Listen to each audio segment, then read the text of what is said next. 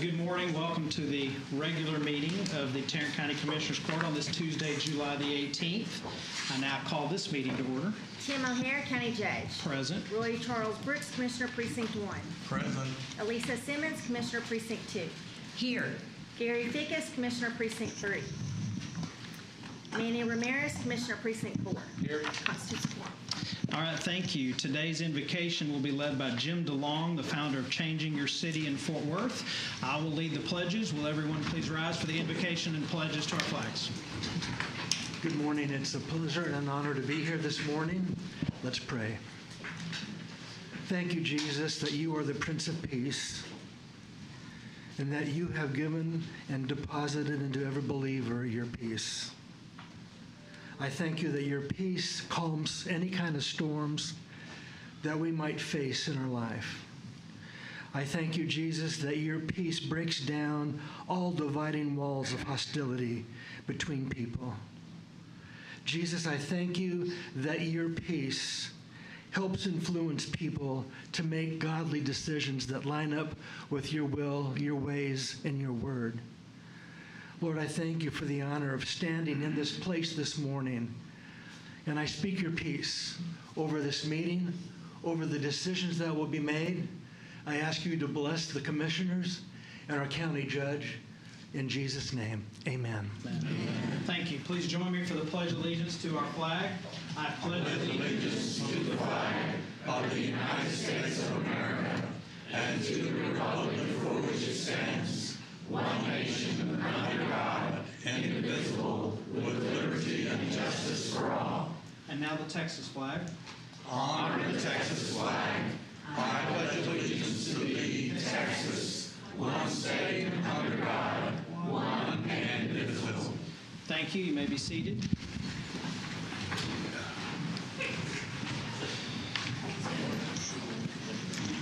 Okay, GK. Agenda announcements. Thank you, Your Honor. Members of the court, I laid up at your desk a copy of my agenda for today. And the reason I did that is because there's a large number of announcements and it's color-coded so that you'll be able to see, when you see the term PM, that simply means those items will be taken after close. The clerk also has a copy of that. So if we could go to the agenda. We have several announcements this morning as it relates to the agenda itself. Just a note for the court, we do have two public hearings that we'll be conducting today. Under the administrator section, item A1, this is action regarding the county administrator's position. We are going to consider that after closed today. Also on the administrator section, item A7, which is located on page 3 of the agenda. That particular item, we will be considering it. However, it is removed from consent. If there's any discussion, we've been requested to do that.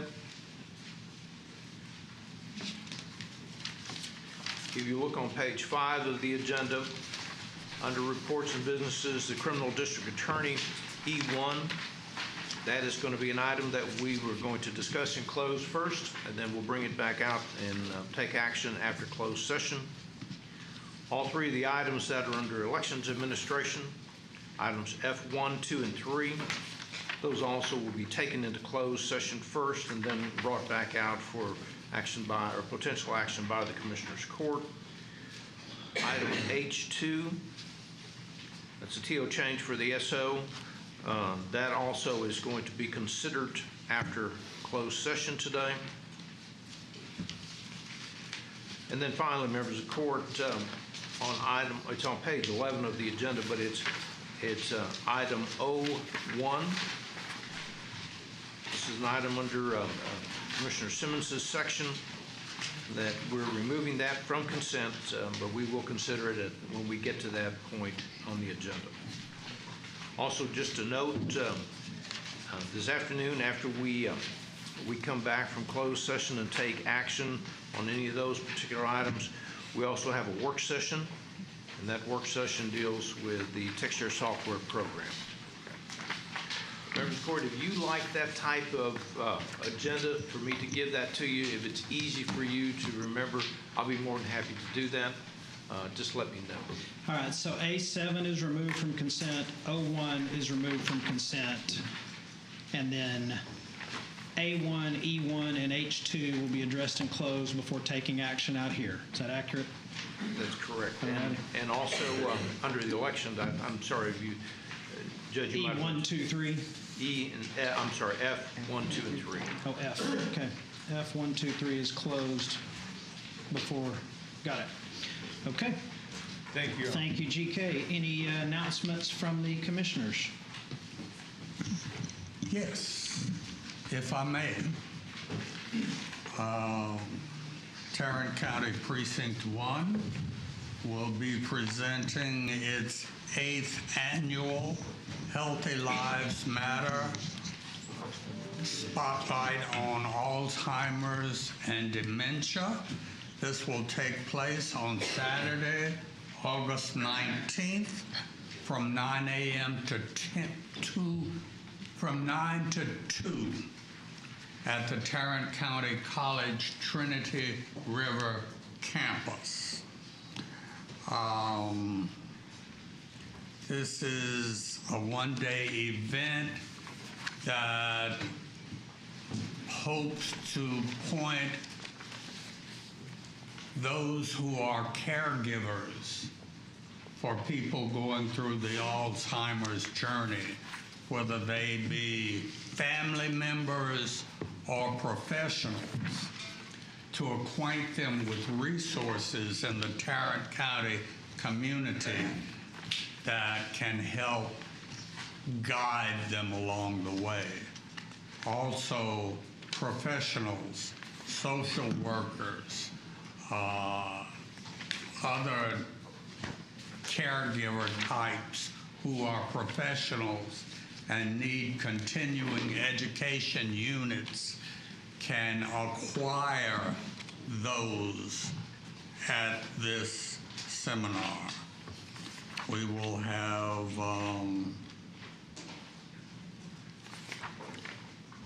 how many units, Rod, do you know? How many CEUs can one get? I want to say it's 6. 6. You may get 6 continuing education unit credits if you're a social worker or a healthcare professional who needs those CEUs to maintain some sort of licensure or certification. If you want to attend this, please register in advance by going to the county website, drilling down to Alzheimer's event, or by calling 817-531-5600. Thank you. Thank you, Commissioner. Any other announcements? Yes, the Precinct 2 first town hall meeting is this Thursday, and it's our featured speaker will be our budget director, Helen Geese, and folks from the administrator's office. So it'll be your Tarrant County budget explained. So you can feel free to come over to the courthouse Thursday at 6:30. Next month, I think it's JPS, I think. So we will be doing monthly town hall meetings in Precinct 2. Anyone over here? All right, we do have our Senior Synergy, the 10th annual Senior Synergy, August 31st from 8:30 to 1:30 at Will Rogers. So all older Americans are invited to attend. Thank you. Yes, you're welcome. All our commissioners are invited to attend. You're not older American yet. And it's a good event. We're having a lot of fun. We have Larry Cole coming, former Dallas Cowboy, to sign books and meet people. We've reached out to Bob Lilly and a couple of others, so we're trying to add a few more things this year that you don't normally see. So it should be a very fun event. And if there are no other announcements, we will go to approval of the minutes or changes or questions. Move approval. All right, we have a motion to approve the minutes. We have a second. Any discussion on the minutes? All right, seeing none, please cast your vote.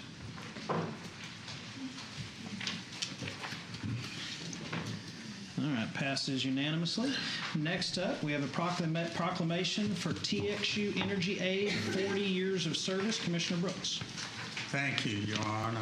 It gives me a great deal of pleasure to read this resolution, this proclamation into the record, and then to present it to TXU officials. This TXU Energy Aid Day. Whereas this marks the 40th anniversary for the TXU Energy Aid Program.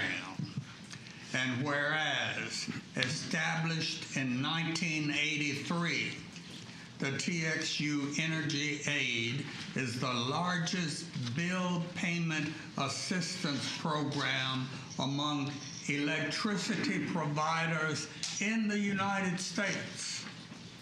And whereas this nationally recognized program earned the 2012 National Fuel Funds Network Award for Outstanding Achievement. And whereas TXU Energy Aid has provided more than $128 million in bill payment assistance to qualified low-income customers, helping more than 620,000 Texas families since its inception. And whereas contributions from TXU Energy allow Tarrant County funds to be leveraged 4-to-1, with 100% of dedicated funds going to families in need. And whereas TXU Energy is contributing an additional $4 million to be used in 2023 for electricity aid, which will be important during harsh summer temperatures. And whereas TXU Energy's commitment to service goes far beyond providing electricity, it also invests in the communities it serves through programs that help consumers pay their electricity bills during times of financial need, contribute to economic development activities, and improves the health and welfare of thousands of people every year through corporate donations and the generosity of its employees. Now, therefore, be it resolved that we, the Commissioners Court of Tarrant County, do hereby proclaim Tuesday, July 18th, 2023, as TXU Energy Aid Day throughout Tarrant County, and recognize the difference TXU Energy Aid has made in the lives of families in Tarrant County. In witness whereof, we have hereunto set our hands and caused the seal of Tarrant County to be affixed this 18th day of July, 2023. And with that, Your Honor, I move approval of this proclamation. Second. All right, we have a motion and a second to accept the proclamation. Any discussion? All right, please cast your vote, which we apparently already have done because I didn't take it down. So, all right, passes unanimously. Thank you, Commissioner Brooks. Gives me a great deal of pleasure to present this proclamation to Kim Campbell, Senior Manager, Customer Advocacy, TXU Energy, and to Patrick Johnson, Energy Assistance Manager, TXU Energy. If you'll join me at the podium.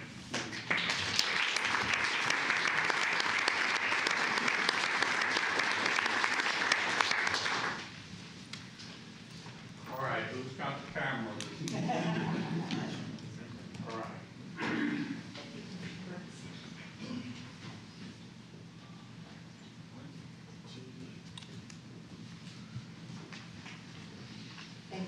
guys have some more? First, I'd like to thank the commissioners for this great presentation and this award for our 40th anniversary of our THNGA program. It helps a lot of our residents here in Tarrant County help with utility assistance. It keeps the lights on, especially as we're going through this hot summer. We have families that we need to keep their lights and electricity on and keep cool.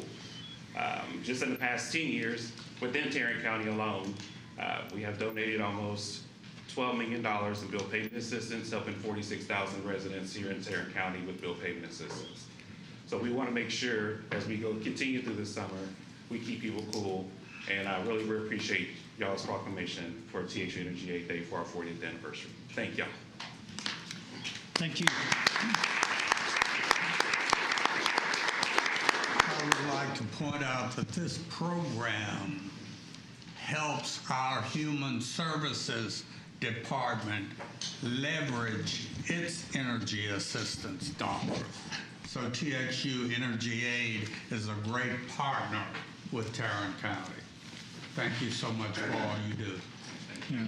Thank you. Next up, we have a congratulatory resolution presented by Commissioner Fickus. Yes, we do. Very proud to present this morning. This is being presented to Detective Eric Whitlock with the City of North Richland Hills.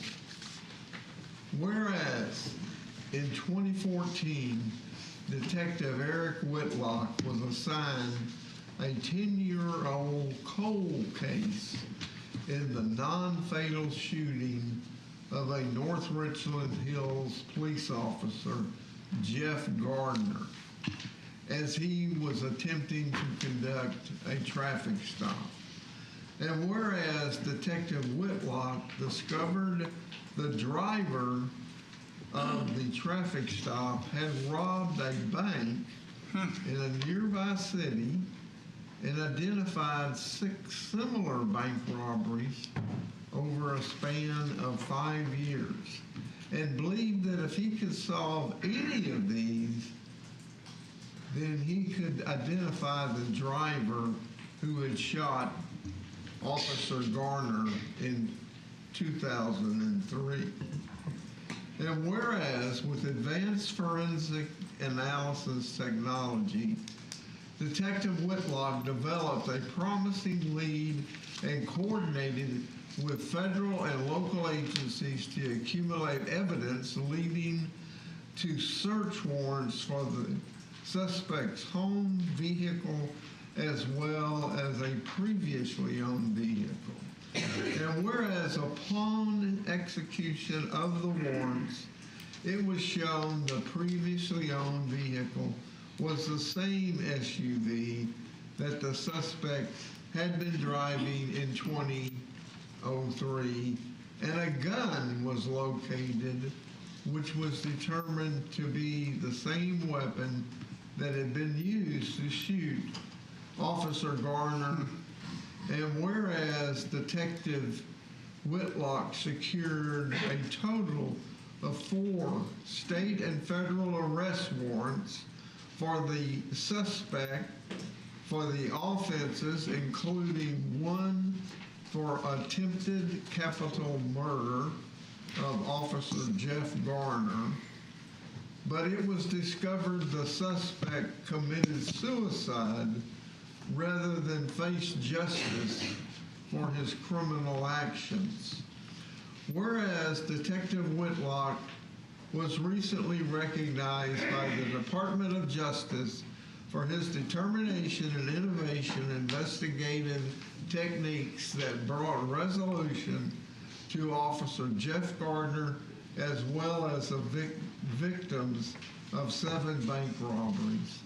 Now, therefore, be it resolved that we, the Commissioners Court of Tarrant County, congratulate Detective Eric Whitlock for his dedication to service and join the City of North Richland Hills in extending our gratitude to him for his commitment to justice and his work in making this great county a safer place for all.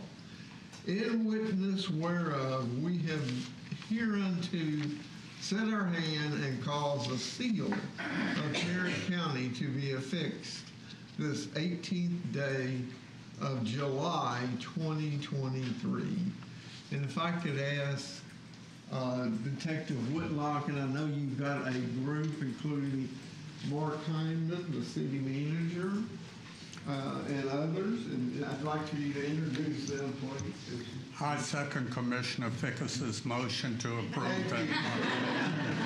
All right, we have a motion and a second to accept. Please cast your votes. All right, passes unanimously.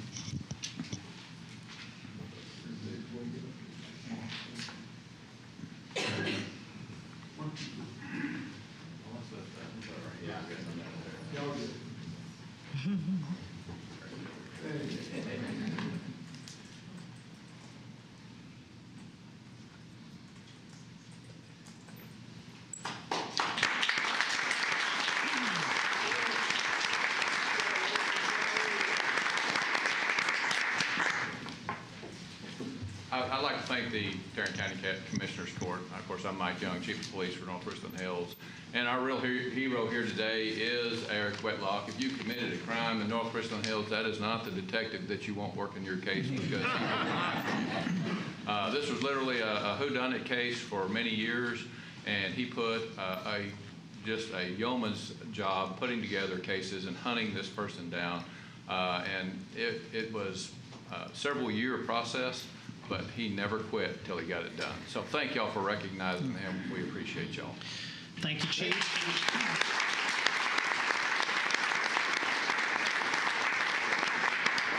Thank you, Chief, and thank you, Detective Whitlock. Next up, we have recognition of the Tarrant County Veterans Service Office for receiving a certificate of appreciation from the Texas Veterans Commission, North Texas District.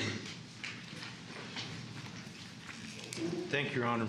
Members of the court, as you know, I think all of us believe that our Veterans Services Office and the people that work there is probably one of the best, if not the best, in the state.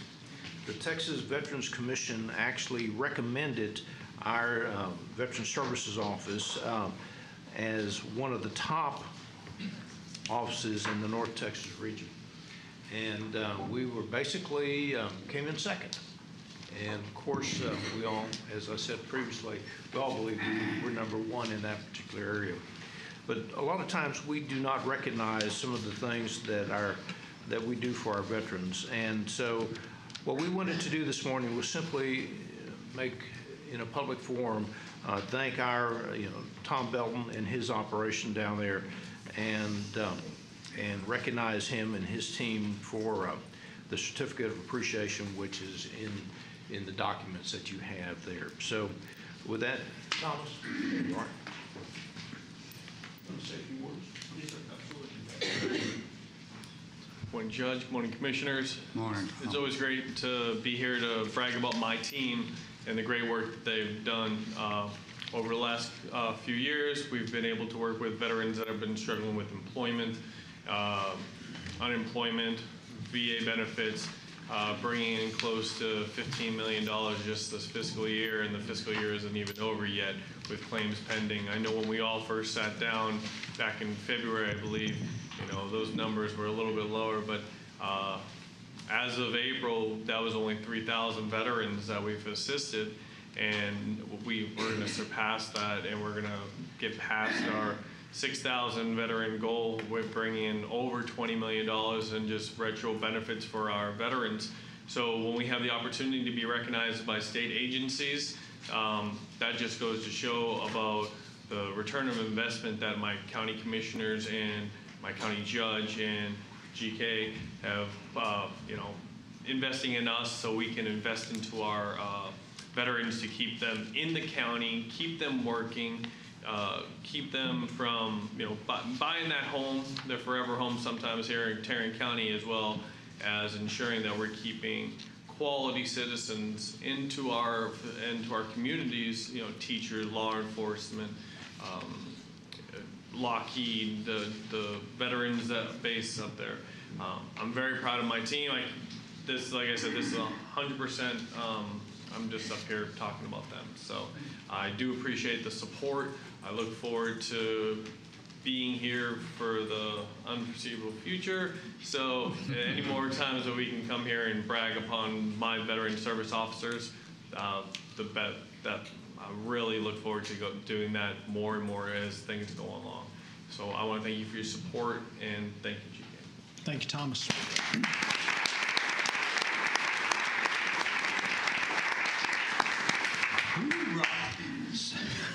So I make a motion to accept that recognition. Do we have a second? Second. All right. Please cast your votes. Passes unanimously. Thank you again for all your good work. All right, next up is consent agenda. 2 items are removed from consent, A7 and O1. Any comments, questions, discussion, or motion on the consent agenda as amended? Move for approval. We have a motion to approve the consent agenda as amended, and we have a second. Any discussion? All right, seeing none, please cast your vote. All right, passes unanimously. Moving on to the regular part of the agenda. We first come to a public hearing. It's a request for a public hearing to approve an order to adopt the current Texas Health and Safety Code, Chapter 437, 437A, and 438 as local regulations in public health. Vinny. Yes, sir. We're requesting the court's permission to have this public hearing scheduled for August 1st. All we're doing today is setting a public Yes. hearing. Okay. And this public hearing concerns the new legislation that has been approved as relates to the licensing of food trucks? Yes, sir. That is correct. So there's a new state law that got passed during this legislative session, and it's related to food trucks permitting. And so all of the permitting of that would come to Tarrant County Public Health for Tarrant County. It's a pilot program. And then there is a public notice out right now informing the public of that change. And part of the process is to bring back to Commissioners Court an opportunity for a public hearing. So that's what we're requesting, that you allow us to schedule that for August 1st. And you may know the answer to this. If not, Russell will. Is this when the state passed this is mandatory for us to do? Yes, sir. Yeah, okay. All right. Any questions for Vinny? Or do we have a motion to set the public hearing? Move approval to set the public hearing for August 1st, 2023. Second. No, we have a motion and a second to set the public hearing on August 1st. Any further discussion? All right, seeing none, please cast your vote. All right, passes unanimously. Public hearing is set August 1st, 10 a.m. at our regular court meeting. Next up, item B. Your Honor, this is a public hearing as it relates to the regulations for sexually oriented businesses in the unincorporated area of Tarrant County. We are going to ask that, and the District Attorney's Office can provide additional information, but we have various studies that we're going to ask that you receive and file. Also, I wanted to bring to the court's attention at the last meeting of the Sexually Oriented Business Regulatory Board, there was a recommendation that was made as related to our regulations. And you might recall that currently the distance between schools and churches and an establishment is 1,000 feet. There was a recommendation by the board that the court consider setting that at 1,500 feet rather than 1,000 feet. Mr. Cradaville, do you have comments before we ask them to receive and file the various reports that you have?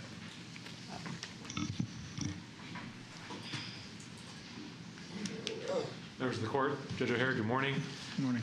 As part of today's public hearing, I have 11 documents that I'm going to ask that the court receive and file into the record of the Commissioners Court, which will support the existing regulations that the court adopted in June, and will also give some information to the court to consider should there be a desire to amend any of the regulations in the future.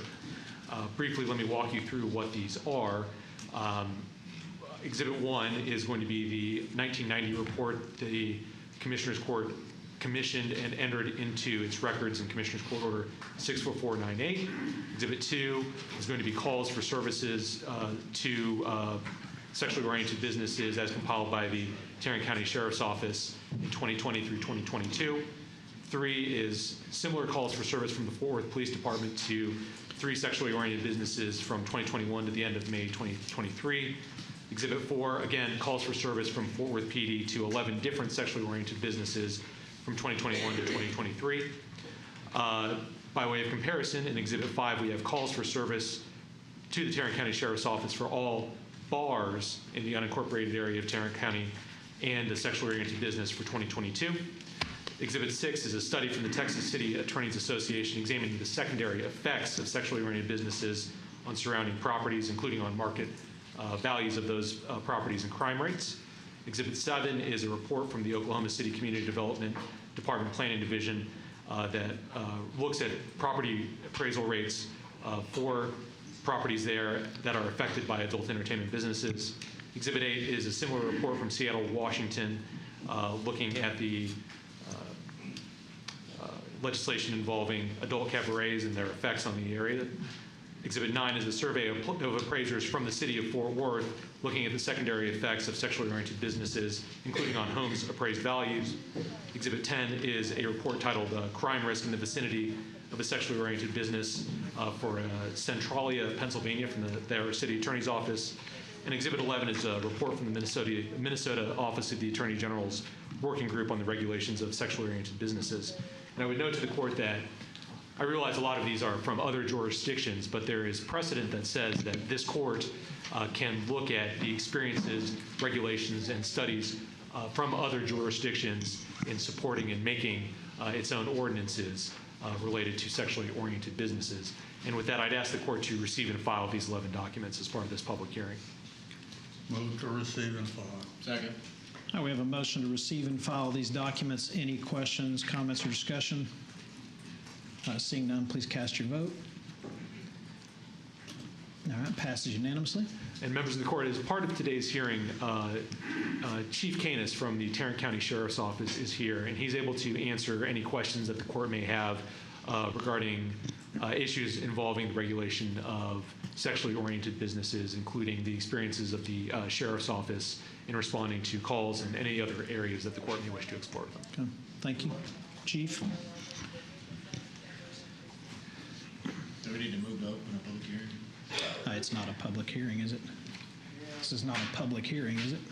I mean, it's open to the public, but it's not a public hearing per se. Statutorily, we're not required under Texas Local Government Code 243 to notice for this public hearing. Okay. All right. Do you have anything you'd like to add, or are you just here for questions? Well, the opening statement, we reviewed the regulations, and the Sheriff's Office supports all the regulations and the guidelines as written. Okay. I have some questions. So does a business that allows alcohol consumption on premises that is open past 1 a.m. pose a unique challenge for law enforcement? Yes, sir, it does. Okay. Tell me what are the challenges? This particular, we only have the one adult nightclub that we have our statistics based off of. But our calls for service for violent crime and everything else goes up between the hours of 2 a.m. and 5 a.m. So a 1 o'clock closing and clearing the parking lot by 1:15 is a reasonable regulation. Okay. Do you have some information about what the data shows about criminal activity at this or any other BYOB establishment open past 2 a.m. compared to other late-night retail establishments that do not advertise as BYOB? Yes, sir. The crime statistics and the calls for service at this particular sexually oriented business are much higher than even the other bars that are regulated by TABC license, and they're allowed to stay open until 2 a.m. But the calls for service in correlation is not even close with violent crime. Okay. What requires more resources from the Sheriff's Office? A late-night establishment that allows BYOB or one that does not?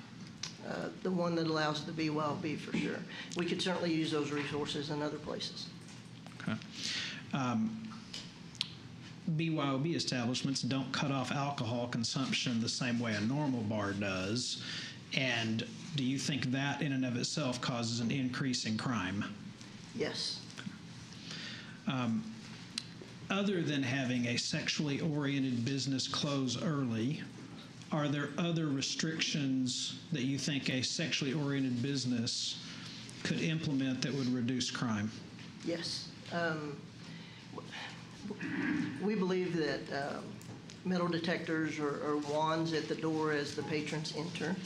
We believe monitoring the alcohol consumption of the patrons and ejecting unruly, violent patrons and escort them out and make sure that they leave the property.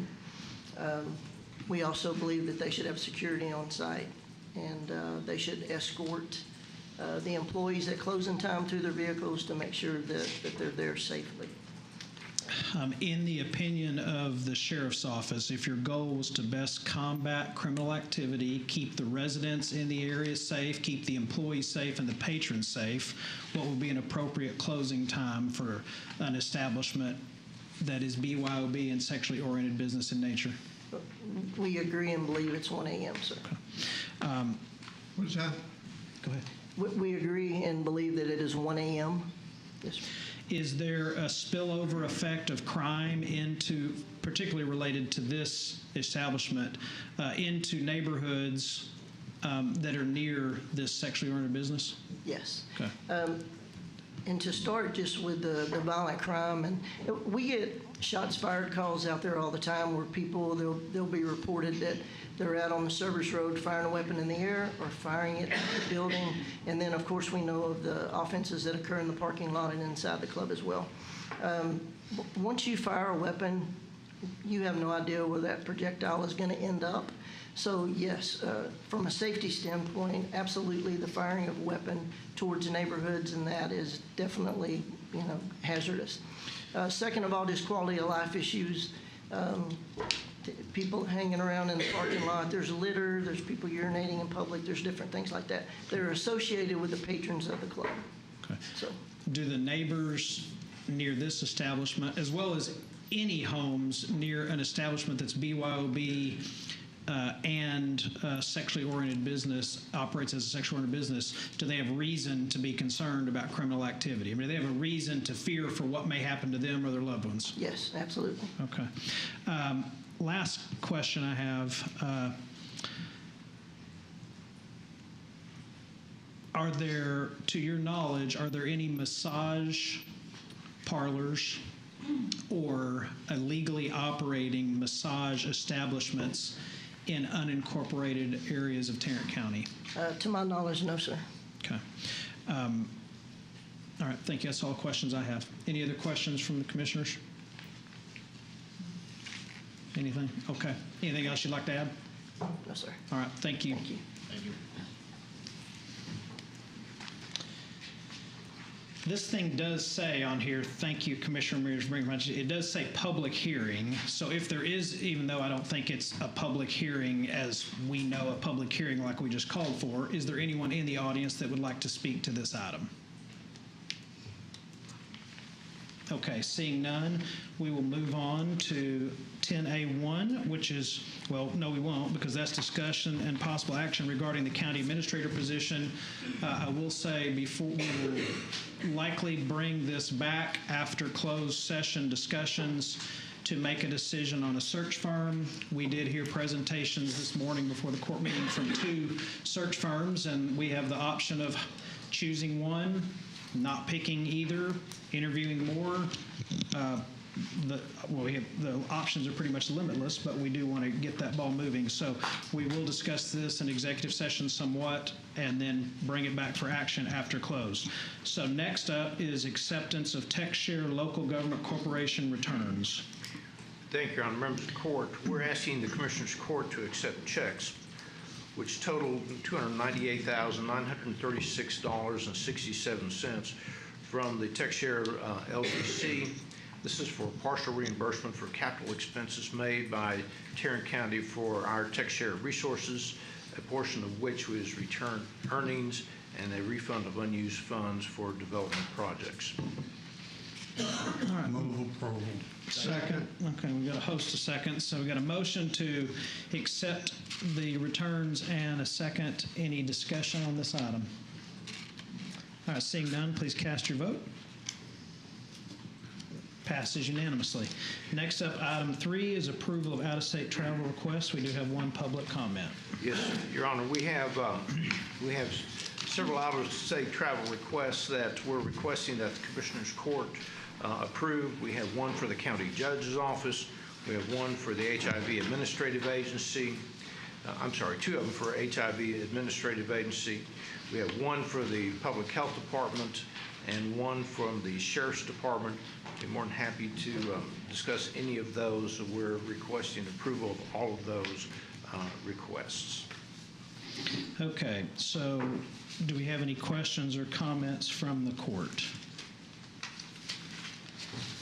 All right, our one public speaker on this item is Geraldine Jackie Cox.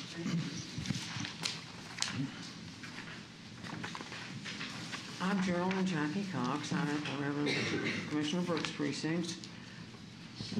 As Mr. Manny has explained to you, you have batched together for this one agenda item what could have been brought up as 4 separate votes because it's 4 separate travel requests.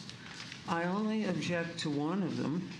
And Judge O'Hare, I have to ask your patience with me, and I'm going to be trying to be as nice as I know how to be here, about explaining to you what it is about ALEC, the American Legislative Exchange Council convention, that I think is an event that shouldn't be paid. Your $350 of taxpayer money should not go towards sending you to what is essentially pretty much a political convention. I went to the website for ALEC, and I looked pretty carefully at how it's set up, and it's a luxury hotel, a luxury resort, and they have little sessions in the afternoon where you may attend and hear information on particular topics. And ALEC has received national recognition for successfully marshaling legislative efforts and judicial efforts to strip us of the protections of the Clean Air Act and the Clean Water Act. I'm sure you watch TV news some. I mean, surely you are aware that we are now having flooding on the East Coast. Canada is burning. The West Coast is under extreme heat, going to temperatures of 110 to 130. And life here in Fort Worth is pretty damn uncomfortable when we have day after day after day of temperatures above 110.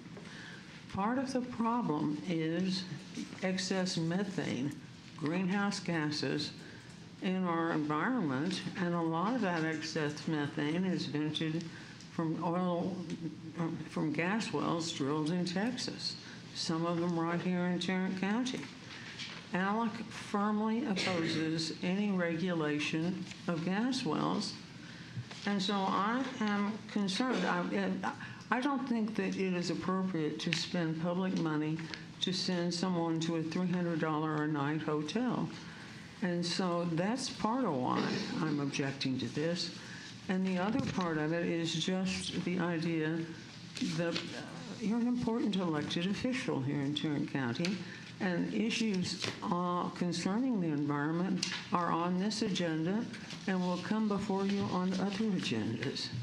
So I'm really sort of lobbying you to at least have an open mind about our problem. And if you would, please, sir, just pay your own way. Don't ask for county money to do it. All right. Thank you. Thank you. We have these out-of-state travel requests. Just if for anyone here on the court that doesn't know, the American Legislative Exchange Council, it's a nonpartisan voluntary membership organization of state legislators. I think the total cost is probably going to be $2,500, something like that. They pay all of it, but about $300, $350. I'm not staying at that particular hotel that they're having it at, but I was invited by our state senator, Phil King, who is on their board, and And so they've agreed to pay for all of it, but what'll amount to be about $350 tops. So with that, I move approval. Second. we have a motion and a second to approve the out-of-state travel requests. Any additional discussion or comments? All right, seeing none, please cast your vote. All right, it passes unanimously. Next up is an approval of an out-of-state travel request and exception to the travel policy from the Sheriff's Office. Yes, Your Honor, members of the court, the reason this was not included in item number 2 is because item number 3 is because we're also seeking an exception to the travel policy. This is for the Sheriff's Department in order to use a county vehicle outside the state to travel to this particular location. This is for officers. I believe there's 3 of those officers who will be attending a class in Oklahoma City. And so we're requesting that the Commissioners Court approve this particular agenda item. Move for approval. All right, we have a motion to approve. I'll second it. Any discussion on this item? All right, seeing none, please cast your vote. All right, passes unanimously. Next up is item 5. So, members of the court, this again is another travel request. This is an exception to the travel policy for within region travel. This is for JP Precinct 2. Judge Canuck would like to attend a meeting which is going to be held in McKinney. It's September 1st of this year. It is a 4-hour meeting. It starts at 9 o'clock. I believe it ends at 3 o'clock. Actually, it's a 6-hour meeting. Because of traffic, Judge Canuck has requested that she be allowed to spend the initial night at the hotel. Also, I might point out that this conference is also virtual. This conference is also what? Virtual. Virtual. Yes, sir. So I don't know where she lives. I just did a search between Arlington and McKinney yesterday morning. It was a 49-minute drive.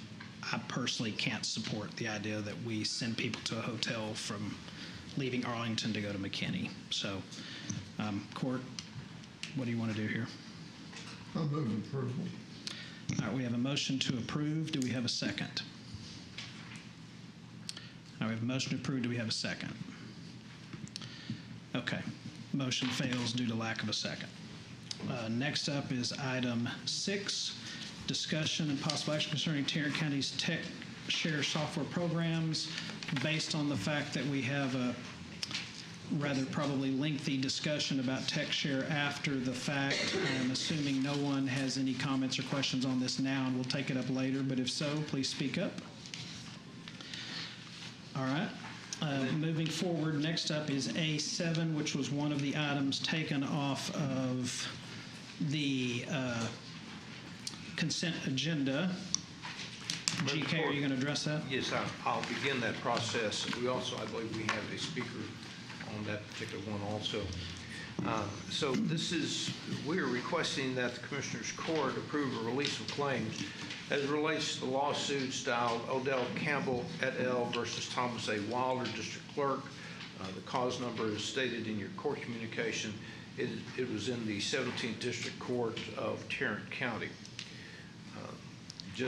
I'll be very brief on this, but this was a conflict as related to the order that the judges issued to Mr. Wilder as far as collection of fees. Mr. Wilder obeyed the order under the advice of counsel and also direction of the county auditor, and the court found that we should not have collected those fees. We have made an effort, and in the majority of the cases we've returned those fees. They were very small in nature. What happened initially, the court ruled that the defendant or the participants in those lawsuits were indigent, but their order at the end of the day, whenever the final order was issued, the court ordered that all fees be collected. And so we are now at a point where that we have resolved that particular case. payment of fees and all court-related costs have been paid by the District Clerk's Fund, and we're requesting that the court approve the release of the claims. Okay. Comments or questions from the court? Yes, thank you for that explanation. So this was like in 2010-ish. I believe that if you have questions, could we ask? Oh, Mr. yes, Wallace? absolutely. I like it that way. What was the question again, please? So this happened, what, early 2010-ish? 10, 11, it's been going on until we settled the matter recently. Okay, so when someone would bring a lawsuit in family court, like a divorce, and they were indigent, they would file an affidavit of indigency? Is that how that works? Some of them do, yes. Okay. With your office, right? With the district They clerk's file it office? into the case, yes, through Okay. my deputies. And that basically takes them off the hook where they don't have to pay filing fees and things like that, right? Unless the matter was contested, which the Supreme Court changed the rules. Actually, we contested 44% of them, and we won 87% of them. Okay, so in these cases, these judges blanketly signed the orders? That's correct. I met with the district judges way back then with legal counsel, and what they were doing, pro se litigants often go over here to the law library, and they try to do it themselves. And so they were taking proposed orders and just turning them in, probably not knowing what they were doing. It happens regularly. And the judges were signing them. And that created the controversy. So I abided by what the district attorney's office, Joe Shannon was the district attorney then, they did a full legal opinion that I not only could collect the money, I should collect the money, given the language that was in the order. Even though they had these affidavits of indigency? Again, I'd rather not get into all of our legal advice then. I don't want to set a precedent in that, but let's just say my actions were not inconsistent with the legal advice. Okay, so these people were legally and wrongfully put on the hook for Well, these. that again was not my advice. I followed the advice of the district attorney's office, who did a full opinion workup on it. They told me and the county auditor. Okay, so the several questions. Why did this take so long? Beats me. One of the lawyers resides in New Zealand. And whose lawyer? The plaintiff's lawyer. Okay. So it's 2023. We're just now settling this case. And so how do we prevent this from occurring again? And how much money did we bring in outside counsel to help our DA with this? Yes. Do you know how much? How much we paid How much them? we paid to the outside counsel? I don't have that number with me today. Does anybody? Again, it was all approved by the court, Commissioner. I understand. I wasn't. And you voted I was in against New the Zealand. last money that was proposed. You voted against it. Yes, I realize that. But how much in total for this case where we ignored legal affidavits of indigency did this county throw My at this recollection case? is that the court approved, I believe, 150 over the course of 11 years.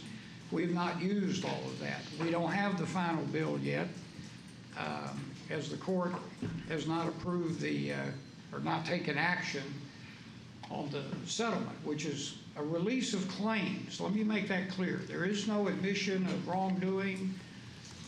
At the last court action, their summary judgment motion was defeated and the injunction was dissolved.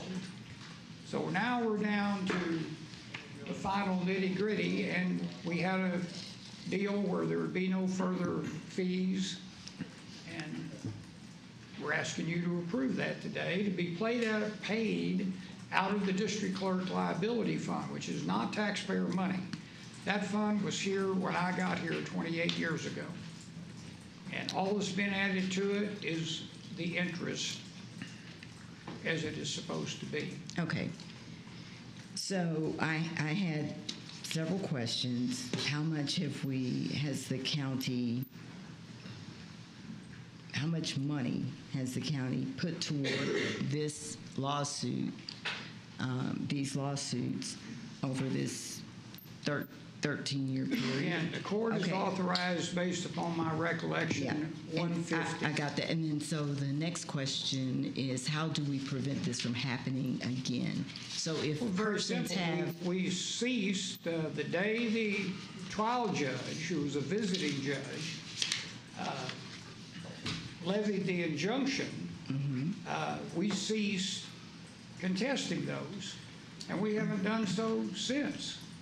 Okay. The Supreme Court then changed the rules regarding indigency claims. So we would not have the authority to contest those kinds of things. We can still contest indigency claims if we have a smoking gun. In other words, if they have a job making $100,000 a year, which I successfully contested, that kind of thing, we have a chance to win. But okay. And nobody can tell me why this took so long. Again, ma'am, you know, the other side, it wasn't us. That's all I'm going to say about it. You know, we're at a sensitive point here. We'd like to get this over with. But you've been fully briefed in 2 sessions in closed session with all of our attorneys present. Well, and I have been briefed. I had some additional questions, and I just don't think it should have been on consent when we are spending taxpayer money. All taxpayers' money. All money that comes in this county is taxpayer money. That money can only be spent for the defense of the district clerk, and the county clerk has the same fund. The legislature chose to do that long before either one of us ever got here. So to me, it's a cost-efficient way to pay.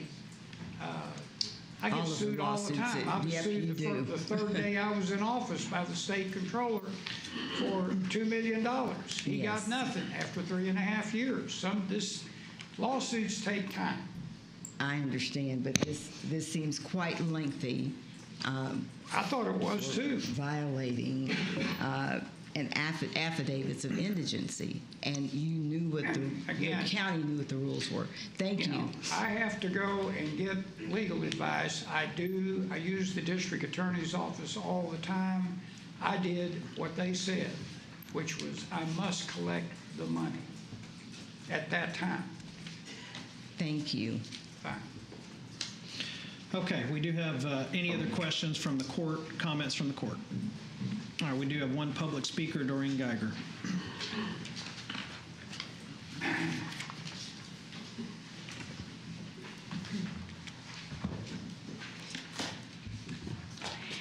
It may surprise you, but some people do read the backup information on the items on your agenda. On the agenda item of the approval of release of claims related to the lawsuit of Odell Campbell versus Thomas Wilder, District Clerk, it shows that this case began over 10 years ago. This county gets sued a lot. Dragging cases on for years costs the taxpayers more money due to all the legal fees involved. Please immediately pay the settlement to the people who have spent over 10 years for their case to be resolved, and get this case closed for good. The total settlement for this case, which has a long list of plaintiffs, is $150,000. The county has probably spent more than that paying for Wilder's attorneys at Kelly, Hart, and Holman. With the long list of plaintiffs and the number of lawyers involved, I assume each plaintiff will receive only a very small amount of payment. Thank you. Thank you. All right. Any other comments or questions from the court? All right. If none, I will make a motion that we approve the release of claims related to the lawsuit styled Odell Campbell versus Thomas A. Wilder, District Clerk. Second. We have a motion and a second. Any further discussion? All right, please cast your vote. Passes unanimously.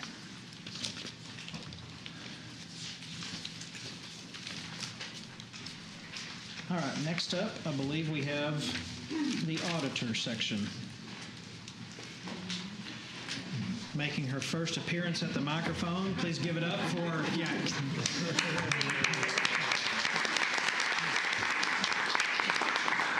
Good morning, Judge, Commissioners. Good morning, We are Kim. here today to ask the Commissioners' Court approval for the release of depository collateral as outlined in your court communique.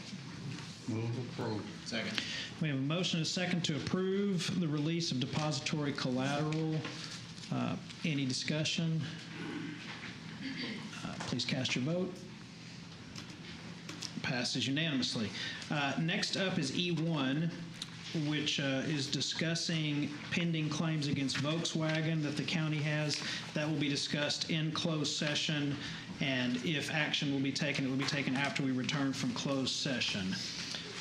Also, following that, elections administration items 1, 2, and 3 will also be discussed in executive session for advice of counsel, and action will be taken, if any, after we return from executive session, which brings us to facilities management, an interlocal agreement between Tarrant County and the City of Arlington. Mr. Amador.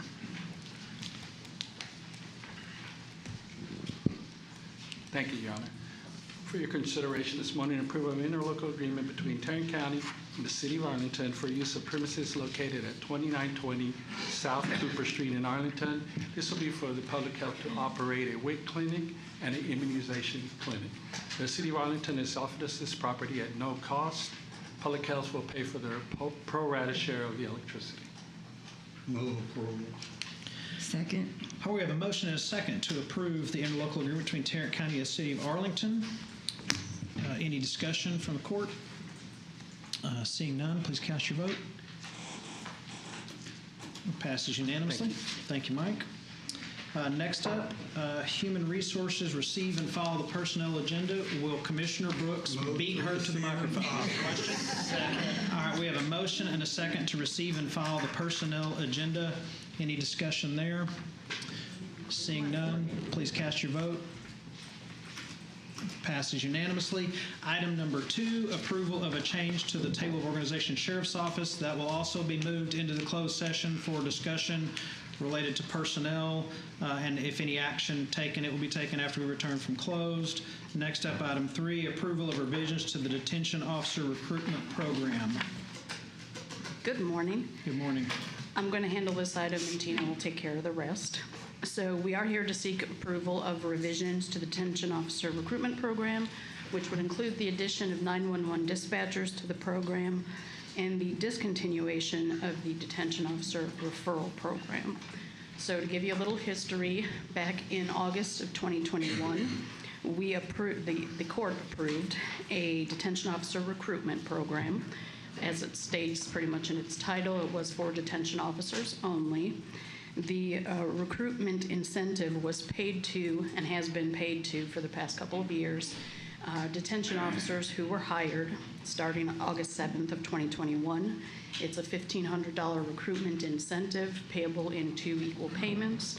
One at the end, or excuse me, the first one when they pass their detention officer state jailer license examination, and then the second one after their probationary period, which is a year. The referral program was for, again, detention officers only. That was a $200 referral payment, referral incentive to individuals who referred detention officer new hires to the county. I'll start with the referral program. It's fairly basic.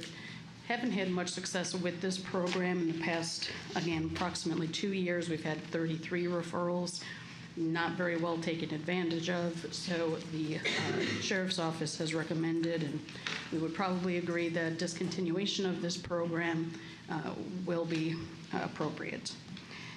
The recruitment program, we would like to expand that program. As I mentioned earlier, it was payable to detention officer hires only. We'd like to expand that to detention officers and 911 dispatchers. We are having some recruitment issues in that area as well. We would also like to change the amount of the recruitment incentive. As I mentioned before, it was 2 payments that equaled $1,500. In this case, we're going to have 2 different categories for licensed and unlicensed detention officers and dispatchers. So for the first 100 unlicensed detention officers and the first 7 911 dispatchers, we would look to pay a recruitment incentive of $5,000 instead of $1,500. That, again, would be payable in 2 separate payments. The first 100 licensed detention officers and the first 4 licensed 911 dispatchers, the recruitment incentive would be $6,500, payable again in 2 payments. There's some additional criteria in the backup, but that is the outline of the request, and I'm happy to take any questions. So I support this concept and this plan with one question, and that is, the way I read it, somebody could go through detention officer training, get the bonus when they complete the training, and then leave with their first bonus. Essentially, they finish the training, they can get the bonus, then go out the door before they really started working. I'll put a little caveat. It's not training. It's once they pass the jailer examination, which is 4 weeks into their employment. So the whole training period is longer than that. Okay, training is about 3 months, is that right? It's a little bit more than that. I think it's 15 weeks, perhaps 12 or 15 And maybe weeks. I don't understand training. After that 1 month, are they then actually working in the jail? They work with a field training officer. So is that a yes, they're working in the jail, or no? Yes, they are. Okay. So my theory, my thought of they train for 3 months without doing any work in the jail whatsoever and then collect a bonus, I'm off on that. They'll actually be helping alleviate the problem so the way it's sooner than 3 months. Yeah. The way it's written, it's after the exam. It's not after the training period. So the way it's written, meaning the bonus, the first bonus is after the exam. Yeah, the first hurdle is the TCO examination, which is about 4 weeks into the academy. The academy right now is about 6 weeks, and then they go to the jail, and they continue training there for another 4 to 5 weeks. Okay. I wonder if the best way to do this is to pay them before they've ever worked a day in the jail. Would it be better if we waited, whatever it is, 2 weeks, a month, something, to make sure they have an appetite for it and they're going to stick with it? And at least we don't have a clue, I think, after training for a month if they're going to stick with it. So it seems like we might be giving it away too quickly. But I do appreciate the urgency of the situation and needing to get people in the door, and that's a way to do it. Do you have any thoughts as to if we, before we paid it out, gave them a month training in the jail, a couple of weeks to see, before we just said, here you go, you've done your 1 month, before they've ever set foot in the jail for the most part? Well, again, the training would include their FTO work, which would be in the jail. That first month? Yeah, for 4 to 5 weeks. Okay. And at that point, I don't have statistics in front of me to tell you what the retention rate is at 10 weeks or 11 weeks or whatever that is. Okay. I don't have those statistics, so I'd be shooting in the dark. But we obviously weed people out in the academy. We weed people out in FTO training. Those two things do happen. Okay. But I don't know what those stats are. Well, we have a system in tuition reimbursement where if you leave the county within X amount of years after your reimbursement, you have to reimburse the county for that cost. We also have something similar by policy in our precinct where we're paying $5,000 to $10,000 for CDL licenses for our equipment operators. If they leave within X amount of time, they sign an agreement that they will pay the county back for that cost. Okay. So perhaps it's similar to that, where it's a year, 2-year contract. If they leave within that time, they're agreeing that they will reimburse the county the cost of the bonus. I would jump all over that. Okay. If you left within 2 years, you reimburse the bonus. I agree with you. I'm totally good with that. So, Russell, you have something you'd like to add here?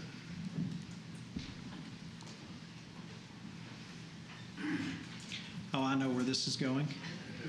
This is the December 31st, 26 cutoff. The December Yeah. 31st, 2024 cutoff, to be specific. Yeah. So if they were to reimburse us the funds, since we're using SLFRF funds for this program, we may be subject to reimbursing that back to the Treasury. Okay. If it's past December 31st, 2024. Time limit is. Yeah. I wonder how we're actually going to enforce it and collect it, but the concept of you don't get to just have this for free because you worked here for 2 months and hit the road, I support. So let me ask you this from a administrative standpoint, HR standpoint, whatever it may be. Can we vote to approve this plan with the addition of language in their employment agreement that it must be paid back at a time certain if they don't continue to work there? Is that easy enough to do now to get this thing moving forward, moving and happening? We can, yes. What we'll do, we believe we understand the verbiage that you want to place in there. We'll place that, and if you will just, if the court so desires to make a motion on this, to make a motion to approve this plan subject to the addition of the various elements as discussed by the court. I'll move for approval of revisions to the detention officer recruitment program, including the addition of 911 dispatchers and discontinuation of the detention officer referral program with the clawback provision added within a year. Second. I'm good with that. And I think in that clawback provision, could you take the payment out of their final check, maybe? Yes. We have them sign a piece of paper up front so that any provisions, including the ones in the program, are spelled out to them. We'll include that in that piece of paper, in that document. Keep in mind their probationary period's a year. Got it. Okay, great. Okay, we have a motion and a second on this item with some added language. Any further discussion from the court? All right, seeing none, please cast your vote.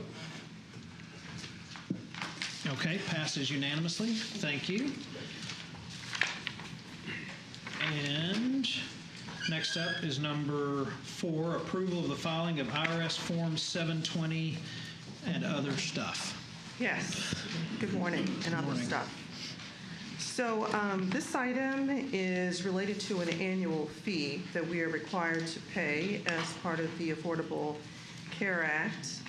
As outlined in your court communique, this fee is based upon, we have to calculate the average number of covered lives on our self-funded plans. This fee, once collected, is used by the Institute. They work with providers and patients to develop science-based medicine and medical care. So the fee for plan year 2022, which would have been last year, that we're due to pay is approximately $24,000. There are monies budgeted for this fee. Okay, I move approval of the filing of the Form 720 for payment of the fee. Second. We have a motion and a second. Any discussion? Just a question. Who administers this fund for research? So the monies are collected by the Internal Revenue Service. I know that. That's where the form and the payment goes. And then it's a federal agency then that takes those monies and then implements the findings of this institute. You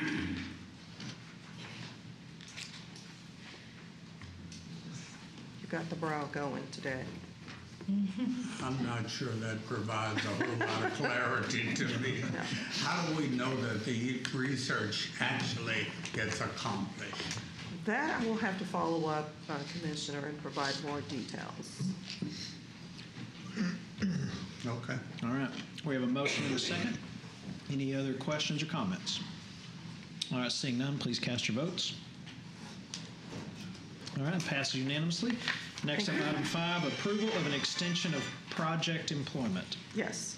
So this request is from Public Health. And just as a reminder to the court, project employees are temporary employees. By policy, they are not permitted to work more than a 2-year period. This employee in Public Health is coming upon their 2 years of employment. And the policy requires that the court grant extensions. Public Health is requesting a 1-year extension. That would take us through the middle part of August of next year, if approved by the court. This individual is on the informatics team and as explained in your court communique, helps with data collection, data integrity, and data entry. There is a fiscal impact to the public waiver fund of almost $89,000. All right, questions or comments on this item? My standard question when dealing with long-term project employees, why have we not converted this person to a regular Tarrant County employee? We knew you would have that question. Yes, sir. Good morning, Commissioner. So we're still in a sort of a stage of flux with, when we augmented all these staff during COVID, we built out that team. First, it was COVID-related volume, and then it monkeypox, and now there's a lot of people coming back to the clinics. So the person works with our EMR team, the electronic medical record team. So we're still dealing with that flux, and I was kind of hoping that we'd give it another year to see if the volume settles. Do we need to have this position continue on? If we will, then we'll come back to the court with a request for a permanent position. If not, then we'll change plans and do something different. There's also some discussion up in the area. Do we continue with this particular EMR or get a different one? So that may change some plans. So it's kind of a flex year. We're sort of undecided at this point whether we need to make it permanent or not. All right, any other questions on this item? Just a comment, just for the record. Long-term project employees do not receive certain benefits that regular county employees receive. To me, it does a disservice to that employee to keep them in that long-term project status when they are actually functioning as a full-time employee and ought to receive those benefits. And I would just add one additional comment to what Commissioner Brooks has said. The difference between the project temp, which is what this category of temp is called, and the rest of us full-time employees, the only difference in terms of benefits would be the retirement contribution. So they are not allowed to make contributions into the retirement system.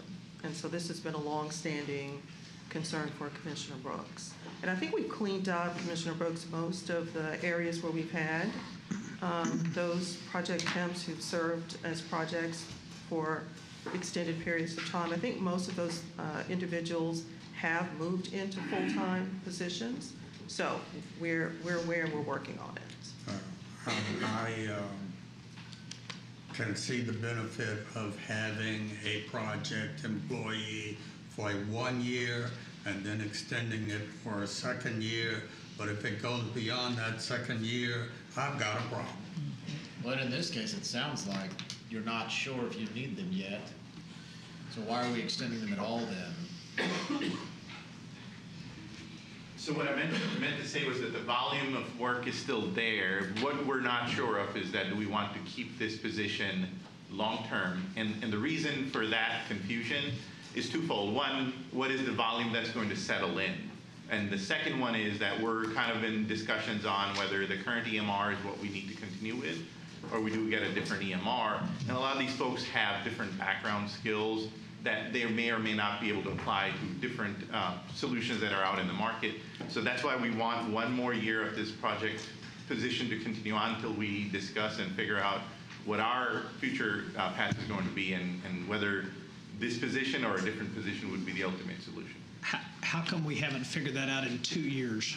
So when we originally got the position, it wasn't because of the EMR. It was because of the added volume and the support we needed due to increased volume related to COVID. And then as COVID was still continuing on, the volume even went further because we then had monkeypox. And then as all of that subsided, there's still a lot of data cleanup, data integrity checks that are going on with the... What was the volume on monkeypox? Monkeypox, there were a couple hundred cases, but there were vaccines given to several hundred people. I think the ones that we gave were maybe 1,500 ballpark. So that all goes into our electronic medical record. And then COVID, obviously, we gave about 450,000 ballpark shots. And that data cleanup is still continuing on, and discussions with the state about things that were not accepted into their system. So this team helps handle that. And then, of course, as now clinics are fully open and people are starting to come back for services, so there's increased volume, what we call sort of catch-up, that is still happening. And we have newer staff that have a lot of need on hand-holding and training and all those. And that's why this position is so important right now. The reason for keeping it as a project instead of coming for a permanent is, you know, we wanted to make sure that the volume settles, and also that we make a decision on whether this EMR is the one that we're going to continue with. We've had it for 5 years, but the market's changed. There's newer products out there, so we're kind of debating whether that's the direction we need to take. Okay, it seems sort of like we should decide what we're doing instead of prolong it and temporary it, but okay. And I was confused a bit too, Vinny. I thought this was related to informatics. It is, yes, sir. It's part of that group, and they are on this person's on the EMR team, this position. Okay. And if I may, Commissioner, I hear what you're saying about the long term, but I will tell you that a lot of the staff that we're hiring they came either through temp agencies when COVID was there, or they're project employees. They want the money. They don't necessarily want to put in a lot towards benefits. So it's one of those trade-offs. A lot of the generational differences are there. They don't necessarily care as much about retirement right now, but you know, we'll go with what Commissioner Clark tells us. I mean, we're okay either way. We don't want to get in the business of a two-tiered system. Those that want benefits, we make them normal, and those that don't, we make them project. That's no way to run an organization. I'm not concerned with the benefits side of it. Yes, it does a disservice to the employee if we're not making it full-time, if it's a full-time position, but at the end of the day, if this is a position that's not necessary, then just kicking the ball another year. I mean, I understand informatics came in to help dovetail what ITD already does and the systems they put in process. Then we had consultants come in and give us software for informatics. So we've I guess all the bases have been covered when it came to putting together our graphs and spreadsheets with COVID. And so if this position was administering those programs, then I don't think it's necessary any longer. But if this position has somehow, you know, morphed into something different for your office, then I think that's information we need to know to make it permanent in whatever classification you want, or it should go away. Yes, sir. So let me again try to explain. The position was added on during COVID due to increased volume of clinical work. So COVID was a big impact on clinical services because we had testing going on, we had vaccinations going on by hundreds of thousands. All of that got reported into our EMR. In fact, we had to get a separate instance to keep the data clean so that we could deal with all these new things that we had to deal with. And the work of cleaning that up is still going on because a lot of that has to be submitted with the state and they come back saying this part is not correct, that is not correct. And then in addition to that, now there's increased volume in the clinics and newer staff that got hired. So this person is part of a team that helps train them, helps with day-to-day issues they may run up into, like I don't know how to use this particular screen or do this particular function. So that's why the volume of work is still there for this person to continue on, helping with that EMR function. So it doesn't sound to me like this must be decided today. Would the court like to see some kind of additional information or analysis from public health and HR and county administration as to what we should do with this position? Or do you feel like you have enough? I would be okay with giving us some detailed plans, why you want it, where you see it going, and bring it back to the next agenda. But I'm open to other ideas. I mean, How many project positions do you have in public health? I'll have to go check, but I would say ballpark about 20, but let me go check with the team. And this is for one particular individual? Yes, ma'am. This is one position that we have. And when's his or her time up? What's the...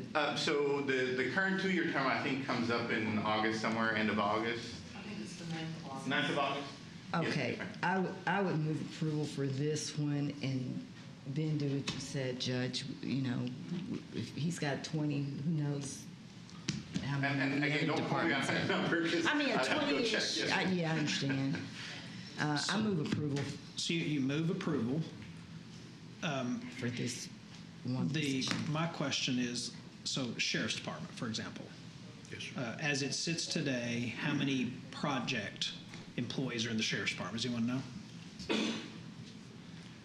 our permission, we have 15 substitute positions. Okay. Not project. Did you hear what? 15? Not project, but approximately. I don't have the number in front of me, but we Okay. have substitute positions, not project. Okay. In the sheriff's office. And that's because there's an alternate funding source for those positions. Those are ARPA-funded positions. Okay. The project positions in public health, are any of them ARPA funded? So I believe he does have some ARPA-funded positions. Okay. I don't know how many project employees we have. Is this a common thing throughout the entire county that every department has multiple project positions? Is this they have 20 and everybody else combined has 5? What's the... No, I think that when it comes, and I can be obviously corrected by Ms. Quinn, but project positions, normally what you see is when we have a task that we know we need to spend at least a year, maybe 2 years on doing. And so in order to augment staffing to accomplish that task, we tend to go to a project employee. We have some departments that have had project employees for a longer period of time than 2 years. It really depends on what the specific task is that we're trying to accomplish, or the circumstance. Like on this particular item here, this was one where we initially started with COVID and all the vaccinations and all of the activities that public health was doing in that particular area. Monkeypox came along and did that. I will say that the data that we were putting into the electronic medical records in COVID, because of the massive volume and the inability, quite frankly, of the state for determining how we should report, what we should report, and we've been doing this for several years now. And I'm assuming what you're saying on this particular issue is that we do have work for it to do, this position to do. So it's not, do we need it or not? We know that we have work for it to do. We don't know how long it'll take until we get all of that work completed. That the public health director is asking that we maintain this project director at least for a year to finish up that work. Judge, I know that's a long question, long answer, but it's more complex than one might I think. don't have any doubt that this is a needed position, that there is work for this person to do. My questions are about its status. If it's going to stretch into a long-term obligation, then my preference would be that that person be able to accrue retirement benefits, because frankly, if they don't, we end up taking care of them at the end of their life instead of taking care of them now. So if the court pleases. Just one other additional deal. One thing about project employees, we use them because of the terms of the project, but they are also do not carry civil service protection. That way we can, if we run out of tasks for them to do or money for them to do it in, then we don't have to deal with the civil service issue. All right, we have a motion to approve this. Do we have a second? I'll second. We have a motion and a second. Any further discussion? All right, seeing none, please cast your vote. Everybody in? All right, passes 4-1. All right, next up is item 6, approval of changes to the table of organization, Housing Assistance Office. Yes, thank you, Judge. So this is a request from Mr. Pollard, the Housing Director, to do two things. He's asking that you reclassify one position so that it becomes a supervisory position. And then the second part of the request is that he is asking for the creation of a project position. So that position would be a housing counselor position that would, of course, assist clients with their needs. So both items together will impact his housing grant by a little bit more than $90,000, $90,200 and some change. So that is the request from Mr. Pollard. And this is a request to create this now as opposed to with the October 1 budget? Yes, sir. He's asking for the creation and the reclass be approved effective July 19th. Has the Job Evaluation Committee looked at this position and opined as to its appropriateness? So both requests are a match for existing job descriptions, so there would be no review needed by JEC. I guess I'll ask the same question the judge did again. I don't think we got an answer. I know you said it's for July 19th. Is there a reason why we're doing this now as opposed to just another request for an additional employee throughout the budget process? I think I'm going to ask Mr. Pollard to step forward. Good morning. When we asked for this request, we did not consider the fiscal year. It was a need. Grant funds, we don't work off the same fiscal year. It's basically the need that we receive from the federal government, okay? So the reason why we're asking for the initial position of the assistant supervisor is because our current assistant director has about 16 folks that's direct reports to her. With 12 of them have caseloads, around 385 cases. It's just a high demand. Since 2008, when I became the director, we have increased staff and vouchers. We have not moved anything regarding mid-level management. So we have a big need. The day-to-day demands, the operation of the department has been overwhelming for our assistant director. I even stepped in and took over 3 cases to help them with caseload issues. The second part of this piece regarding the project employee, that has to do with a contract that we have with Texas Department of Housing and Community Affairs and Tarrant County Homeless Coalition that this court approved about a month ago. They are providing us $350,000 to assist them in getting families housed. That's going to pay for the project person up to 18 months. So this is the reason why we're asking for this request. So let me just make sure I understand something. When you said grants don't operate on a October 1 fiscal year budget, are these grant funded positions? All these are grant funded positions, sir. Okay. Move approval. I got you. Second. So we have a motion and a second. I have a couple more questions. The annual fiscal impact for the new project employee non-exempt position of $67,000, including benefits, and the other one, $23,000, so $90,000 total. That's all grant funds. Yes, everything 100% grant. Okay. All right. Okay, we have a motion and a second. Any further questions or discussion? Just for clarity, you got an 18-month cap on that project position. Yes, sir. Thank you. Okay, we have a motion and a second. Any other comments, questions, or discussion? All right, please cast your vote. All right, passes unanimously. Next up, item 7, changes to the table of organization for JPs 2 and 4. Yes.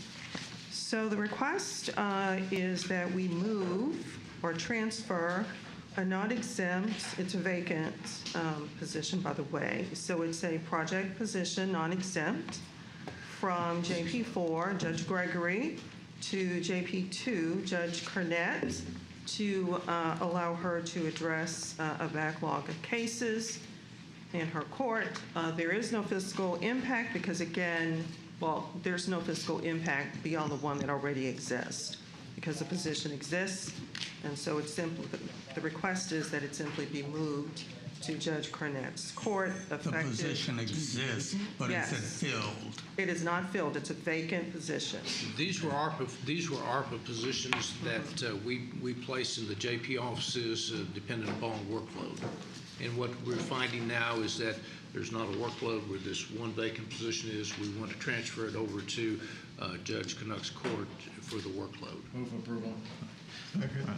We have a motion and a second to approve the changes to the organization. Any further questions, comments, or discussion? All right, seeing none, please cast your vote. All right, passes unanimously. Thank you. Next up, purchasing. Item 1 is annual contract for work uniforms.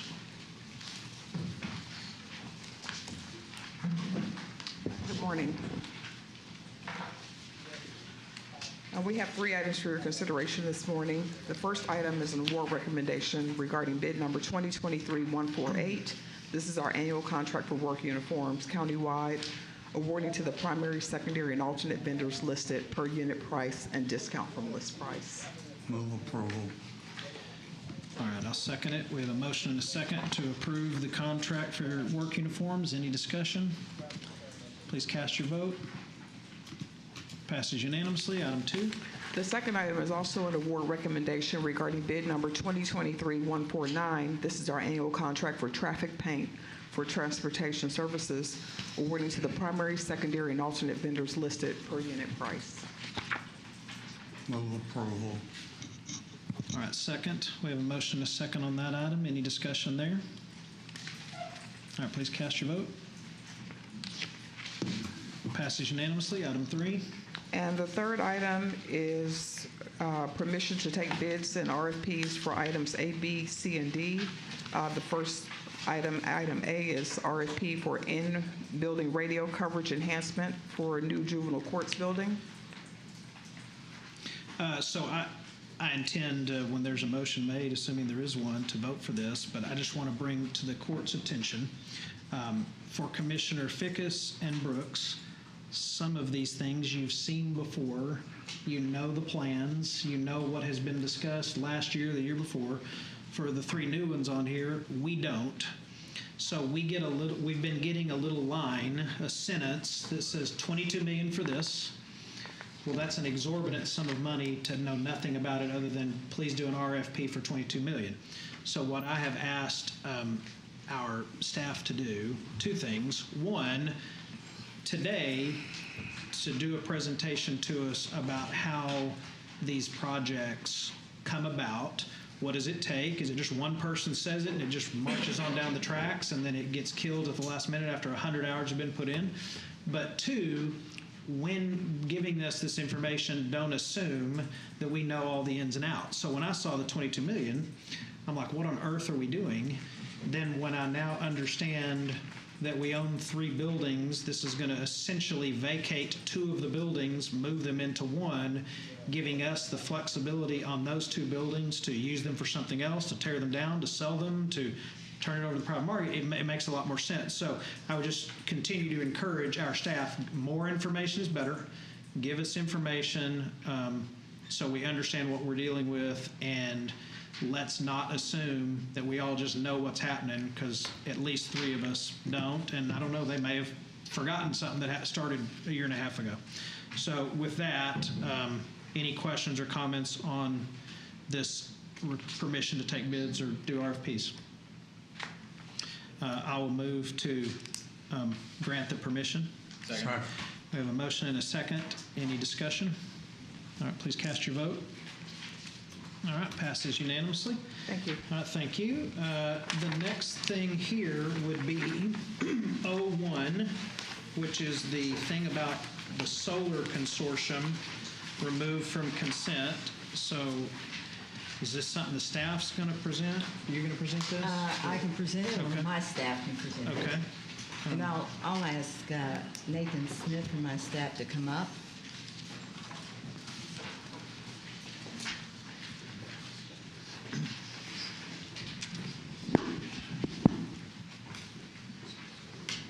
Pretty tall, so. Good afternoon, good morning. I think we're still in the morning. So what this consortium is, hopefully it's explained on the court communique and the resolution that's in there. But essentially what it is as part of the Inflation Reduction Act, there's an amount of money that was approved for the EPA to give in grants, competitive grants, for a Solar for All initiative. And what that Solar for All initiative aims to do is provide access to solar for disadvantaged communities, for residents who have not historically been able to benefit from having solar on their roof of their house or whatever. Inside that, the EPA crafted a number of requirements for how the money would be prioritized. So they need to fit with the Justice 40 initiatives of the Biden administration, which is that 40% of the money flow to disadvantaged communities. The other number that's important for this particular grant is 20%. 20% of the money for the projects that are produced from this grant ultimately has to go to offset the residential power bill of low-income residents. So there's a number of different ways you can do that with projects, and it's pretty, there's a lot of things that you can do in terms of project development that would be eligible. Community solar programs, putting solar actually directly on rooftops for low-income residents, et cetera, et cetera. What this resolution is today is just a largely symbolic action by the court at this point to signal that Tarrant County wants to join the other 4 largest counties in Texas that have already joined this consortium or expressed interest in joining the consortium. Bexar, Dallas, Harris, I don't remember the Travis, they're already in. The way that it will be set up at some point is, so the point of the consortium is because this is a competitive grant program for EPA, the point of the consortium is that because Texas was formula allocated up to $400 million, the state of Texas. But that doesn't mean that like any particular community or any grant application is going to get any piece of that. The subset of that is not formula funded. So those counties have decided that in order to strengthen their packets for the grant application, the best way to go about doing that, and they've used some historical analysis of EPA grants and how the EPA functions, weights things, is for all those counties to go into one big consortium. And the other benefit to that is there's actually not much administrative burden on this, and I can go over that too, but it's basically a mechanism to make it more competitive to get the grant money. Once the award is given, assuming that this grant is successful, projects are going to be weighted based on a criteria that would be jointly developed within the confines of the EPA's criteria. So weighting things like, is this project actually alleviating 20% of a residential power bill? There's points for resiliency. There's points for just like energy efficiency measures, things like that. So each project would be scored based on a common criteria, which the consortium would set up with a governance structure. So if we join the consortium, we, along with the other 4 counties, really all we're actually doing is committing to participate in the governance structure and have a seat at the table for weighing projects, right? Because the money, we could join the consortium, and then if there's never any project that is submitted that is valued highly by the governance structure, we would get no money. But when I say we, the money does not flow to the county. A lot of it would be going to nonprofits and stuff that would be doing the projects. So really, that's why I say this is, I don't want to say it's largely symbolic, but it kind of is. It's really more to strengthen the packet for the grant and to show Tarrant County's interest.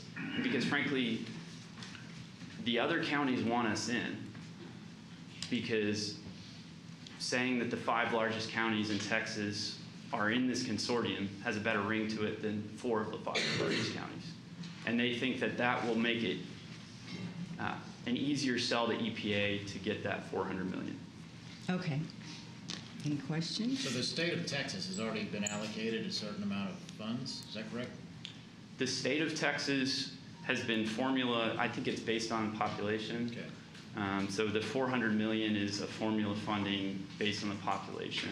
Why could Tarrant County just not independently apply for the grants and do it ourselves? We could. We could. It'd be better if we had a grants department or somebody dedicated to grants. 100% agree with that. Yeah. I think in the administration of it, with any grant dollars, and I'm thinking transportation specific, once we build these roads, it's not a municipality or anything like that. We're responsible for maintenance. There's a lot of things that come along with it. So we could probably control what happens better if we applied independently and got an allocation. Now, that does hinge on having a competent packet put together. But perhaps some of the nonprofits have experience in the solar grants and could take the lead for us. So I'm not sure that in terms of maintenance and stuff, life cycle costs, that we would actually be on the hook for that. Because again, most of this we're kind of acting as the overall sign-on for the application for the grant to EPA. But a lot of this is going to be through nonprofits in the community and community groups that are then going to come to us, come to the consortium, to the governance board, submit projects, and those projects are going to be approved. So really, there shouldn't be a lot of county involvement, or really, I don't think there would be much of any county involvement in like 10 years down the road, making sure that your solar system on the YMCA of Arlington is working properly. I would prefer to do it ourselves and then disseminate the money to nonprofits to do this in our communities, kind of like we had with ARPA, except that was an automatic allocation to local governments, and then we spread the money out to the nonprofits, et cetera, so that we're not on the hook to follow this consortium's rules. So let me address a couple things. Mr. Smith, or Captain Smith, if I may, thank you for your first appearance here before us and for your presentation. So I pulled this off the agenda for a couple of reasons. One, explaining what this program was, what it did, was on one piece of paper. It's the first I've ever heard of it. It says there is no fiscal impact anticipated with the approval of the resolution, but the resolution does say we are participating as an original member of the Texas Solar for All Consortium. If we're participating in it, there will be a cost, there will be manpower. So I couldn't tell you from what I have seen on either of these pieces of paper or what you've eloquently stated today, I can't tell you if I think this is a good idea for us to invest our time in or not. I can't tell you if I think this is a good program. I can't tell you what this will cost. No one else in this room can tell us what this will cost, if any. No one else in this room can tell us how many people are needed to manage it, participate in it, do something with it in Tarrant County. But I will say this about solar. If I asked everybody on this court, which I won't, who has solar panels on their home, my guess is it would be zero. And when you're dealing in real estate transactions, there's so many unanticipated things. Most people don't want to buy a home with this in it. I have heard countless stories, people I personally know and others I don't know, who can't get their houses sold because there's solar panels on it. Oftentimes, solar panels are not covered by insurance. I could sit here and do a laundry list of 1,000 things that we don't know anything about yet. So I appreciate the effort of trying to do something to help lower income citizens. I just don't think we are anywhere near a point where we can go say, all right, yes, let's go join the consortium. There is not enough information or detail, and quite frankly, you can sit up here for another hour, and I still don't think there's going to be enough information or detail for us to say, yes, we want to do this. I'm not saying shut the door on it, forget it, don't ever bring it back. I'm saying there's just not enough information for us to say, yes, we want to join this. There's a lot more information, in my opinion, that we need, and I don't know exactly. When we're talking $400 million, that's a significant sum of money, and just the notion that we won't have to do much of anything, I just don't think is accurate. Well, that it absolutely is accurate, and I think the people that are interested in solar, the individuals or the nonprofits, those are the people who apply for it. It's not something we force onto someone. So they apply for it with what? The consortium? Yes. And who is running the consortium? We would have a seat on the consortium. We would have a seat on the consortium with the other large counties, and there are other counties. We as one commissioner, we as 4 members. So we as the county would put a Tarrant County representative on the governance board for the consortium. They would be, the governance board would be approving projects, again, based on the criteria that was pre-established. And when I say the criteria that was pre-established, that is largely in line with what the EPA is saying. These are the criteria. There's a little bit of wiggle room that the Where's that criteria? It's in the it's not in this one piece of paper. Correct. Okay. Part of that is because the consortium itself has not established the criteria rubric, because the consortium itself does not yet exist. This is, again, a discussion that is being had of who wants to join. 4 of the 5 have indicated. Who is having that discussion? They're having weekly calls. With who? Who from this county is participating in these weekly calls? I have directed him to sit and I have been very careful to not present myself as representing Tarrant County, that I am representing Commissioner Simmons, my boss. I happen to be from Tarrant County. Okay. So, okay. In terms of the staffing, just to take that in turn, Judge, from what I understand, again, is the staffing requirement that would come from this county or the other counties would be the people who are sitting on the governance board. So whoever that may be, whoever this county would decide, or Travis County or whoever for them, that would sit on the governance board, that is the person that would be the entirety of the staffing from what I understand right now. Is the governing board going to have employees?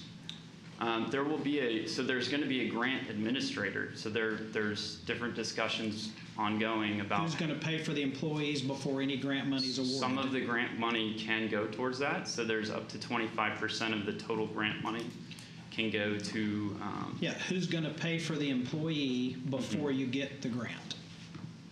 So my guess would be that would be the grant administrator. The grant packet will be submitted, and then my understanding is if it is awarded, then staffing would be added at that point. This is not an item that should be on the consent agenda under any scenario, and there is far more vetting that needs to be done before we agree to do this. I think when I get a lot of calls, and we all probably get a lot of calls from solar providers, and I got an uncle that bought into it. He was 84 years old, and he's dead now. But they're having issues right now. They're trying to sell his house, his family. He died. And I have been brought into it as because everybody all his family lives in Seattle. And I know him, and I can vouch for the fact that I know him, and I can validate some of the things that they're looking at. But I saw, he showed me all the paperwork that was involved, and it really looked like the biggest thing that was going on to me was it was a second mortgage scam is what it was.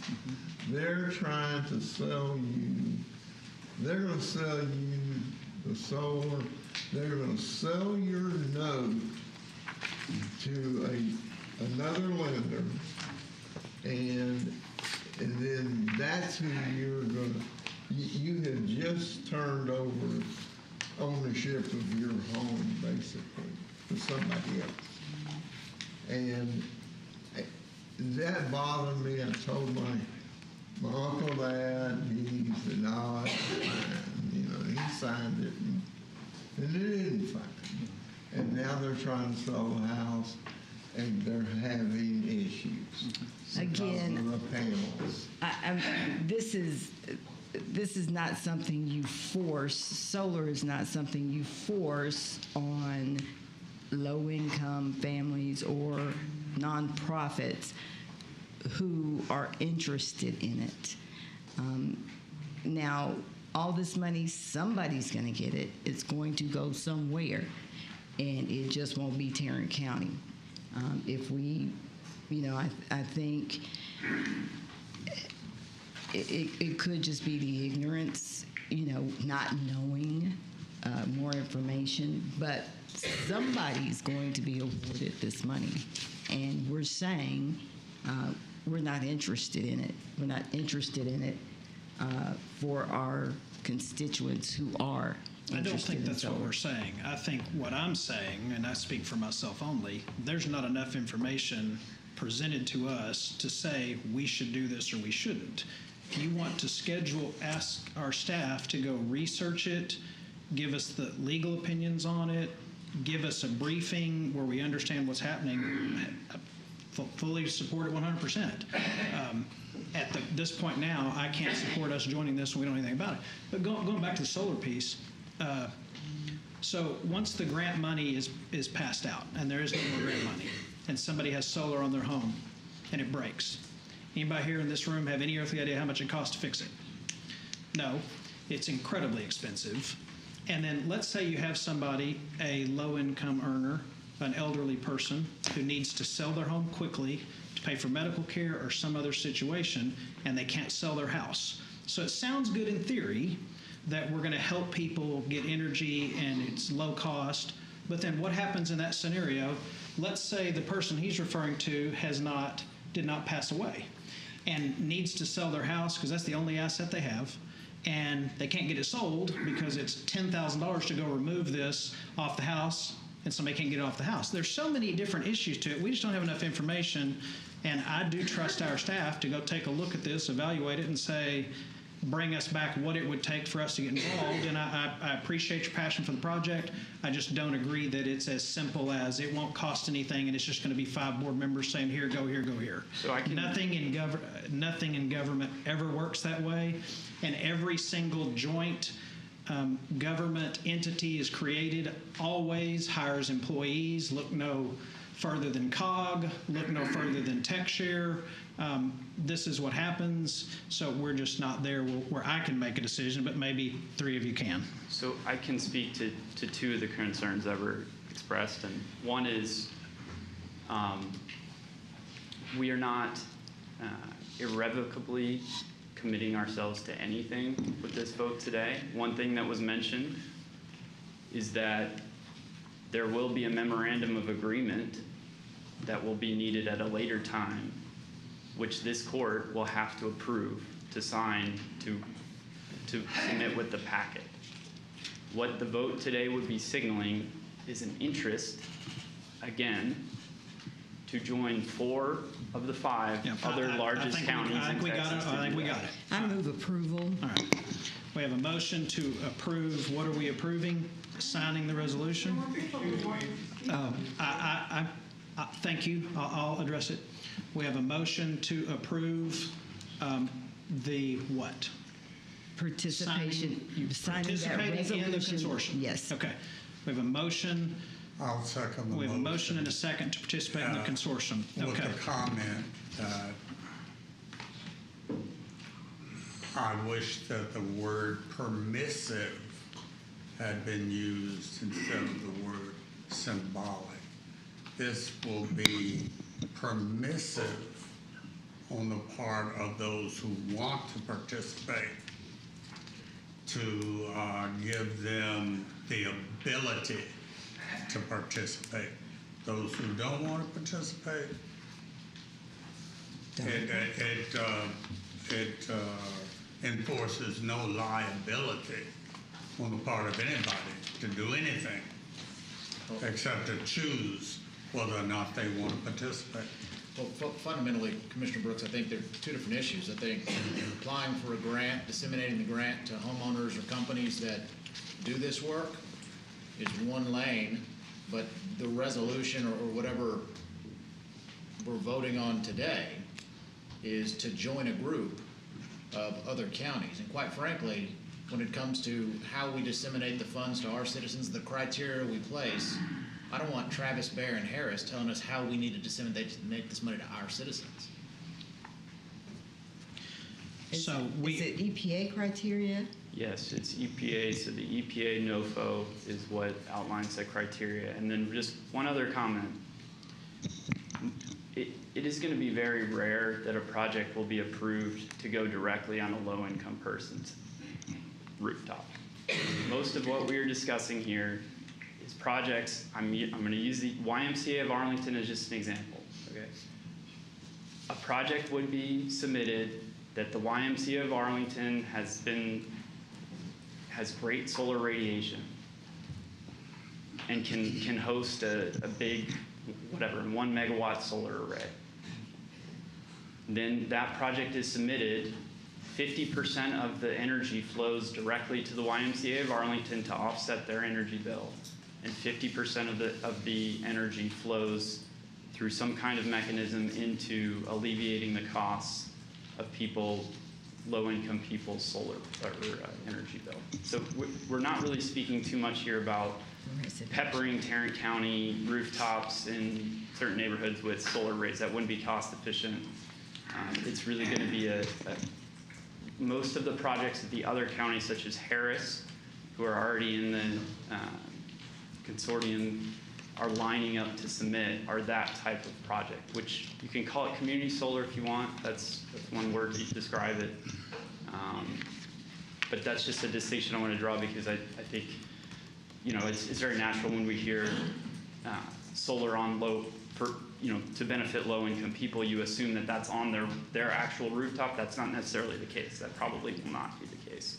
But they can still benefit from it in that way, and then it's a win-win because the nonprofit is also benefiting from it. Thank you. I got you, and I appreciate the distinction, and I think the program, as you just explained it, that would be a great benefit. I just think we ought to apply for that grant ourselves and do it ourselves.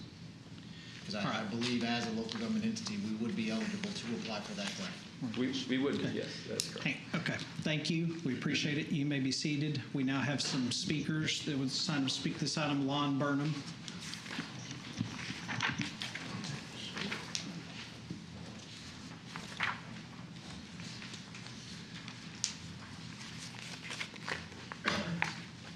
Good afternoon, Judge, Commissioners.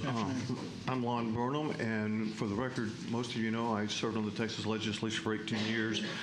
My first job out of graduate school was with the City of Fort Worth Economic Development Office, and we spent a whole lot of time and effort trying to save energy and create energy because we were all concerned about energy independence. I want to back up on some of the questions that have been asked and raised. First, Commissioner Ramirez, haven't had the opportunity to introduce myself as your constituent, but I am, and I look forward to working with you. I hope you will understand that what this permissive, thank you, Commissioner Brooks, for using that word, what this permissive resolution, all it does is give our county the opportunity to participate with the counties that are much more likely to get this. We will not get this as a standalone effort. We're much more likely to be qualified for these funds if we work in collaboration, which is the buzzword in all the social services community and governmental entities across the board. If we work in collaboration, we may have the opportunity to bid for the opportunity for our nonprofit organizations to get this money to do what is the smart thing to do.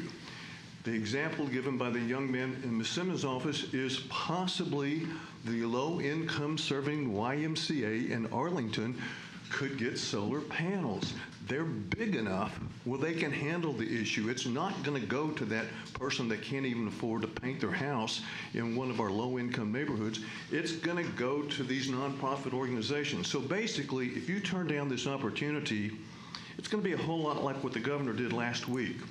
You're having the opportunity to turn down the opportunity to compete for part of $400 million. That's your business, that's your right, if you want to turn that down. But it's not wise, it's not smart, it's not in the best interest of the public social service agencies in this county. So I'll be very disappointed if the first thing I talk to my commissioner about, he votes to undermine the effort. Thank you for your time. Thank you. Next we have, forgive me if I don't pronounce your last name correctly, Rogelio Mewero. Close? Not here, so I got it exactly right, I'm saying. All right. Next up is Geraldine Jackie Cox.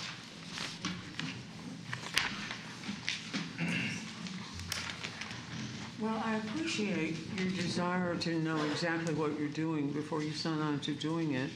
What I'm concerned with here is what's the absolute drop-dead date for our participation in this program, and what would we have to do to get enough of a sense of where we are to meet or exceed that deadline? You can call a meeting on 72 hours notice if you want to do a regular meeting, and you can call an emergency meeting if you're about to lose $400 million if you don't move quickly. So what I would really appreciate would be a sign of some commitment to get these little ducks in a line and figure out what we need to know and what we need to do to salvage our shot at getting a share of that $400 million. Because there are people in Fort Worth who are in danger of dying, in Tarrant County, who are in danger of dying from this heat, who can't afford their air conditioning bills, and who would probably be delighted to sign up for this program. What we need to be sure of, sir, to satisfy your concern, is that those who sign up, if I, for example, signed up, I would probably be asked to sign a waiver as to anything that might happen to the roof after it was finished. In other words, the county's obligation would end when the construction was finished, and I accepted it. There have to be legal ways of satisfying your concerns that the county does not accept liability while still preserving the rights of people who need help to get the help. So my request is figure out what you have to do to get what you need in time to meet the deadlines. I guess question number one is, what is the drop-dead deadline? It's sometime in September. Pardon me? September. September. Okay, so this is July.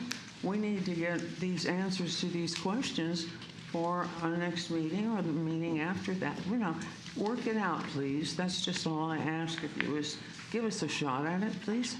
Thank you. All right, that's all I have signed up to speak to this item. My no vote on this is not, we're done, we're finished, I don't want to ever see it again. I don't have enough information to give a yes to this.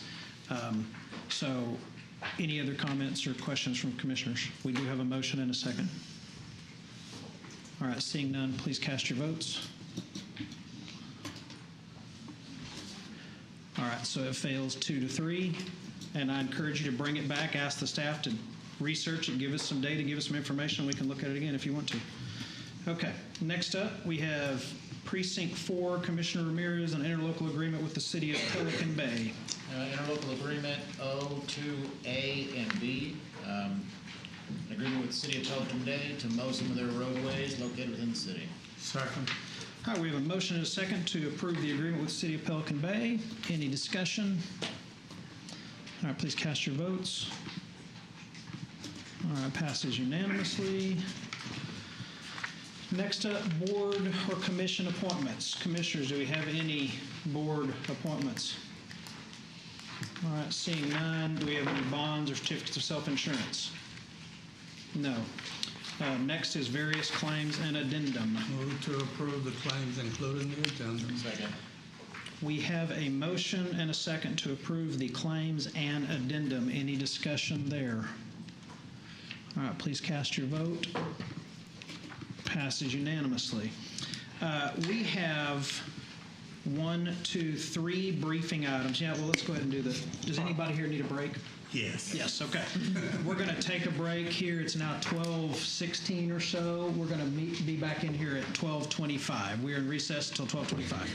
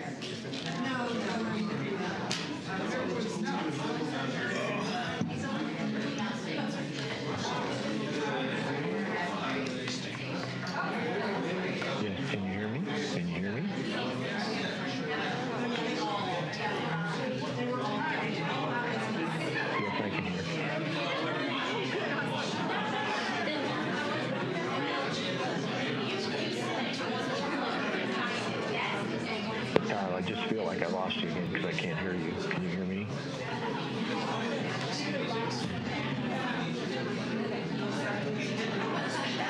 I just wanted to make sure because it just sounded like it went dead silent.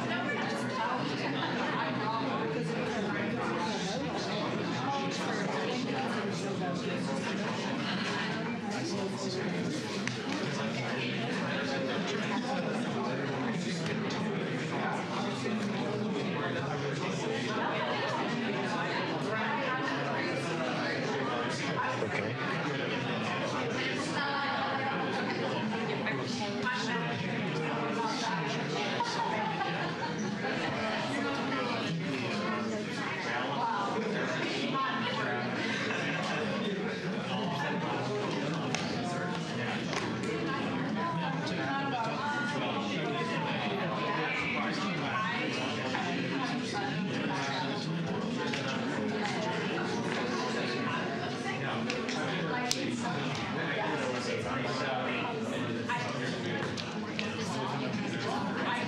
Okay, can you hear me now? Can you hear me now?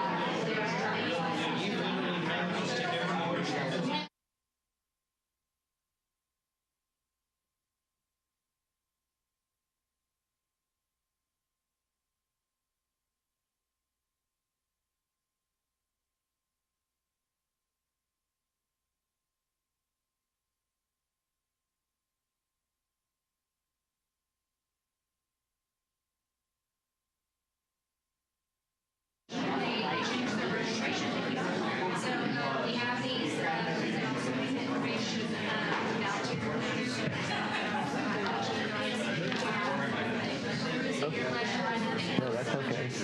We'll check for the audio for Paul Glogowski.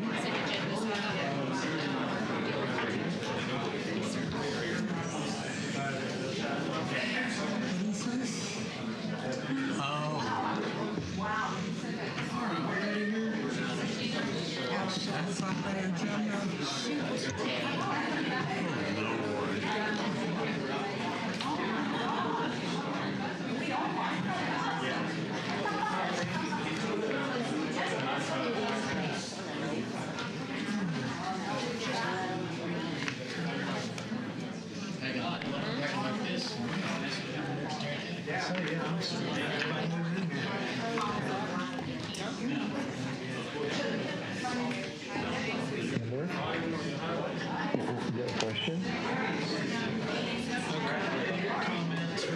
Yes, I've been testing with Kyle back and forth. He hasn't given me confirmation. I mean, I can hear the court. We've been doing several sound checks on the station here in Meade, but I haven't heard back yet definitively that answers yes or no.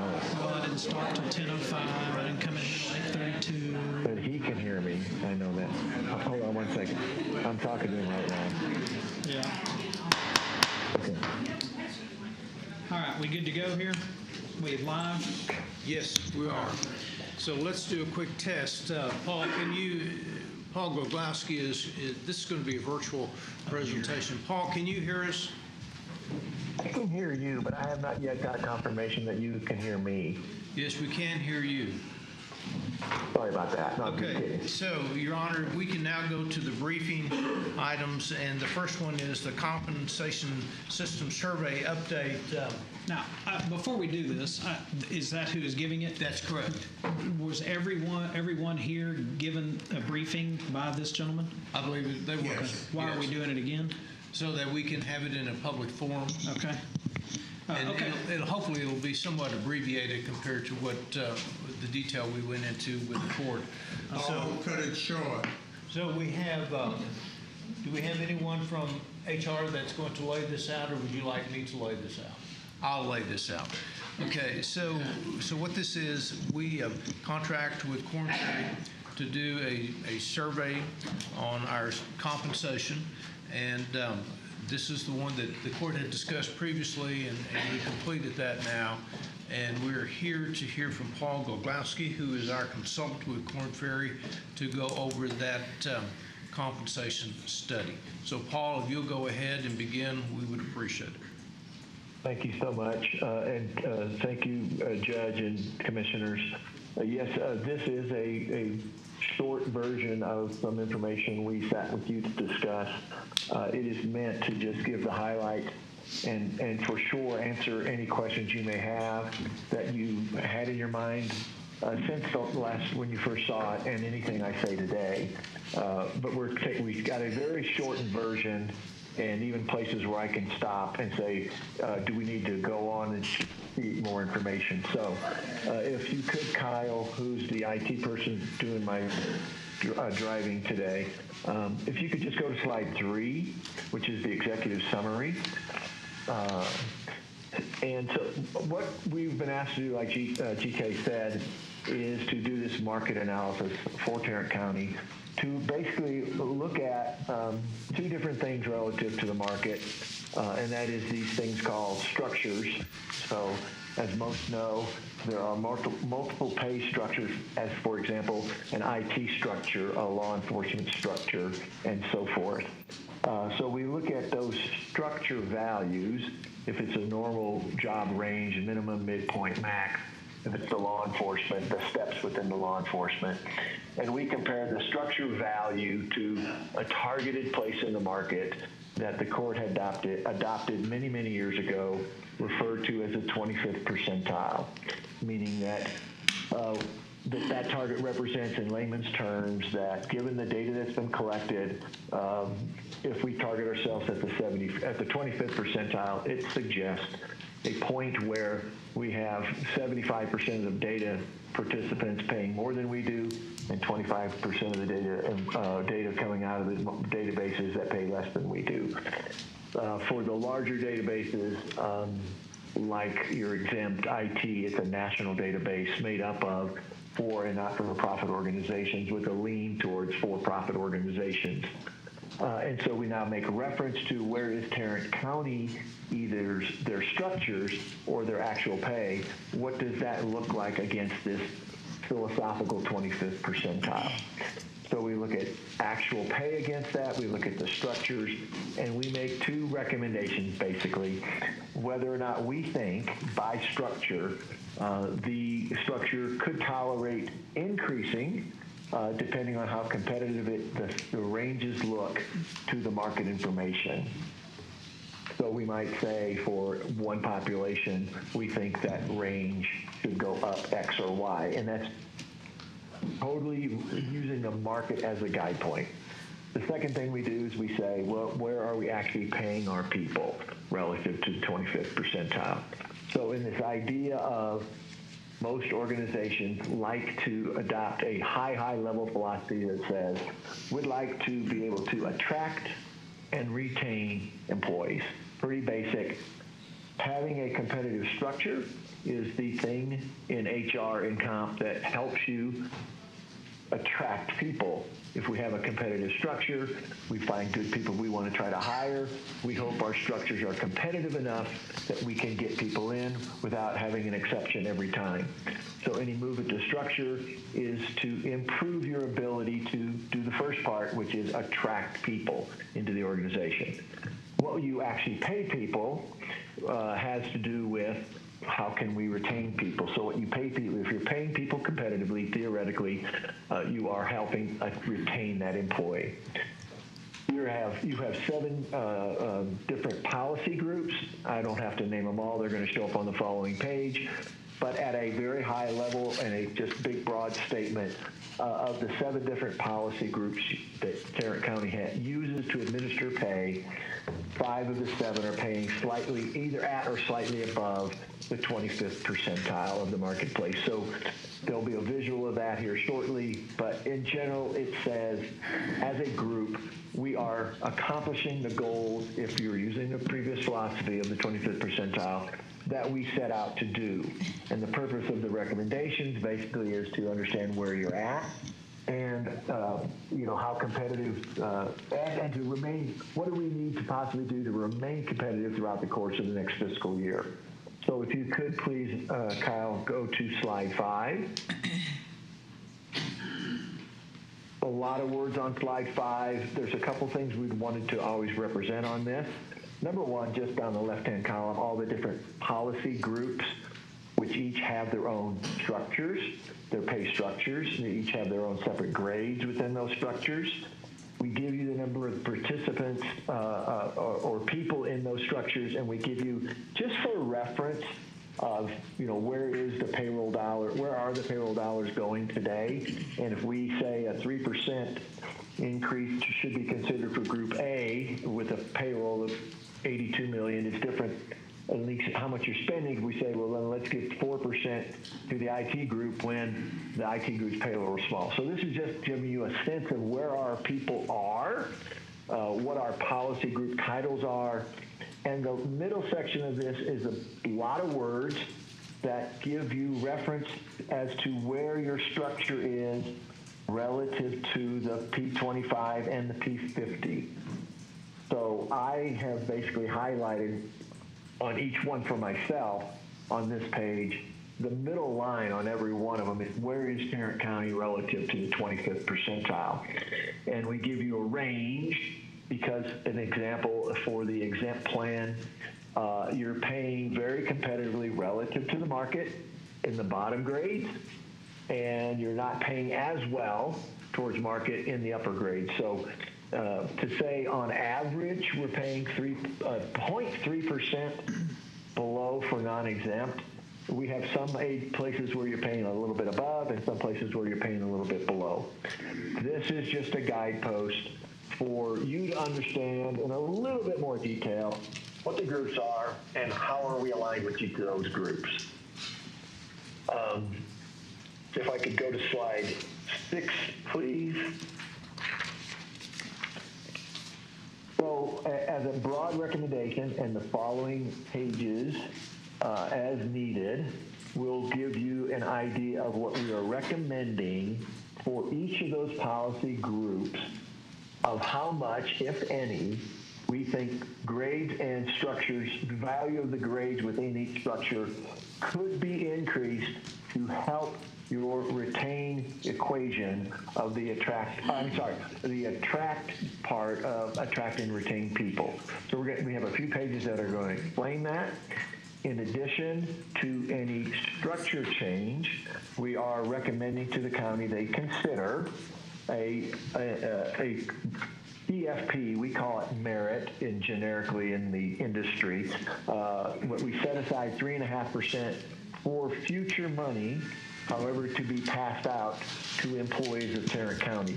There is a process in place that the county has used over the years, and I don't think there's been any yet suggestion that the process on how that merit money be passed out change. But we are recommending the 3.5 based on where you are today in terms of employee pay and what our polls are saying about what other organizations are doing in 2023.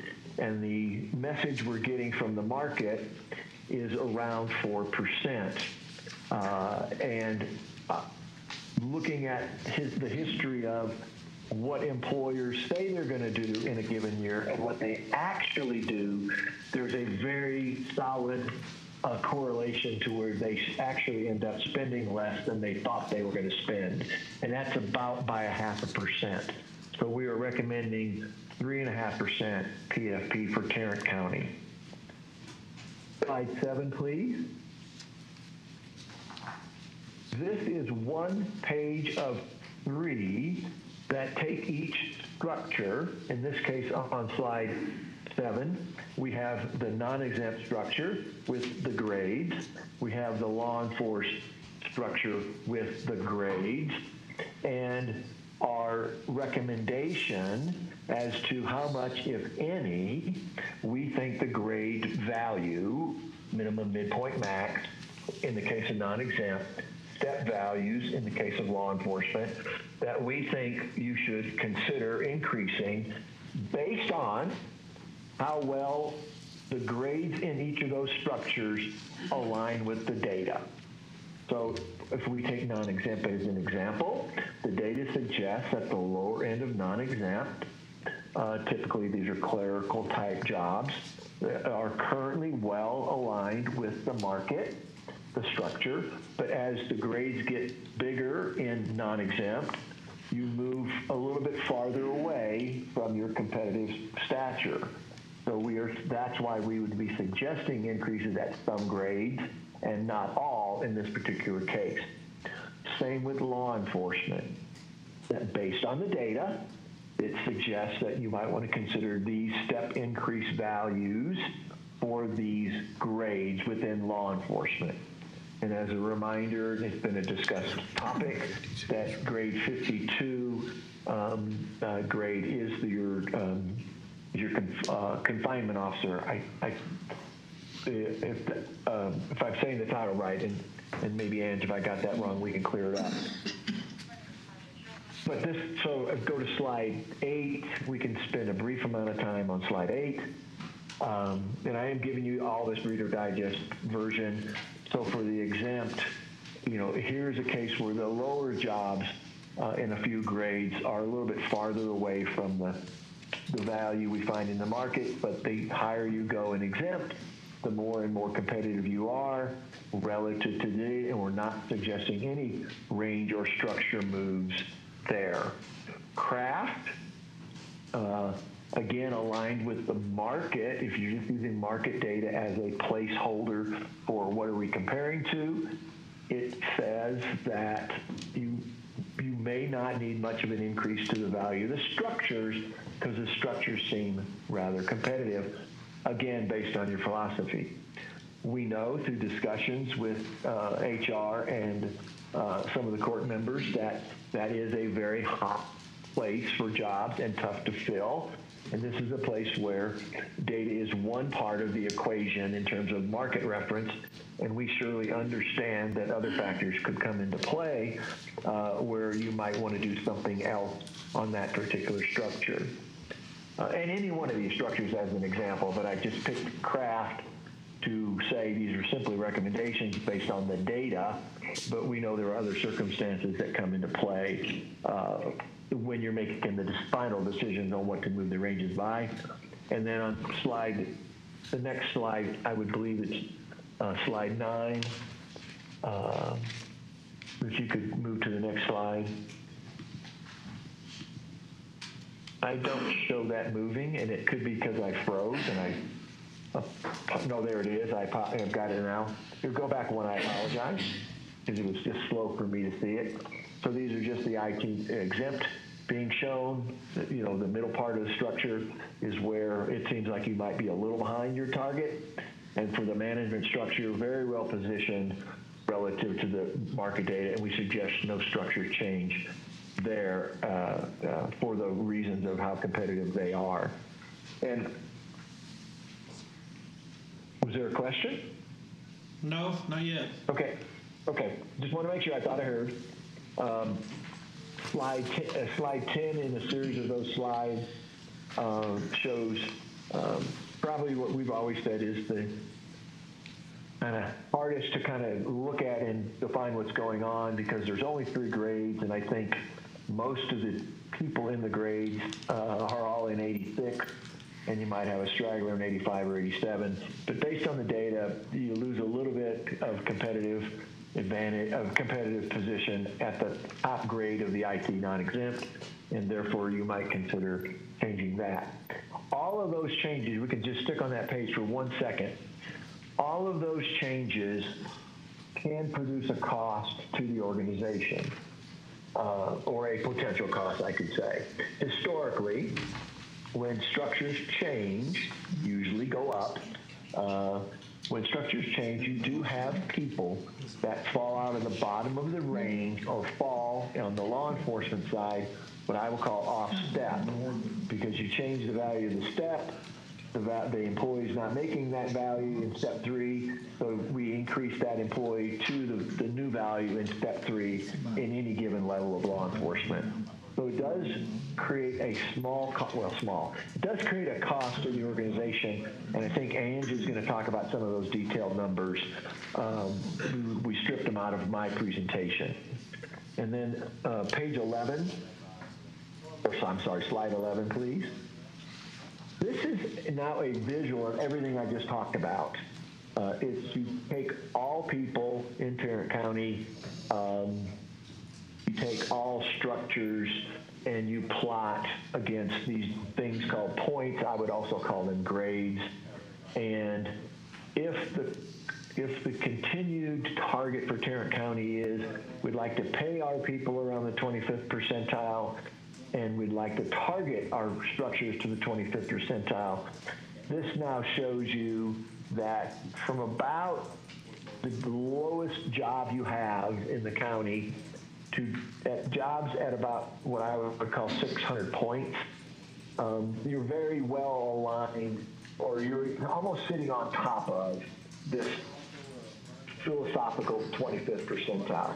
But as you get a little bit up in the higher positions, more complex job, bigger jobs, you actually improve your position to the 25th percentile.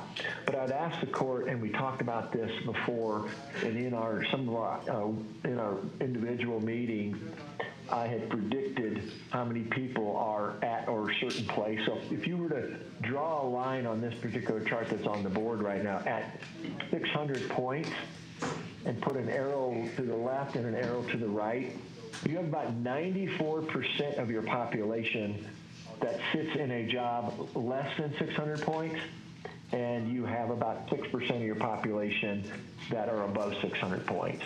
So I just want to throw that out as a, if you're paying 94% of your employees at your philosophy, you're doing a very good job managing your philosophy. So the next set of slides is a slide that looks just like this, but for each group. We could certainly allow you to look. You've already seen those. We've always stopped at this point for questions to talk about if you want to go forward or not, or if you just want to ask any questions. Okay, court members, do you have any questions?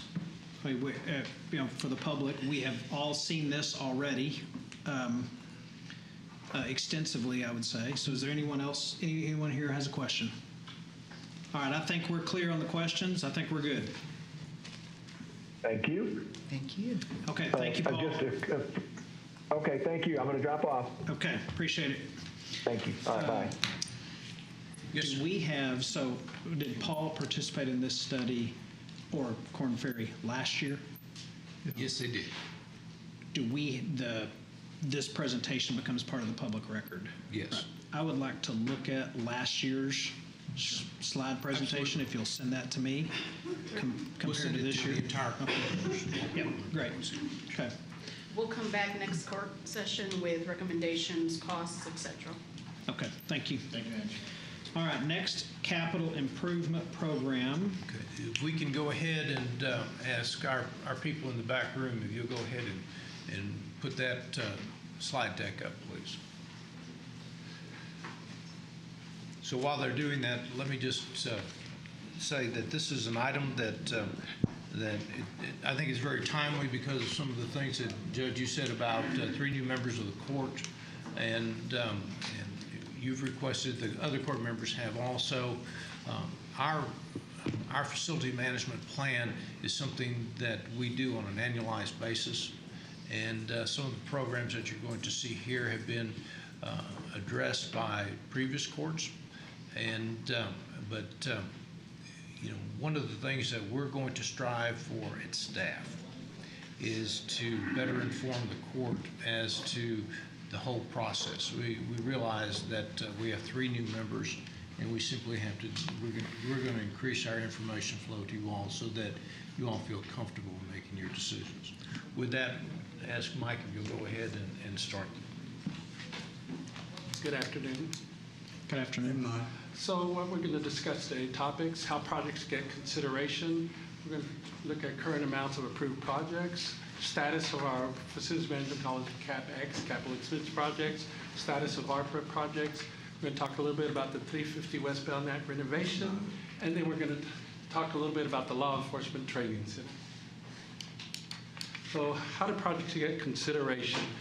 Facilities management receives all the requests from departments by March 1st, and we review every single request.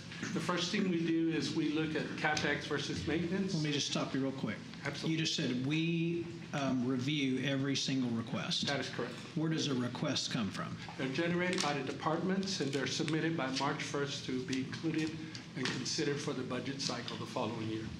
Okay, so if Wilder wants to build a $78 million district clerk building, he submits it to you, and then you start reviewing it. No, Your Honor, in that case, that's a much different situation. That would have been discussed, had a lot of discussions, including the court.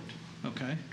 How is it determined when the court discusses it first or when you go about reviewing it? Absolutely. Most of the items will come through the court through the budget process, and the court will see them when the budget officer presents the budget to the court. This year it's August 11th, 12th? 10th and 11th. 10th and 11th. So the first thing we do is we separate what is actually capital request from maintenance. I went ahead and put in the maintenance. If it's considered maintenance, we follow that item on the bottom. That's just for you to review. What we're discussing right now is the top. Is it a CapEx request? TCFM, we perform a pricing exercise. We do research. We investigate. We answer all the questions that we need to answer for the project holistically, how it would work. And then we include every request in our budget submission, every one of them. Then when we meet with the budget office, we begin discussing with the budget office, and we prioritize all of those project requests.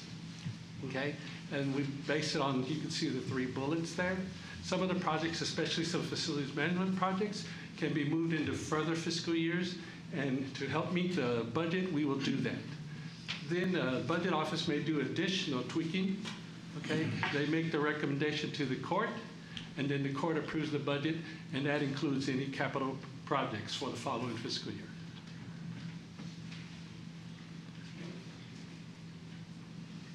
Okay, hang on one second. So I get the CapEx is capital improvement, That's capital correct. expenditure, what are Yeah. we saying? Capital expenditure, Okay. that's what we call it. Then if it is a maintenance request, I don't.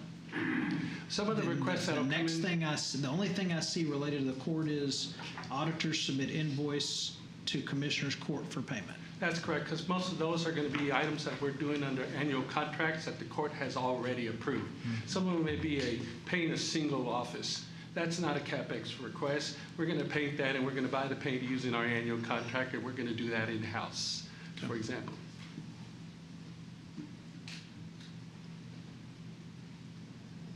In that example, that's a maintenance request. That's correct. So here's our active TCFM projects. Judge, were you ready to move on from that slide? Yes. So here's what we call the 10 major projects that we have going on. Some of these are in what we call planning phase. We got design phase. We got procurement phase, and then we had construction phase, okay? So some of these, and you'll see on the following pages, you'll see what level they're at. Some of them only have a budget approved and have no commitment, where that means we haven't encumbered any dollars, we have not expensed any of the dollars. Right now, facilities management has 49 CapEx projects and 11 ARPA projects ongoing. Any questions on this? These 10 major active projects, those are CapEx? That is correct. Okay. Number 2 and number 4 are ARPA.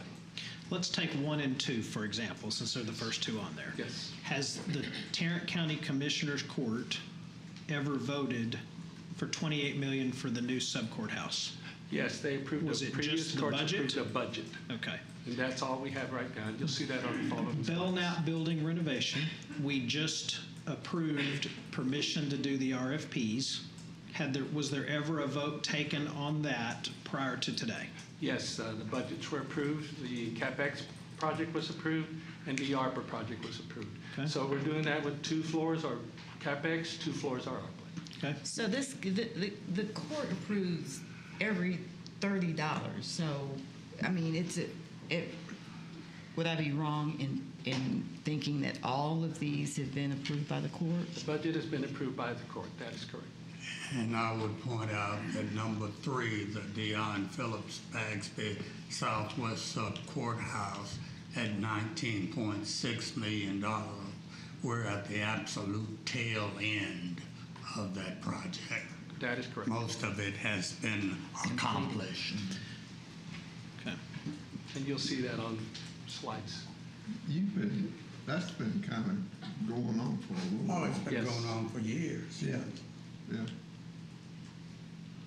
Any other questions? These 4. So here's our CapEx project. So for main column I want you to look at is the project status. I'm not going to go through these individually in the interest of time, Your Honor, and court members.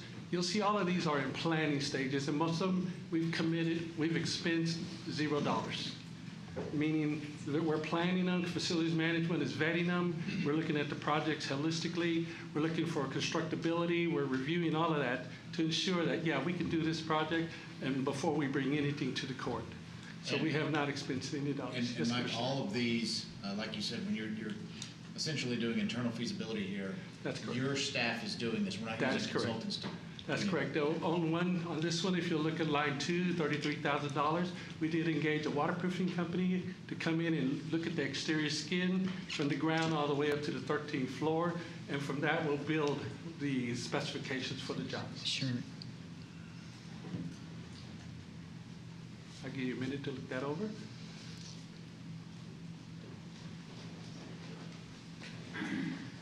Okay, we continue here. Again, you see the planning. $0 have been committed, expensed, or encumbered. Budgets are approved. And then toward the bottom, you'll see projects that now we're getting into design. These are projects where the budget was approved. The court approved a professional services contract for architectural and engineering services, and we're in that process right now. Sub-courthouse in Arlington irrigation system replacement. That is correct. What's going on there? The existing system there and at the Miller Avenue were a KISS system. It was a capillary system that was a new age technology. It did not work, so we're reverting back to a standard irrigation system. They were installed original, so the systems are about 15 years old, so they have reached into the life. KISS went out of business.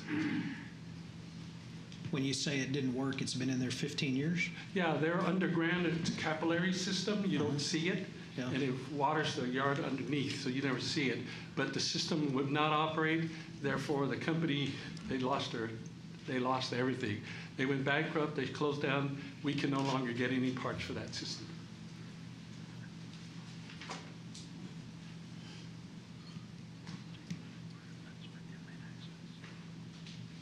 Okay.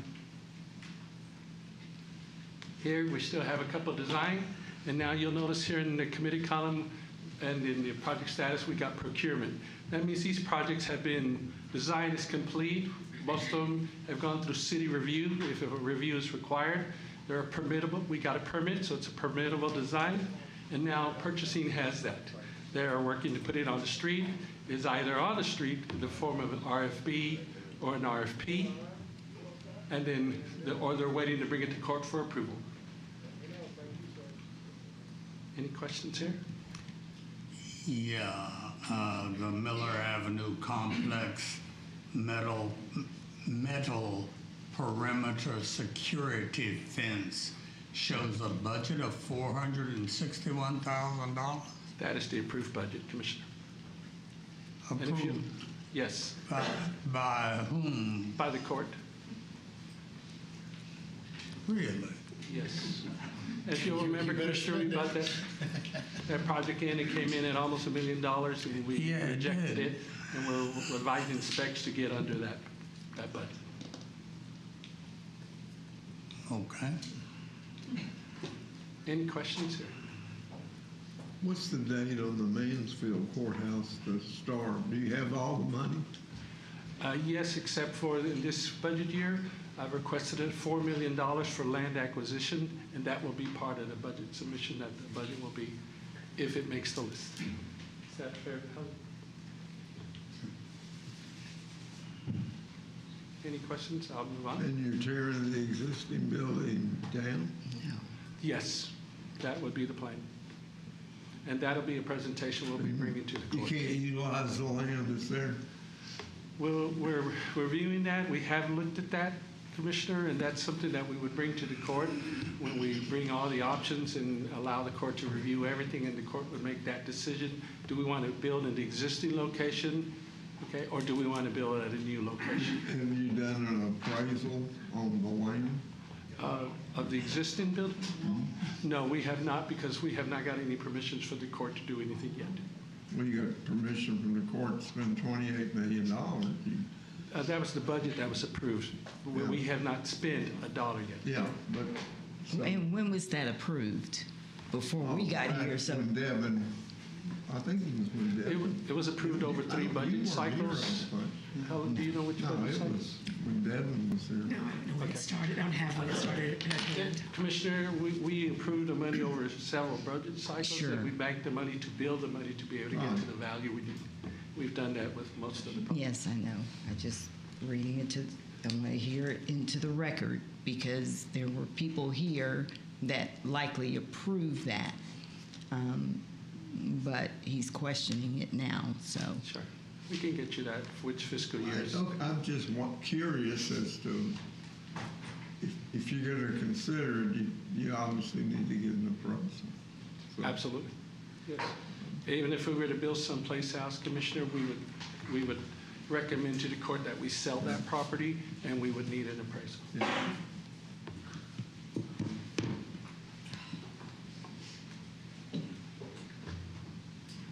And then here we are in construction. All of these projects are in construction.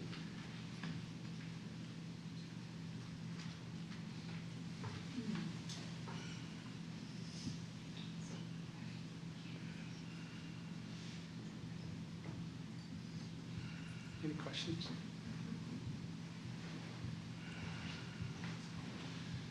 Okay, I will move forward, and we're going to go and. Yes, I have one. Yes. I happened to catch this one. So, and I intended for this to be, tell us about the process, not, I'm not personally looking at this as, hey, I don't think we should do a Taylor Street gauge camera replacement, blah, blah, blah. But I see this South Lake Town Hall elevator modernization. What's wrong with the elevators that are there now?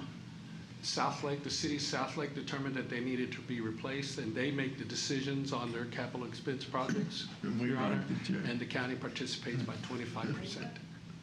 So do we participate by 25% on everything they ever do to that building? Yes. And if we said no, then what happens? They then can sue us for trying to collect the money? I don't know about that, Your Okay. Honor. That'd probably be something for legal, but we would probably. But that gets decided by someone else. We have no say in it, but then we have to fund it. That is correct. Okay.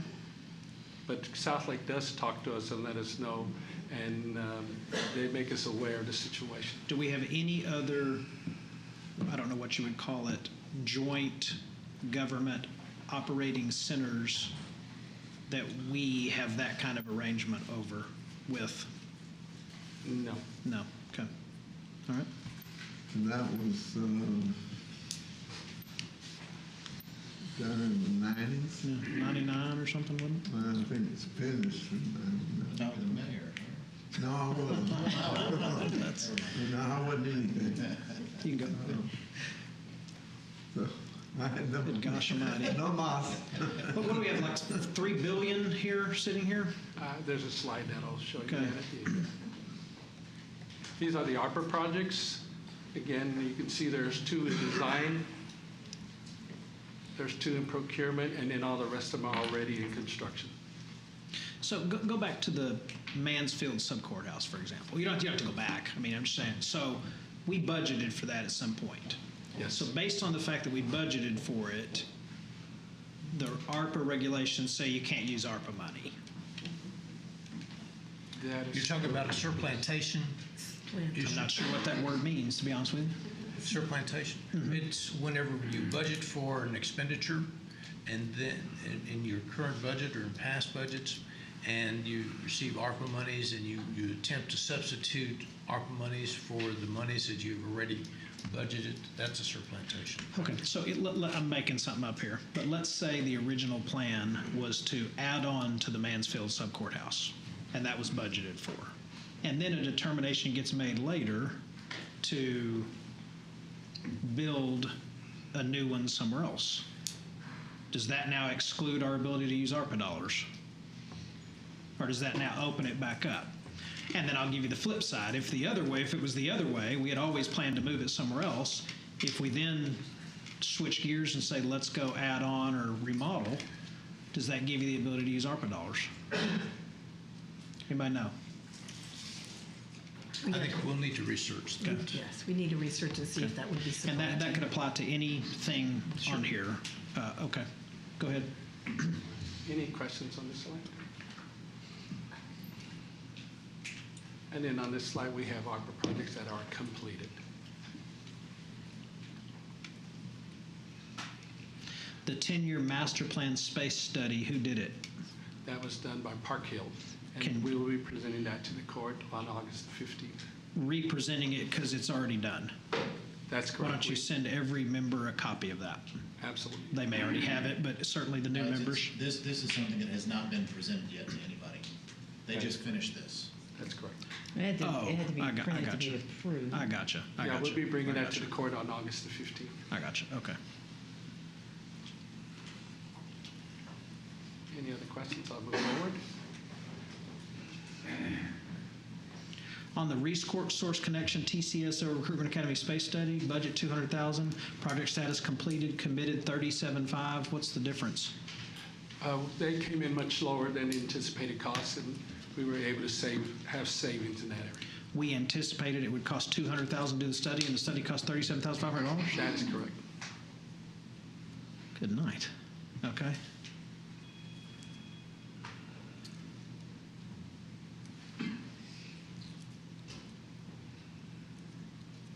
Now you can go. Yeah, we're going to move to the 350 West Belknap building. I'm sorry, here's your summary you were asking about, Your Honor. So the CapEx projects, these are all where we're at dollar-wise per phase. So planning phase, design phase, procurement phase, construction phase for all our CapEx totals $165,764,534. ARPA dollars, $51,717,178. We're past all the planning stages in ARPA.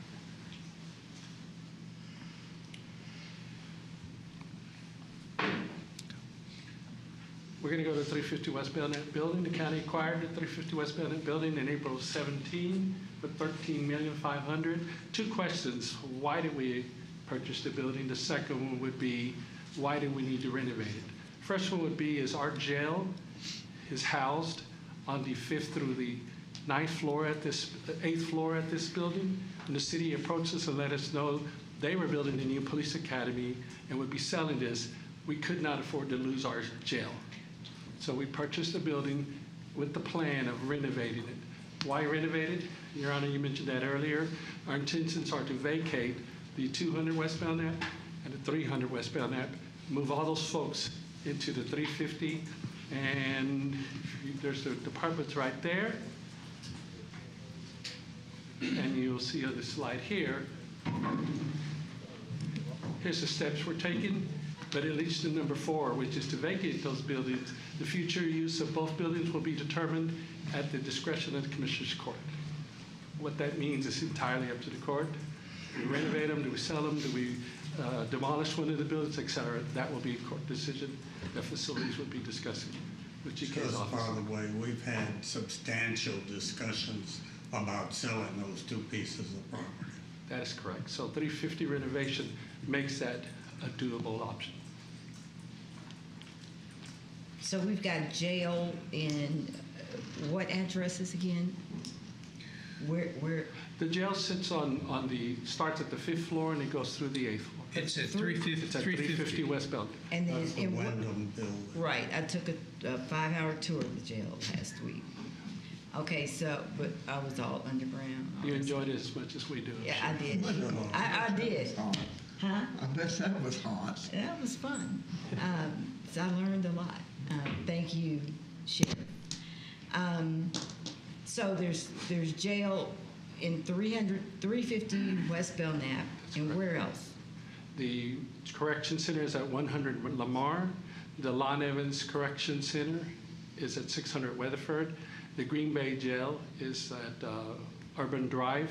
Hold on. When I was in those tunnels, where was I? You probably 350. When you were in those tunnels, that tunnel reaches from 350 West Belknap to the Curry Building. Yes. Under tunnel. And then that tunnel extends to the large correction center, which is the direct supervision jail. Okay. And then it continues to go to the Lon Evans Correction Center, which is the jail that they're single cells. We basically build that, the baddest of the bad type. So we're keeping all of those facilities, correct? That is correct. Thank you. Any questions on this slide? Then I'd like to move into the Law Enforcement Training Center. I would like to acknowledge that Carl Komatsu and Amy Seeley are sitting here with us. They are with Komatsu Architecture. They've been walking so far in this journey with facilities management as we've prepared all of this for you. Okay. So, and they're also here to help if you have any questions. Okay, should I not be able to respond? So this is a rendering of what the Law Enforcement Training Center could look like from the front. This is what an aerial view of what it could potentially look like. And this is the rear view of what the building could look like. This is non-site specific, meaning we have not in any way at all indicated where this is going to land, what's going to be the home of this. So what kind of costs are we talking about? This is right here for construction only. We heard $45 million being mentioned by the court. Okay, so we can build a 60,900 square foot building. The opinion of probable cost of construction is $35,280,588. Currently, it's priced at $579.32 per square foot to build it. The FF&E, furniture, fixtures, equipment, is at $1,948,800 or $32 a square foot. Komatsu's did theirs, and they came out with the exact same numbers of $32 a square foot. What is the total cost to build a 60,900 square foot building? This is a layout. This can change and will change if the court directs us to move forward with this project. But it's just kind of a general layout. And this is we based off of this, off of the programming that we received from meetings with the Sheriff Department.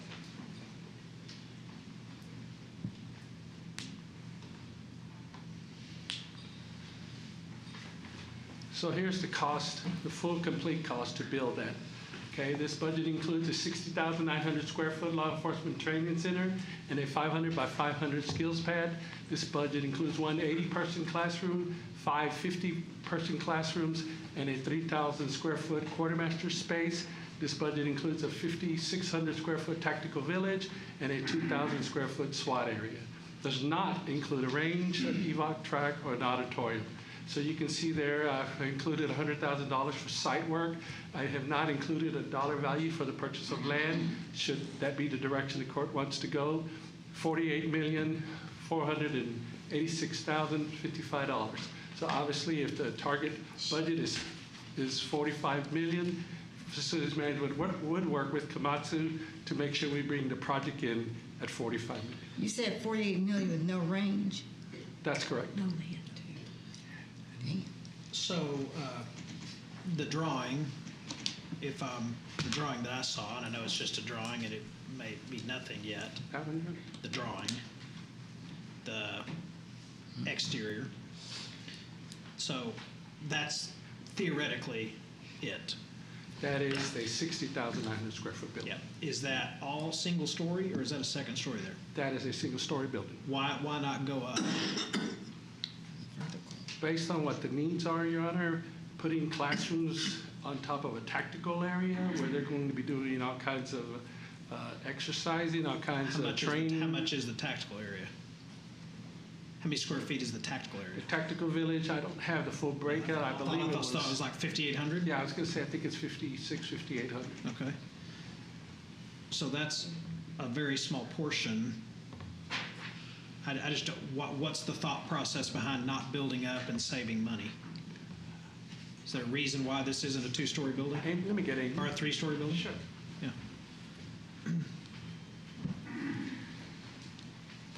Yeah, based on the program that the sheriff office wanted to use in there, it didn't make a whole lot of sense to go 2 stories because you have to bring in elevators and stairs and that sort of thing. And you're making functions, in some cases, on 2 different levels.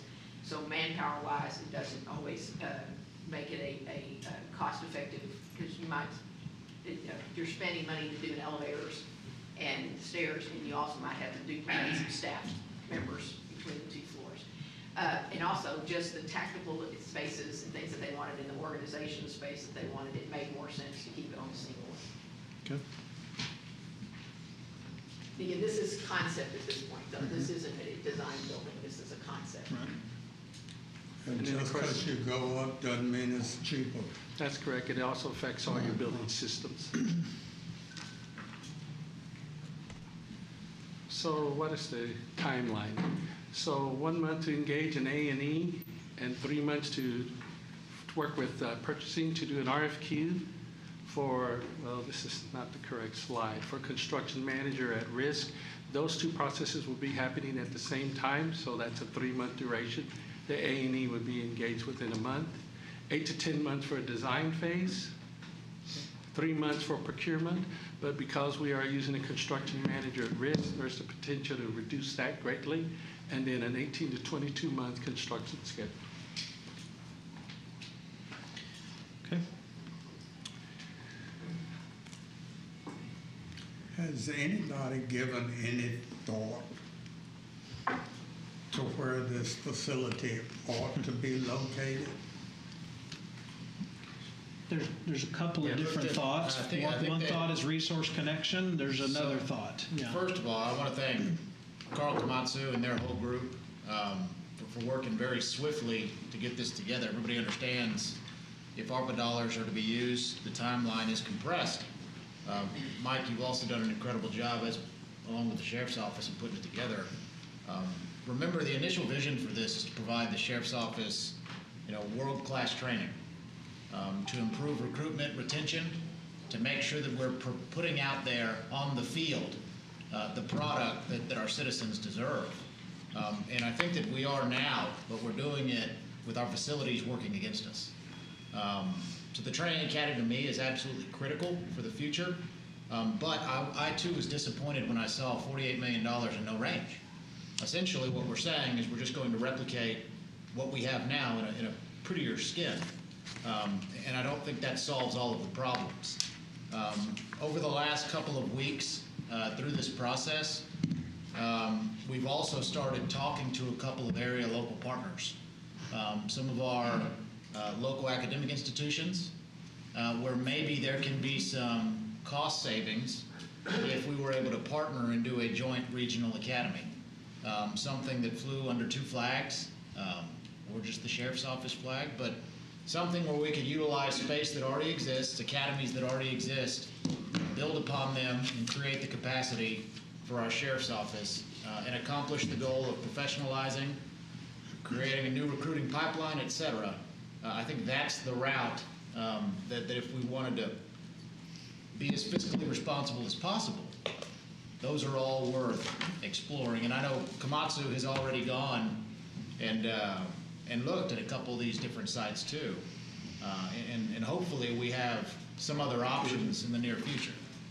That is correct, Commissioner. We were able to tour a facility on Friday with Komatsu, and we did see some opportunities that we could reduce budget by saving dollars, not having to replicate infrastructure like streets and parking lots and things like that. That's correct.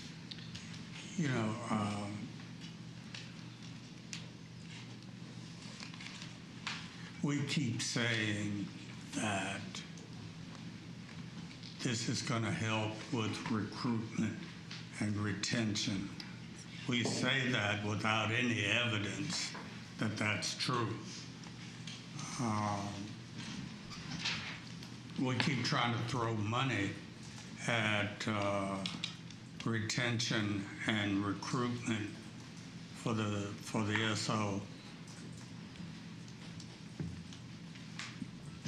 but the money we keep throwing at it doesn't improve the situation.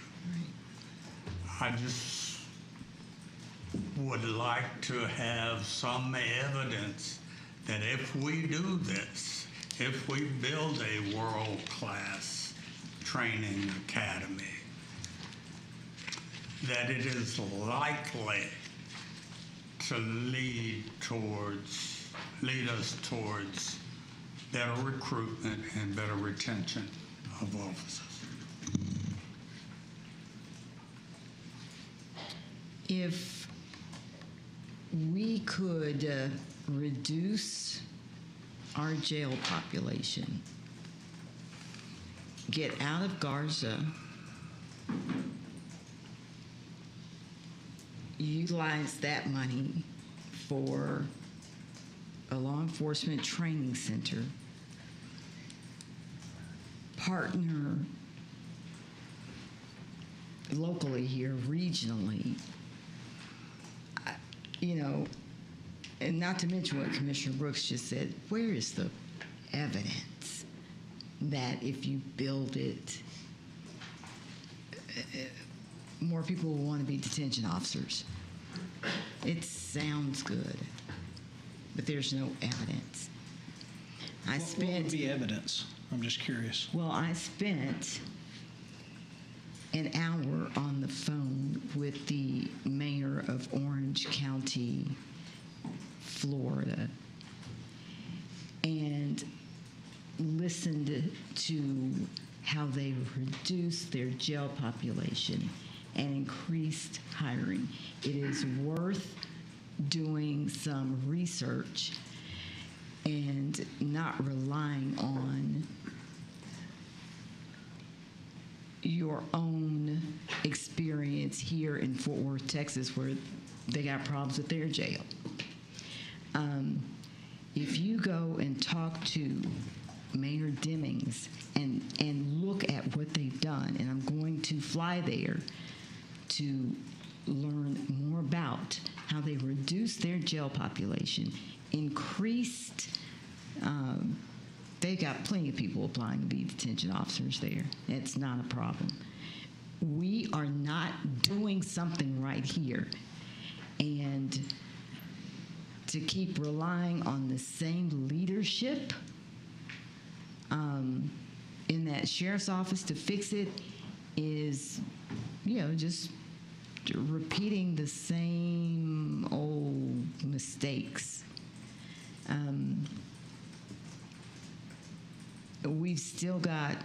We haven't taken care of Fort Worth, and about 40% of the inmates in our sheriff's in our jail are from Fort Worth PD. When is that going to get fixed?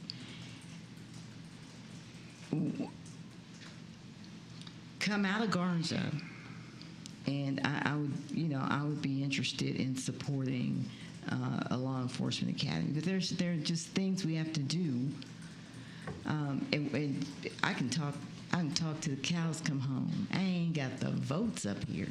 This law enforcement academy is going to get approved, okay? But the problems will still exist. My issue is you've conflated two different issues here. Jail population, the incredible feat that our current detention officers are performing right now to work 70, 80 hours a week to staff the jail, and then providing them adequate training, education, continuing education, opportunities and resources so that they can be the best skilled. And I'll tell you directly, go to any place where they've had a world-class training facility and you want people will want to come there. You've been to our current academy. And respectfully, Commissioner Brooks, you said stop throwing money at the issue. When's the last time this court put any money towards the training academy? This will be the first time we've really invested in the training and education of our sheriff's office. Because right now they're operating out of a 1970s mental institution that was converted into a training academy. Yes, but you're not just throwing money. You misconstrued my comments.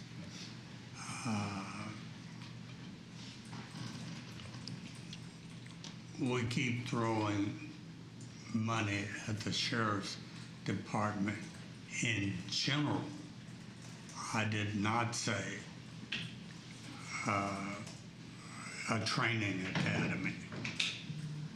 We've got a lot invested in the compensation package of the law enforcement group. All of those steps and we've got a heck of a lot of money invested in that. And the statistics would indicate that we are pretty well the top of the range for county organizations across the state of Texas. And yet it is not helping. It's not working. I think the compensation piece is wholly separate from a training academy, the instruction they're receiving, the facilities they have in which to train. It's all of a piece. It's all of a piece. Well, bottom line, as far as this conversation is concerned, unless anybody has questions, I'm sure everybody else has comments. But from my perspective, I appreciate the work you're doing, Mike. I value our law enforcement officers here, and I want their families to have confidence that we're going to give them the best training available. And whether we do that with a standalone facility, or whether we're able to cut the cost in half and partner with a local institution, either way, the goal is to provide world-class training to a world-class sheriff's office, because they deserve it.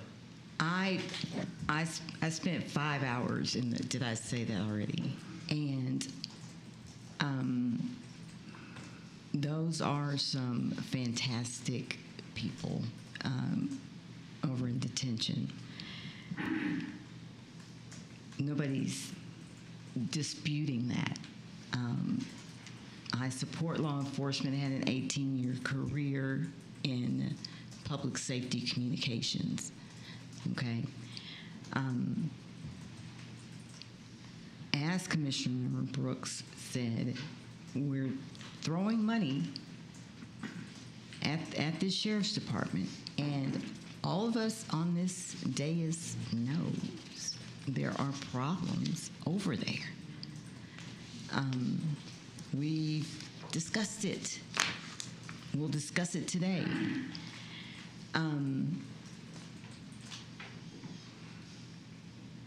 So don't you conflate that the concerns mean that I do not support law enforcement, those folks that work in that jail, but also the inmates, the guests that are in that jail. I support them too, and they, don't you conflate the two. Let me just leave it there. So I'll weigh in with a couple of things. This talk about evidence, it's kind of interesting. What evidence do we have if we cut GK's salary to $72,000 a year that he'll leave? We don't have any evidence, but sometimes we get to use common sense, and we have to get to bring our own life experiences and business sense to the table. So if you had a choice of walking into a brand new car that was yours, or walking into a beat up 1972 Oldsmobile that you have to take to the repair shop every week, which one would you pick? So the notion that there's no evidence that building a new training academy would help with recruitment, I don't know how to help you there, but of course that will help. Is that the one and only thing that will help? No. And as you all know, on the agenda is a position that I have proposed, working with Sheriff Wayburn and county administration to help us quickly and immediately deal with the problem of finding people in the jail. And I believe this position, if passed, will absolutely help us in some of those efforts. Make no mistake, we are down people in the jail. And why are we down people in the jail? Well, there's a multitude of reasons. And one of those reasons is because of irresponsible people in this country over the last 2, 3, 4 years who repeatedly, and I'm not pointing the finger at either of you, who have repeatedly bashed law enforcement. It is harder than ever to recruit people in law enforcement. It is harder than ever to retain people in law enforcement.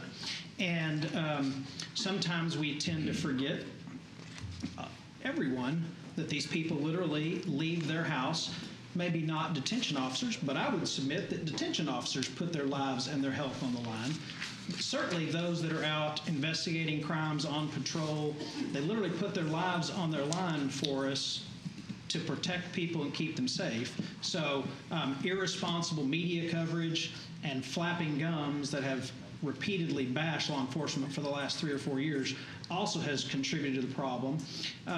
But at the end of the day, it's up to the court to provide the Sheriff's Department with the resources they need to fix the issue with understaffing. We also have, and this is not anything unusual, we see this issue throughout every industry in America. They have trouble attracting and recruiting people. COVID, for whatever you want to make of it and what it did, turned the American workforce upside down. There is also being worked on an outfit that has helped multiple counties, cities, I think it's just counties really, and they're currently working in Denton County to, they seem to have a tremendous talent at helping locate people who are interested in being detention officers, bringing them in and getting issues solved there quickly, which the Sheriff's Department, the sheriff has identified, spoken with him, and has talked to county administration about it, and I think we will see something coming forward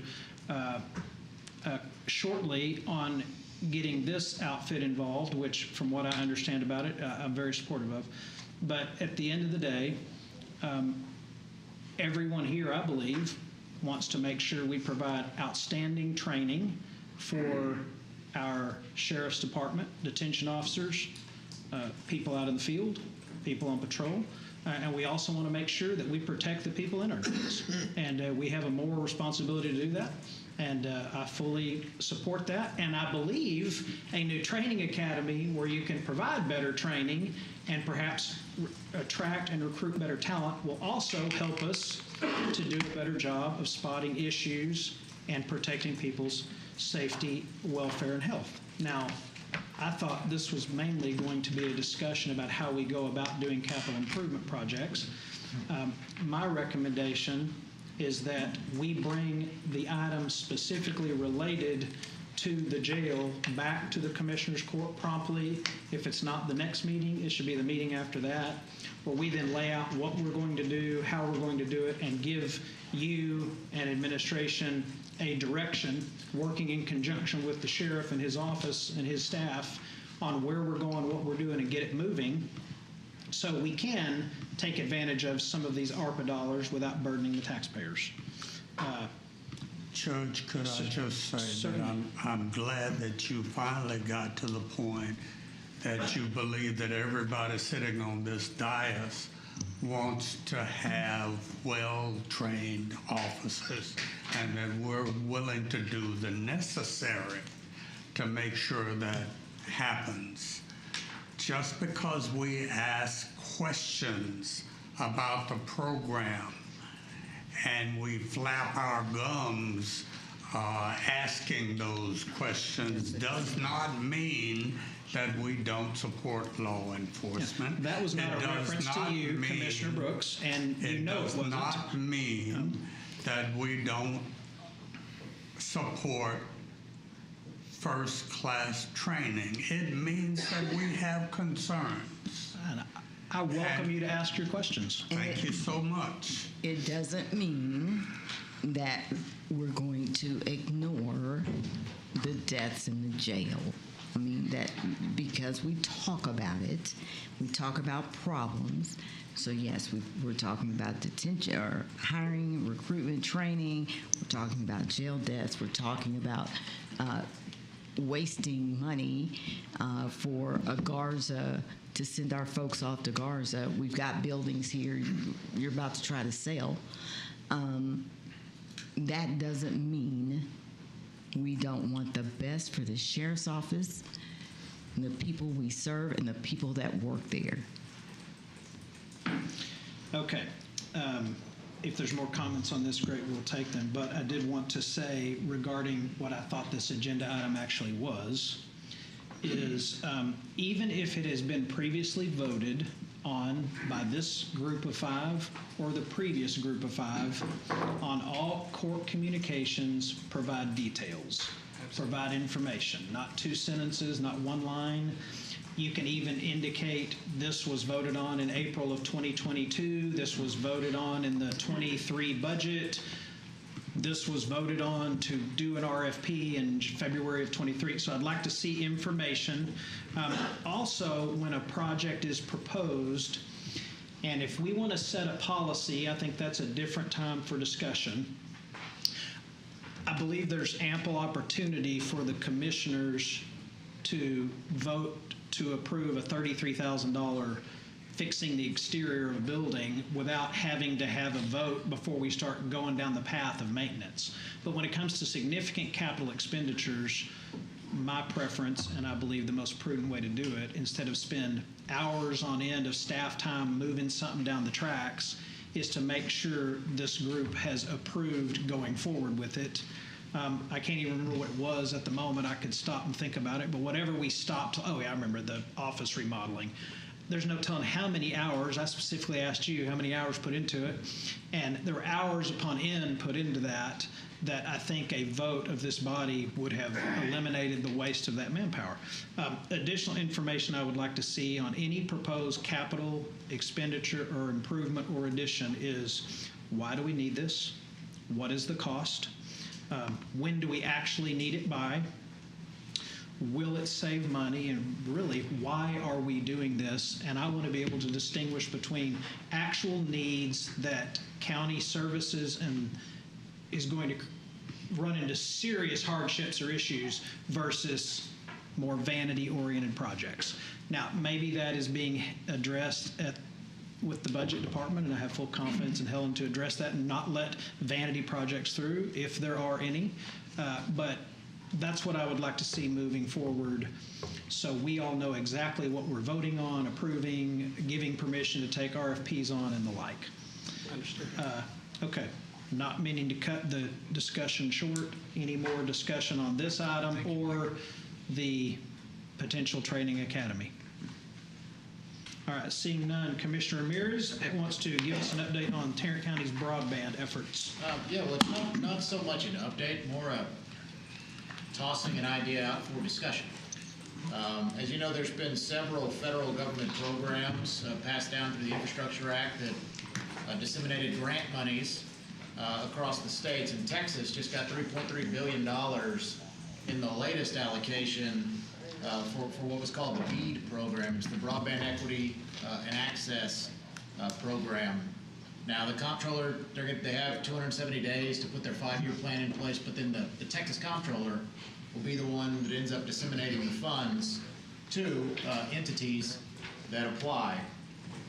My thought process was, the city of Fort Worth's looking at doing something similar. In the county, we don't have an adequate fiber ring, backbone, whatever you'd like to call it. Our buildings are not all wired together, all of the county facilities. There's no ring, and we have a lot of spotty areas in the unincorporated county, and even some incorporated that don't have access to broadband fiber. So internet connectivity, all of our citizens don't have the same type of access. These grant programs are designed to expand into those areas that do not and help interconnectivity for everyone else. So I'm familiar with the industry. I know how they disseminated all the previous grant monies in Oklahoma and Missouri. And essentially, it was your local governments that partnered with providers to put together a plan. And it's just like getting money on a TxDOT project. You put the infrastructure in place, show them the roadmap, and then they will provide on a shovel-ready project. So wanted to get the court's thoughts. my mind, the city of Fort Worth's already putting the plan together. So if there were groups that were interested in putting plans together for Tarrant County and then come forward and say, hey, this is how you'd like to do it, maybe staff can look into what the requirements are for the grant. And yeah, so it doesn't seem like something that there's no capital outlay on the front end until you get the grant money, except for saying this is the population we hope to serve.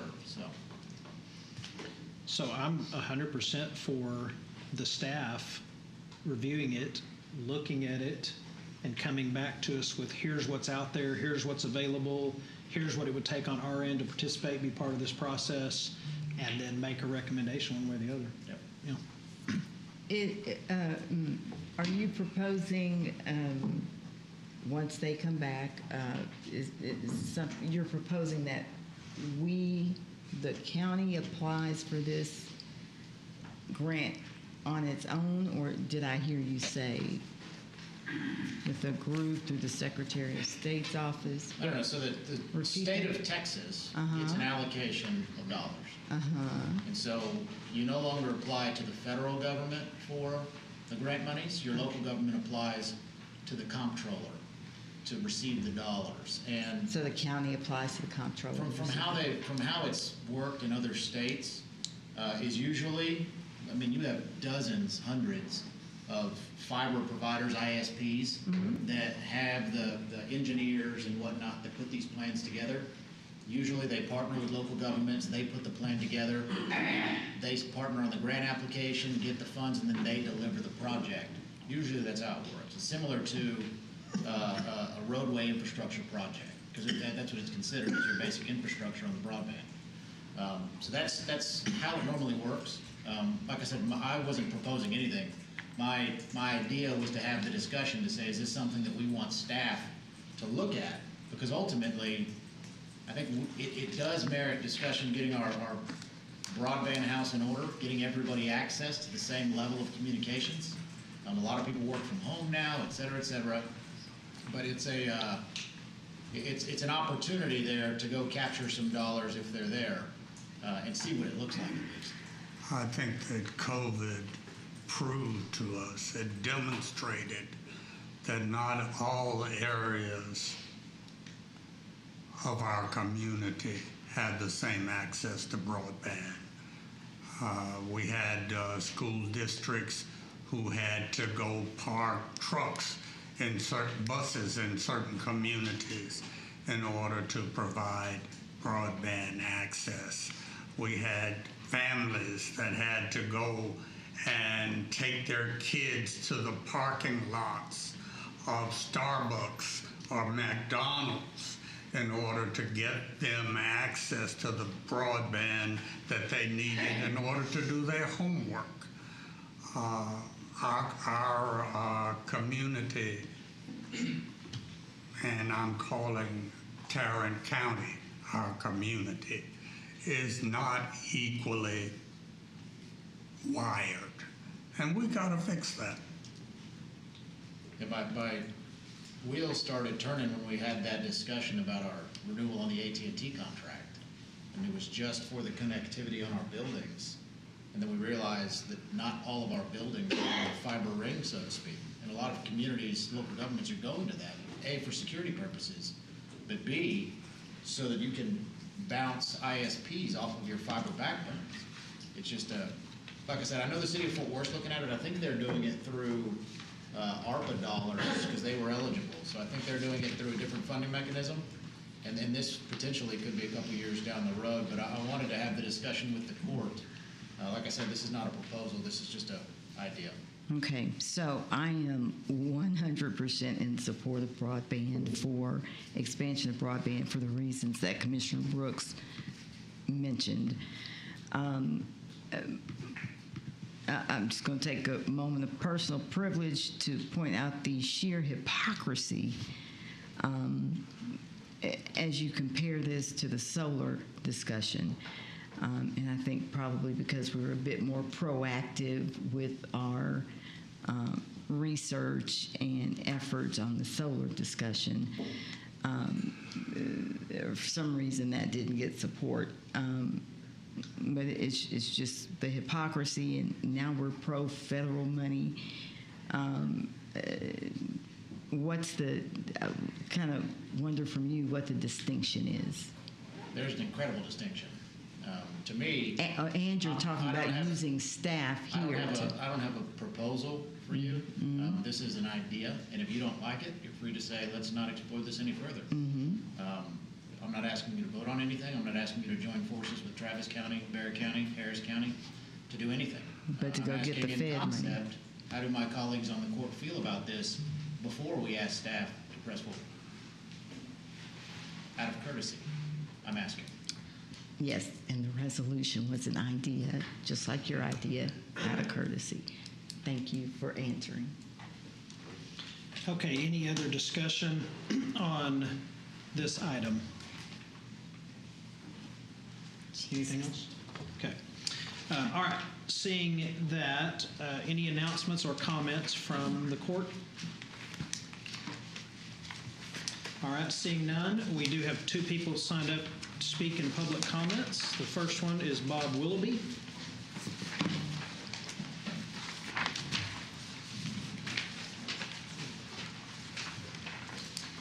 How you doing? Thank you. Tom. Actually, it's the same kind of question I had before I came here. This last election, May 6th election, had a lot of questions came out after a video was released, which I have on my website.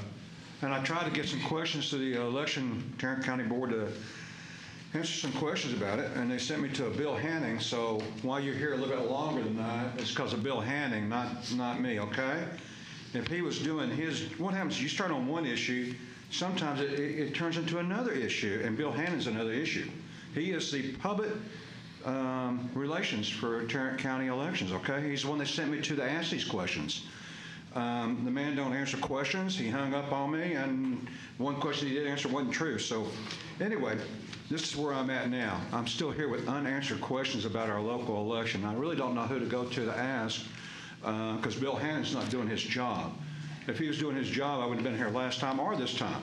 He would have answered the questions or sent me to someone or said he would have found out or done like, I think most of the people who work for the county are probably good working people, but Bill Hanning's attitude was he couldn't work in the private market and get away with it. I'd like to see you to hold the employees, when you talk about raises and stuff for your income, I'd like to see the employees of the county be held to a little bit higher standard than the private market, really. I think, but if they're just equal to the private market, I'd be happy with that, okay? But I've never been treated like that. You call the man, you ask a question, he says he's not going to answer, and he hangs up. You know, this after calling him twice and never returned phone calls. Okay, so here's what became the problem. His attitude became the problem over the issue. I still got questions about this election, which is a video on my website at fwdistrict5.com. You can see the video. This is the main one where everybody counts the votes, and they got cameras in there, and you see, and there is too many things to go to open records about. There's just so many. It looks like it's run worse than a Mickey Mouse campaign. I mean, it's terribly run. Okay, so after that video came out, we've had a lot of people. Fort Worth Weekly has called me. I've been in touch with them, and they're doing some investigating and stuff like that. I just want to get some answers, you know. That's what I think some of these might be able to answer. And one thing above all, even if the questions are answered, that organization needs to be remanaged. Someone needs to know what they're doing over there. People coming in and out of the room with their purses and stuff. They're on the guard's on his video game. They're left in there by himself. The head person prints out stuff at the end of the night and takes it out of the room. You're not supposed to leave the building with it.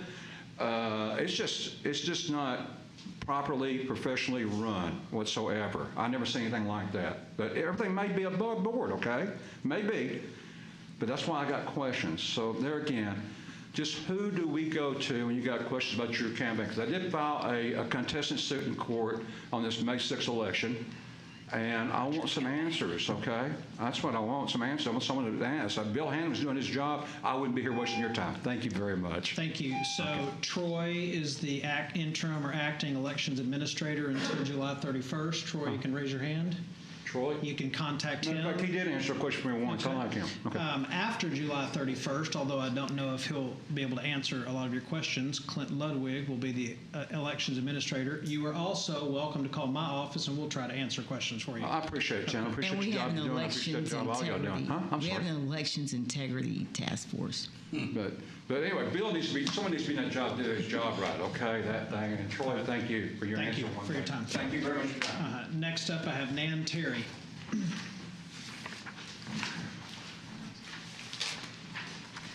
Good afternoon. Thank you. I'm Nan Terry. I'm a resident in Tarrant County, Commissioner Ramirez's district. And I'm still concerned about, I remain concerned about the deaths in Tarrant County, but I'm also concerned about the staff working in that facility, or in our facilities. And I appreciated the conversation today about building a world-class training center, but I encourage you to work, and I applaud you for reaching out and making it more of a regional, perhaps collaborative effort for the region too. The Tarrant County website mentions a Tarrant County Mental Health Jail Diversion Center Advisory Committee, which, best I can tell from the website, has not met this year. And the MHMR Jail Diversion Center may be a good way to decrease the jail population.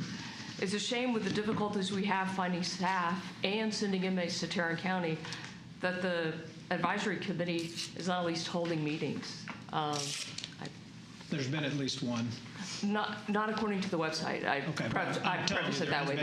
I appreciate that. Be nice if we could. Maybe I can get with you to that. And I appreciate you supporting a new position for the Tarrant County to act as a liaison officer. I would encourage you to do more, have that person report back on the jail diversion or other tactics to reduce jail population. And I appreciate your time. Thank you. Thank you. I don't have anyone sign up to speak to public comment, but there's one person here that signed up to speak to something else. And if anyone else would like to speak, you're welcome to do so now. Come on up. Please identify yourself. Absolutely. Thank you so much. My boss was actually running late. I was in the elevator when y'all called upon me. So thank you. Let me get started. My name is Rogelio Micuero. I am a community organizer and a student at the University of Texas at Arlington. I stay in Miss Alyssa Simmons district. Thank you so much for letting us know that this was happening today. What a show we put out today. But before I proceed, I would like to actually start by acknowledging the land on which we gathered. We are in downtown Fort Worth, and I want to respect the Caddo, Comanche, and Wichita and affiliated tribes. I'm grateful for the opportunity to gather and discuss matters of importance with you all in this sacred land. Today I stand before you, not just as a Tarrant County resident, but as a community organizer, an environmental science student who is passionate about policy, a democratic process, and the possibility of working people one day flooding every hallway of this fancy building.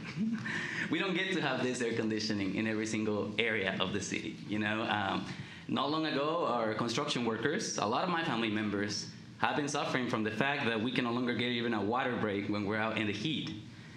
But when we're talking about the sun, I think we have to recognize the power it holds. I want to uplift once again. There is money that is being given to this county so that we can get into solar power, but we decide to say no. I wonder if it's because of fear, or I wonder if there's anything else stopping us.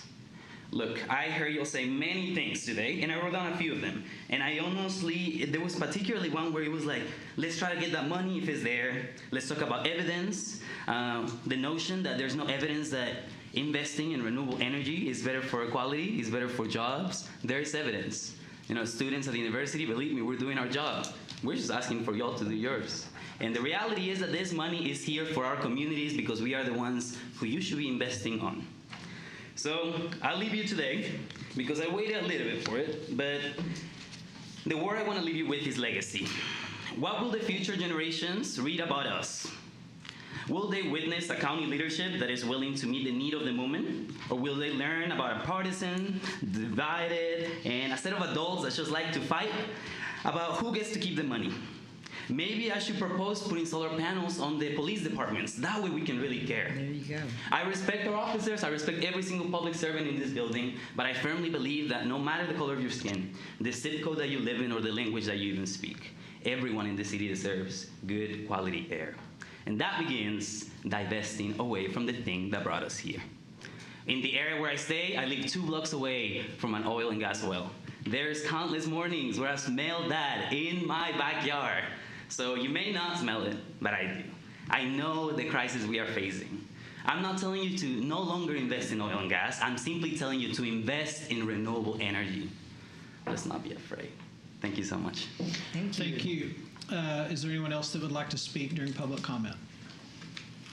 Okay, seeing none, please remain seated and silent while I read the following statement. The Commissioners Court will now recess the open session and proceed to closed session to discuss items exempt under sections 551071, 072, 074, 076, 087, and 0725 of the Texas Government Code. We are now recessed.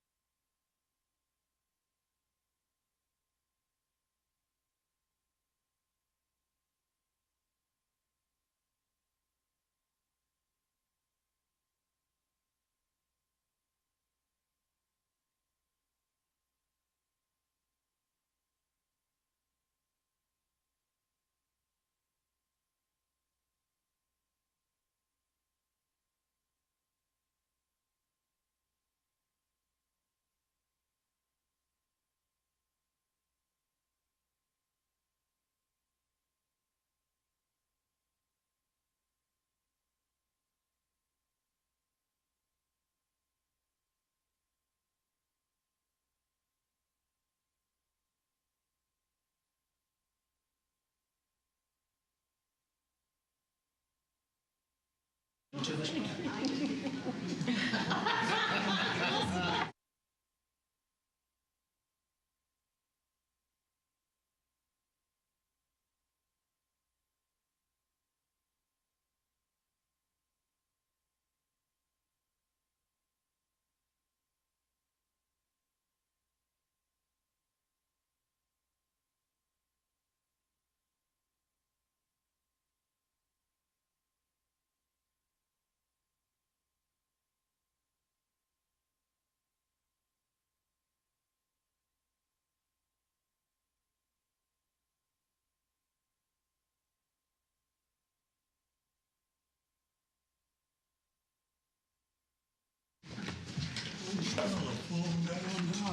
know. Go to work. You don't have nowhere to be. So when we come back to order, and Commissioner Pickens, we'll do, if you don't mind, we'll do the agenda business first, then we will move into 504 for the work session. If that's okay? Oh, y'all are twerping me out.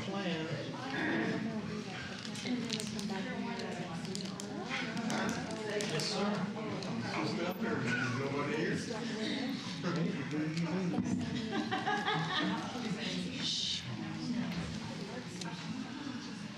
Okay. We're not in the work session yet. You need to fill this for a member of the Commissioner's Court first. Okay.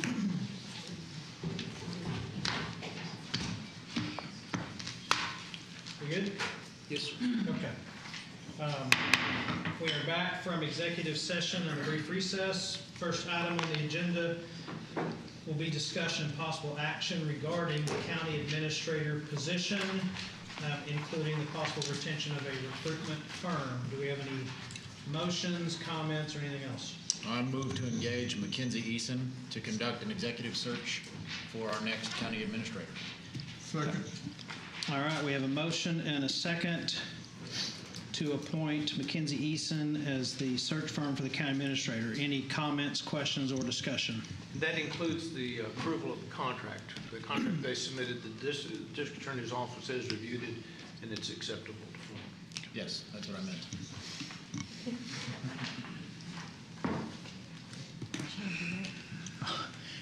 All right, any comments or questions? All right, seeing none, please cast your vote. Okay, it passes 4-1. Next item is the E1, which is a discussion of the Volkswagen case settlement and approval thereof. So, second, we have a motion and an approval to resolve Tarrant County to settle its pending claims against Volkswagen in the Volkswagen Clean Diesel litigation. Any questions, comments, or discussion? All right, seeing none, please cast your vote there. All right, that passes unanimously.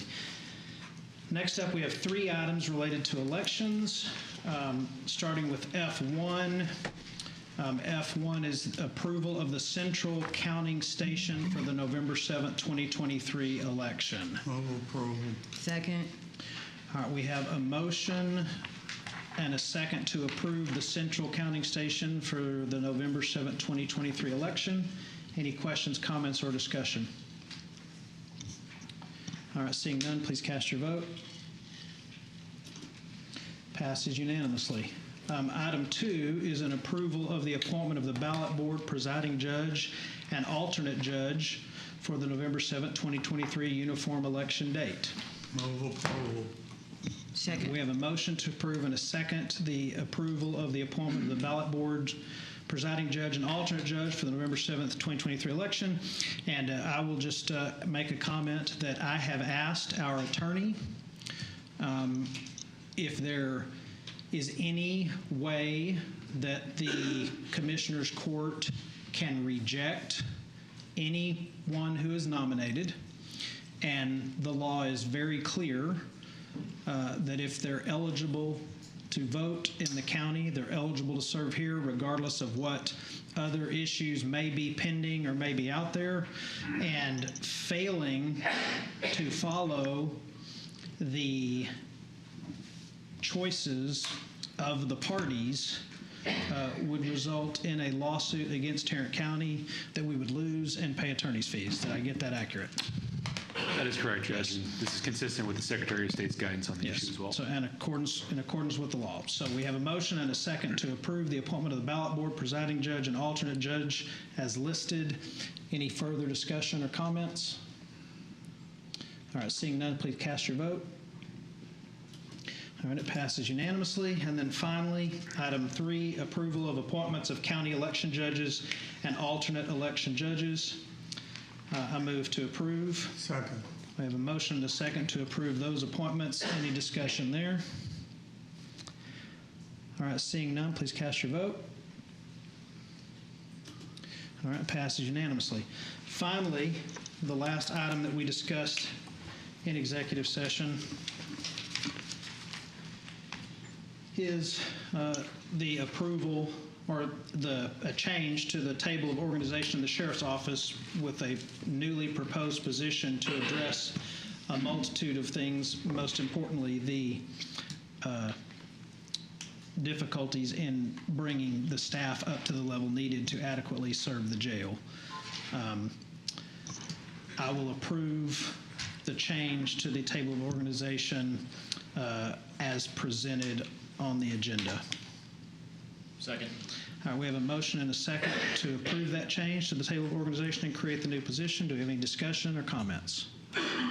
I'll simply say that I'm looking forward to having a second look to help solve some of the challenges that we've experienced, and I know that this person will provide valuable insight and additional tools for our sheriff's office to do their jobs. All right. I will say the first step is admitting you have a problem. So I think this is saying we have some concerns and we're trying to do something about them, address them. So I will be supportive of this, even though we have an elected leader who has a great salary and ought to be able to run the sheriff's office. So anyway, I will support this. All right. Any other comments? All right. We have a motion and a second to approve item H2. With no further discussion, please cast your vote. All right. It passes unanimously. Those are all the items that we discussed in executive session where there is action to be taken. We will now recess from this location and move to the back for a discussion on tech share and where the county moves from here on tech share. We are now recessed to the next room.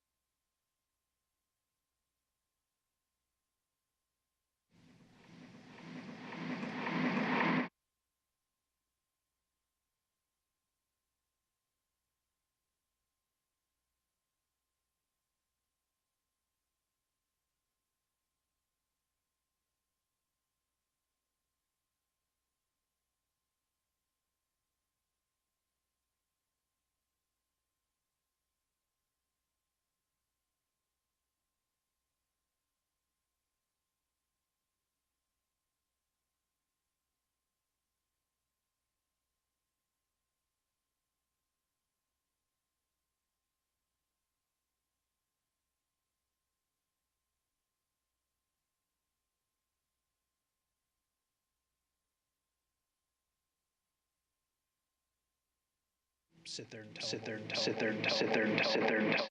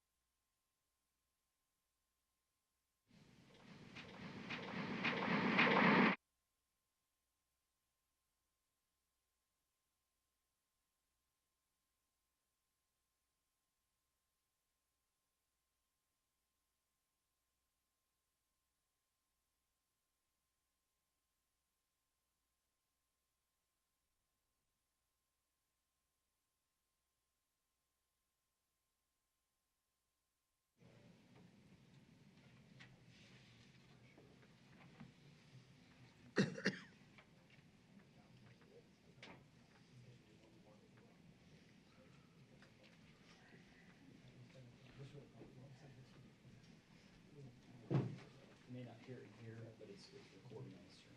So they can hear us? Okay, yeah, so what the purpose here today is, the Commissioners Court has asked for a discussion of TechShare and where do we go as a county from here.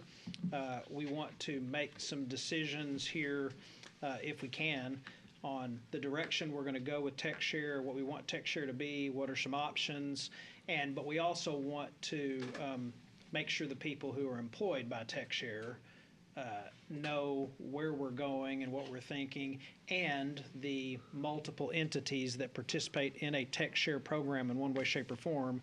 Those folks also need to know what our intentions are to know how to plan accordingly. So that's the reason we're doing this together, and then I guess the staff is going to have a presentation to us, which hopefully will be brief, so we can then discuss.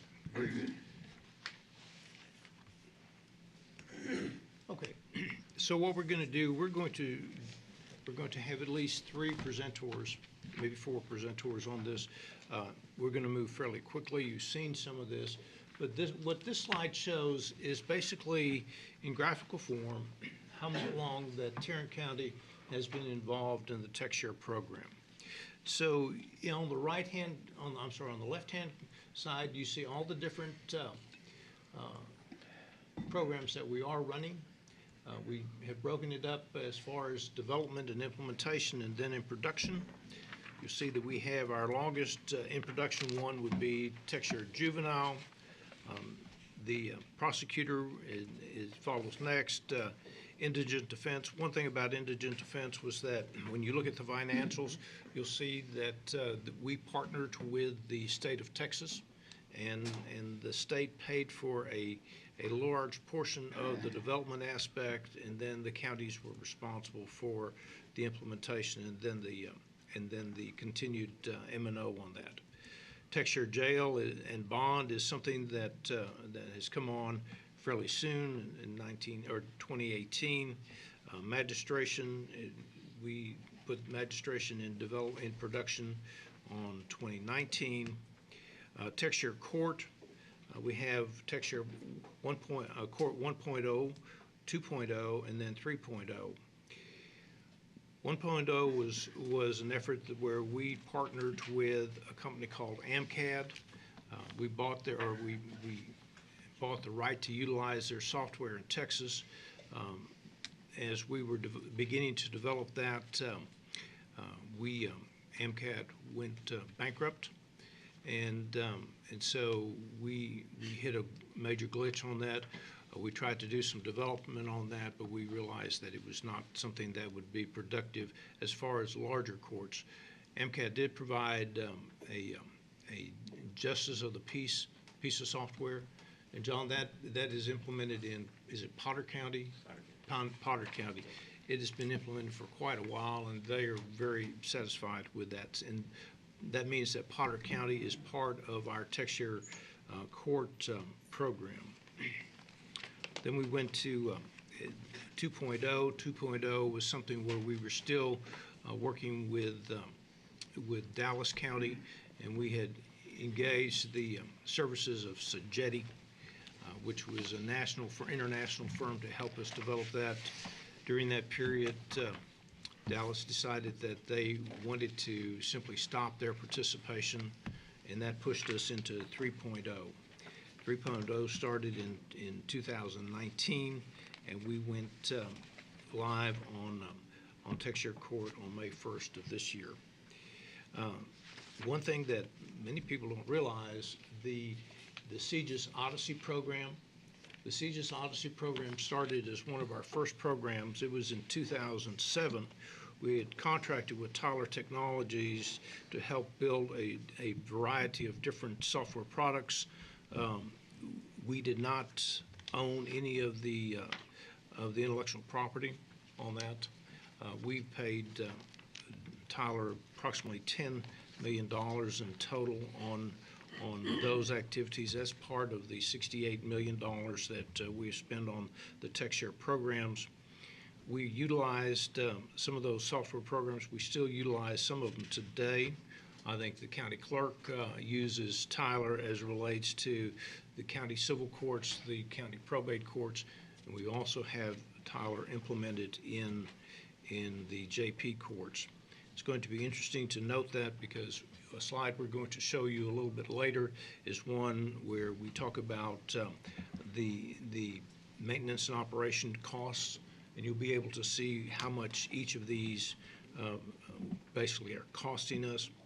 And then I think an important thing to remember, and it's something where we get acronyms maybe mixed up a little bit, on the green bar, when we first created Techshare, Techshare was a division of, a part of the Conference of Urban Counties.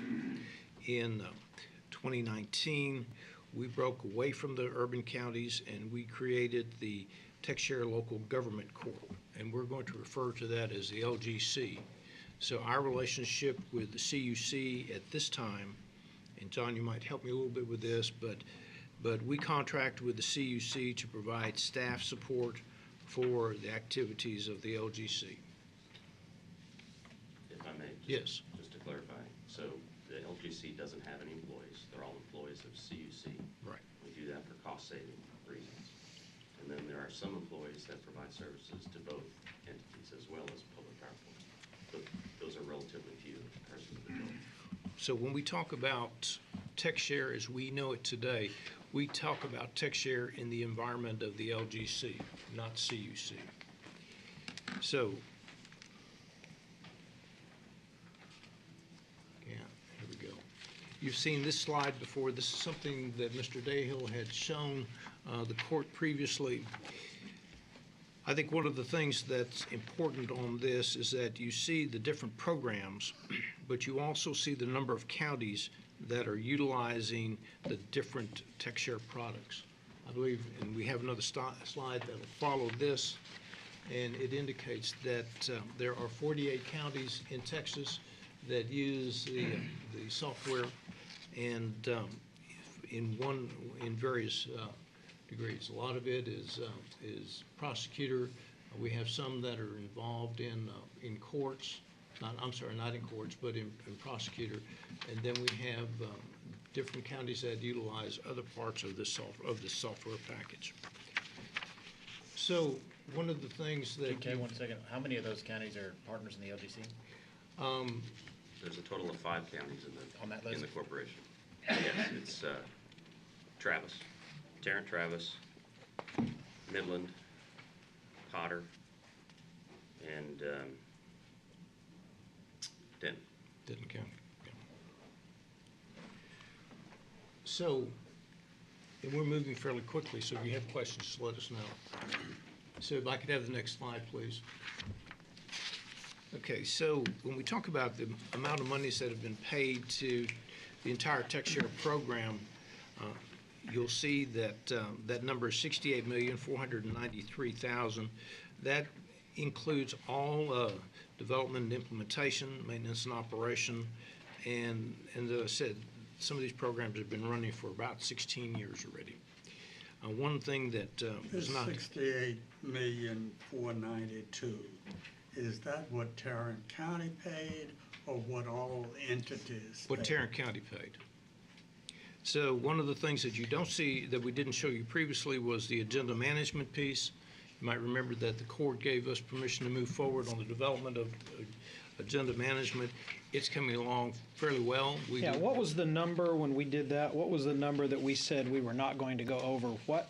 It was $190,939. And that has already been paid? No, it has not. Okay. So it looks as if we have paid that, but we have not paid those payments. As we had stated to the court, that payment is not going to be made until we receive the software and the software is Okay. operational. So besides that $191,000 that has not been paid, despite the title of the slide, is there anything else on there that has not been paid? No. Okay. All right. And we had caught that title issue, and our attempt was to correct that. So, sorry, GK, not to interrupt. So, Matt Jones with the auditor's office. There is $677,000 worth of debt implementation for Texas Court that has not been paid also. It's encumbered, it just hasn't. It's encumbered, has not been. We're validating the invoices. Correct. Okay. So one of the things that some of the things that we've been doing in the past is that we still have a backlog of programs that the Commissioner's Court, the last court, had approved funding for, and that funding exists in the FY23 budget. One was the first one is out of the district clerk's office. It's a civil and family courts. That would take our criminal courts and make it so that it could be applied, or we would have a courts program that would cover criminal, civil, and family. The next two, the mental health alert system and the PSA risk assessment, are things that come out of CCA, and those have been funded.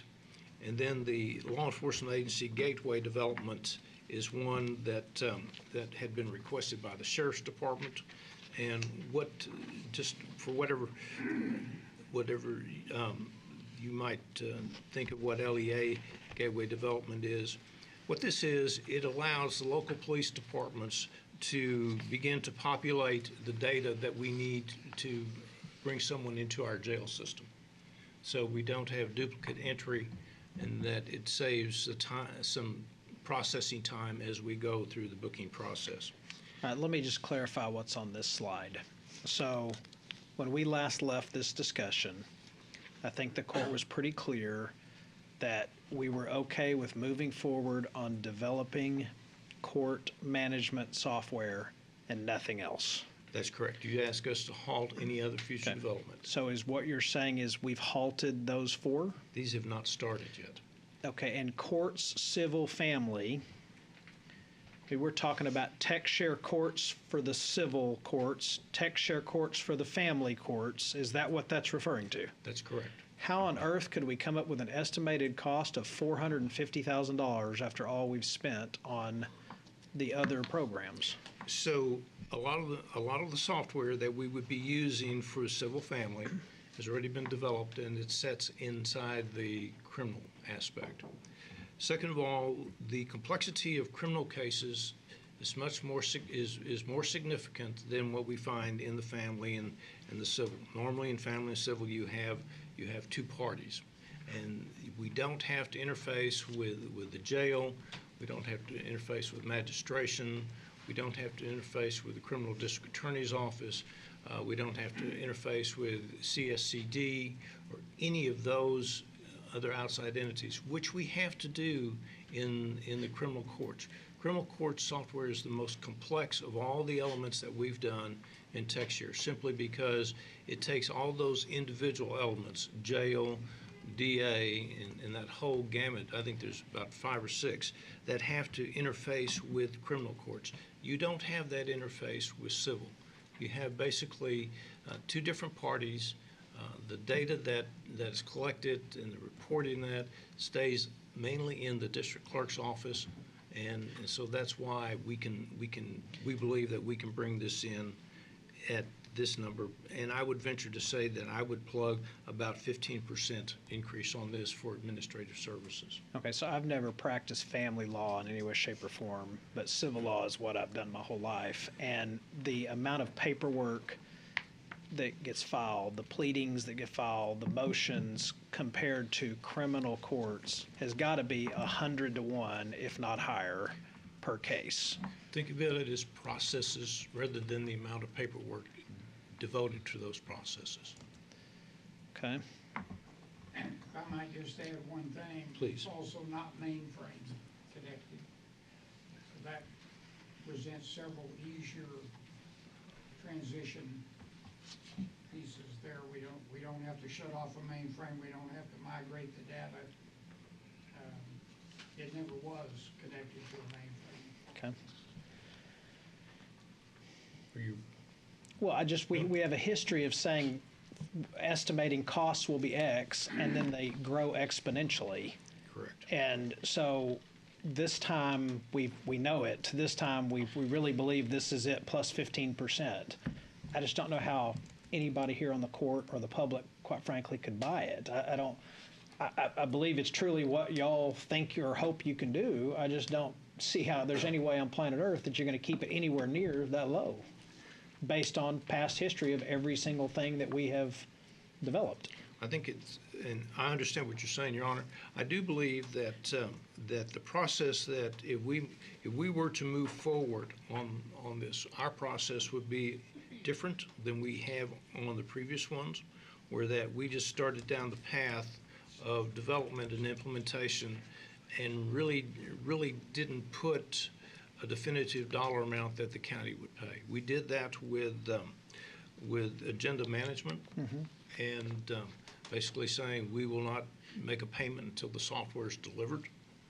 Now, the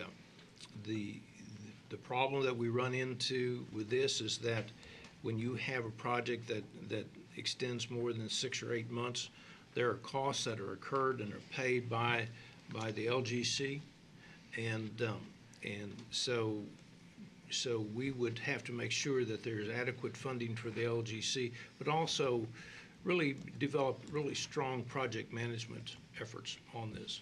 Now, I think if someone would ask me why we've had some, I'm not going to say failures, but some misses on the development and implementation, I do not believe that we have really had strong project management that we had when we implemented things such as SAP. And so project management plays a key to that. Plus, I will tell you that like in the court system, we learned a lot in criminal courts development that we can apply those processes to civil family. Prior to courts, the current system, what's the shortest amount of time on any of the other software programs that it ever took from the time development started until the time it was implemented? Any of the other programs? So I can help with that, GK. if you'd Sure, like. absolutely. So indigent defense was a 1-year development, and magistration was approximately a 1-year development. Okay. How much did those two cost? I will refer back indigent defense again with the overall net cost to us has been $784,000.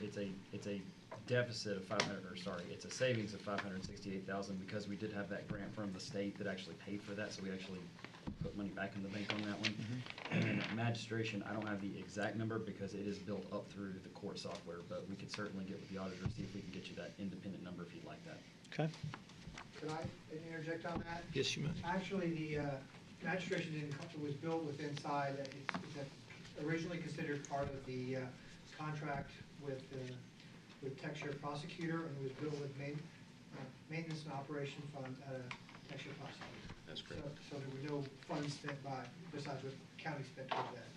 Because in the original agreement with the CUC, when they inherited all our software, we actually had magistration software developed. They had to replicate that, and so we requested to replicate it, so there were no additional costs than what the county had already paid. Okay. Can you look at this spreadsheet and tell me how much magistration costs? Certainly try, ma'am.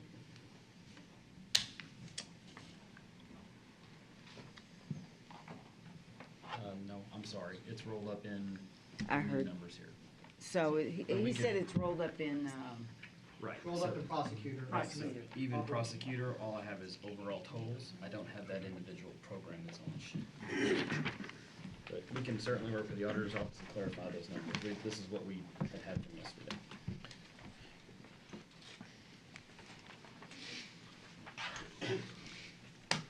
Okay, so when we look at cost factors, what we see here is that this is a comparative analysis of our major software programs. This is the M&O cost that we anticipate spending for FY '24. So you see that the TechShare software, we anticipate, because LGC has given us a number of $1.7 million as the cost, and this is M&O only. It is break fix, it is not evergreening, and it's not new development. So but it's pretty much in line with what we were going to receive from these other areas also. SAP, which is our financial backbone, is about $539,000. Tyler Technologies, now this is for county civil courts, county probate, and JPs. That and it's civil, not criminal. That's $898,000, almost $899,000 in licensing and fees that we're going to be paying this next fiscal year. And then Microsoft, and everyone is aware of Microsoft, we pay annually about $3.7 million to use Microsoft products. We're a Microsoft company, so that's what those costs are. Okay, so unless there's any questions, we want to talk about 3 potential options that the court might want to consider. And we'll start by going to option 1. There we go. And let's go to the next slide. And Chris, I think that you're going, one of the things that had been requested was, the question is, how much is this going to cost us if we bring this in-house?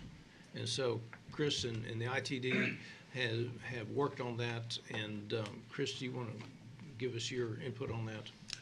Yes, sir. Good afternoon, Your Honor, court members. Can I go to slide 2 first before I come to this slide? So I wanted to just briefly, it's a couple of 3 slides here to, so in order to bring this as an in-house support, which means doing the things that the LGC does today for us, primarily in the area of break fix, as well as a tier 1, tier 2, and tier 3 support. What would happen is that we'll need to receive the latest version of the source code. The source code is kind of like the engine of the software of the code that is developed, and then this proposal is predicated on this bullet number 2, our ability to engage with the development company that has assisted with a lot of the development of our software for purposes of already institutional and prior knowledge. And then we will need, in addition to that, to hire some additional internal staff to augment current support model for IGES. And I do have a slide that summarizes this, and then we would need require about 30 to 90 days code freeze, just a period where nothing will be happening, no changes, nothing. So slide number 1 now, some advantages and disadvantages, so the pros and cons of going this route, bringing this in-house. Starting out with, I would look at the advantages first, or let me just start with disadvantages. There will be some learning curve for new internal employees that we bring on board, and I'll be showing you a slide that summarizes how many we propose. And then there'll be a little bit of learning curve for the development company that works with us now through LGC, working directly with us. Hopefully not much of a learning curve there. A short-term code freeze, which I mentioned already, means we have to pause any changes. And then I've also been made to understand, I don't have expertise on that last bullet on the disadvantage, that there will be loss of equity revenue, which is the revenue sharing model, which is the original fabric of the whole concept of the TechShare program. And so I would allow that to be addressed by those with the expert legal mind. Now, the advantages would be we would control the development. What do I mean by that? It just means that we are able to work directly, of course, with the key stakeholders here to identify what we need to add or enhance at the beginning of a period, whether it's a fiscal year, and cost that out, and everybody knows exactly how much it's going to cost. And control of governance, that also means that Tarrant County will be in charge of, we will not need to factor in what other entities think, so we will just focus on Tarrant County.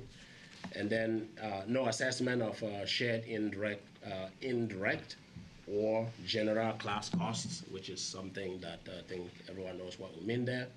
There'll be some ability, of course, to further integrate the TechShare software suite into the Tarrant County infrastructure, which typically would enable a few things, and that includes efficiency through some type of data management strategy. Today, we have multiple different systems, whether it's prosecutor, jail, court, and so on, probably through some type of program like data lake, we're able to establish a single source of truth as certain elements of information flow through the system, the entire ecosystem. Those would be some of the pros, and then the cons, and then if I can get the third slide now. Thank you, JK, you're an expert in this now. We'll go to the last slide there. And it's not the very last, it's second to the last. So I did create, do a picture. They say a picture speaks 1,000 words. I kind of created a picture here that depicts what that organization internally will look like. Whatever you see, if you're a little colorblind child like me, but I see brown there, or the darkest color. That color is, few years ago, I began to see that because we partnered with TechShare to work these programs, whether it's development or maintenance and support. ITD actually does the level 1, the first tier of support, and then TechShare assists us, the first level and second, and then TechShare assists us with the third level support, which is development. So I began work with JK. Go back to that for a second. The first tier of support is IT. Yes. The third tier is development, which is all TechShare. TechShare. Tell me how number 2 breaks down. Number 2 is things that we can fix directly that do not need development work, and then we would have to look back to TechShare to do that kind of development. So, so minor things, you know, password change, things that involve configuration. Configuration, it means that the elements of, you know, development are already there. We just need to move them around to make it work. So that's configuration. We do a lot of that. But if it's any kind of development work, we would have to fall back to TechShare to handle that.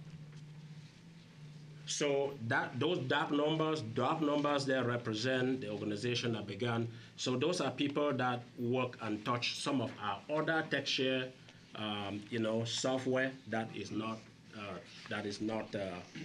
some of our other IGIS software that is not TechShare. And then the dark green are resources that I've requested over the past period of 4 years that are fully dedicated to supporting the TechShare program. And then the very light green are the new asks. And if we go to the very last slide now, JK, it gives a very quick summary of everything there. So this lays out. Is it fair to say if you brought it in-house, you would have to create 6 new positions that don't currently exist? Yes, sir. Okay. That's a summary right there. All right. Those are each of the individual. And then the development company, where did you get the number 80,000 monthly, and what are you aware of companies that currently exist that would do what we're describing? No, the development company that I'm referring to would be the one that already assists TechShare today in doing the development work for this software. Okay. Quite frankly, I would say here that if we were unable to establish a direct support relationship with them, I would not recommend that we take this in-house, because the process to get there would be onerous. It's going to be, we would literally have to go out and get a third-party company to do a code assessment. Did you say, just so I'm clear, if you couldn't work out a deal with the current development company, you would not recommend bringing it in? Is that what you said? No, I would. I will not. Okay. At this point. At this point in time. And what's the name of that company again?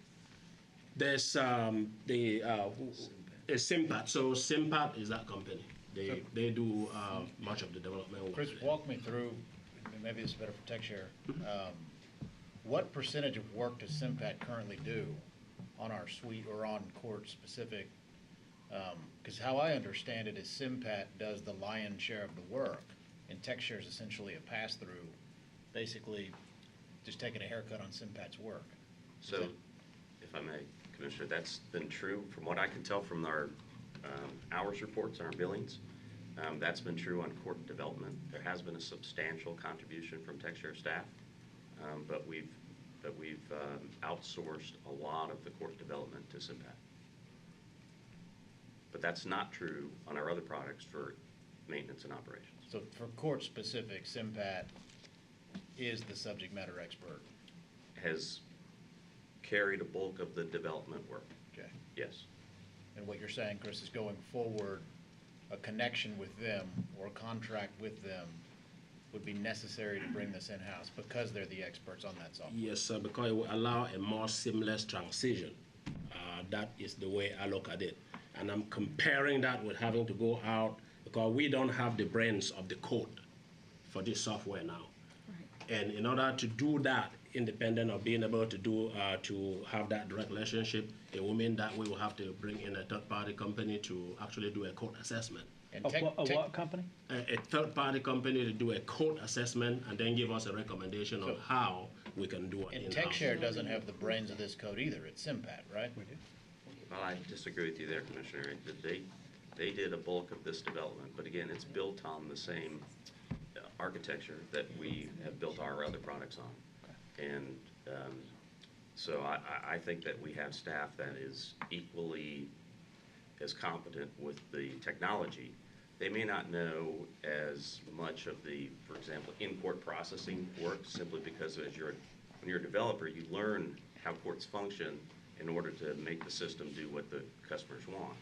And so our team may not be, all of our team is probably not as knowledgeable as some of the Simpat staff, but I have absolute confidence that the gap is almost negligible. So when we look at our options, and we're discussing future facing here on M&O, you think TechShare staff, they would be the ones actually completing any type of further work for us, not Simpat? If you, well, again, under the options, either set of staff has the qualifications to maintain the software. But if we were to contract with TechShare, or remain in the agreement with TechShare, yes, Simpat is still going to do work, and then TechShare is going to pay Simpat. Simpat may or may not do work. Right now, the budget that's under consideration, there's no funding for contractors. So I think, so our ITD would do the work, correct? Well, if I may, if you stay in TechShare, it'll continue the way it has been, which is Tier 1 is simple things. A lawyer doesn't know how to log into the system. That's on your IT staff.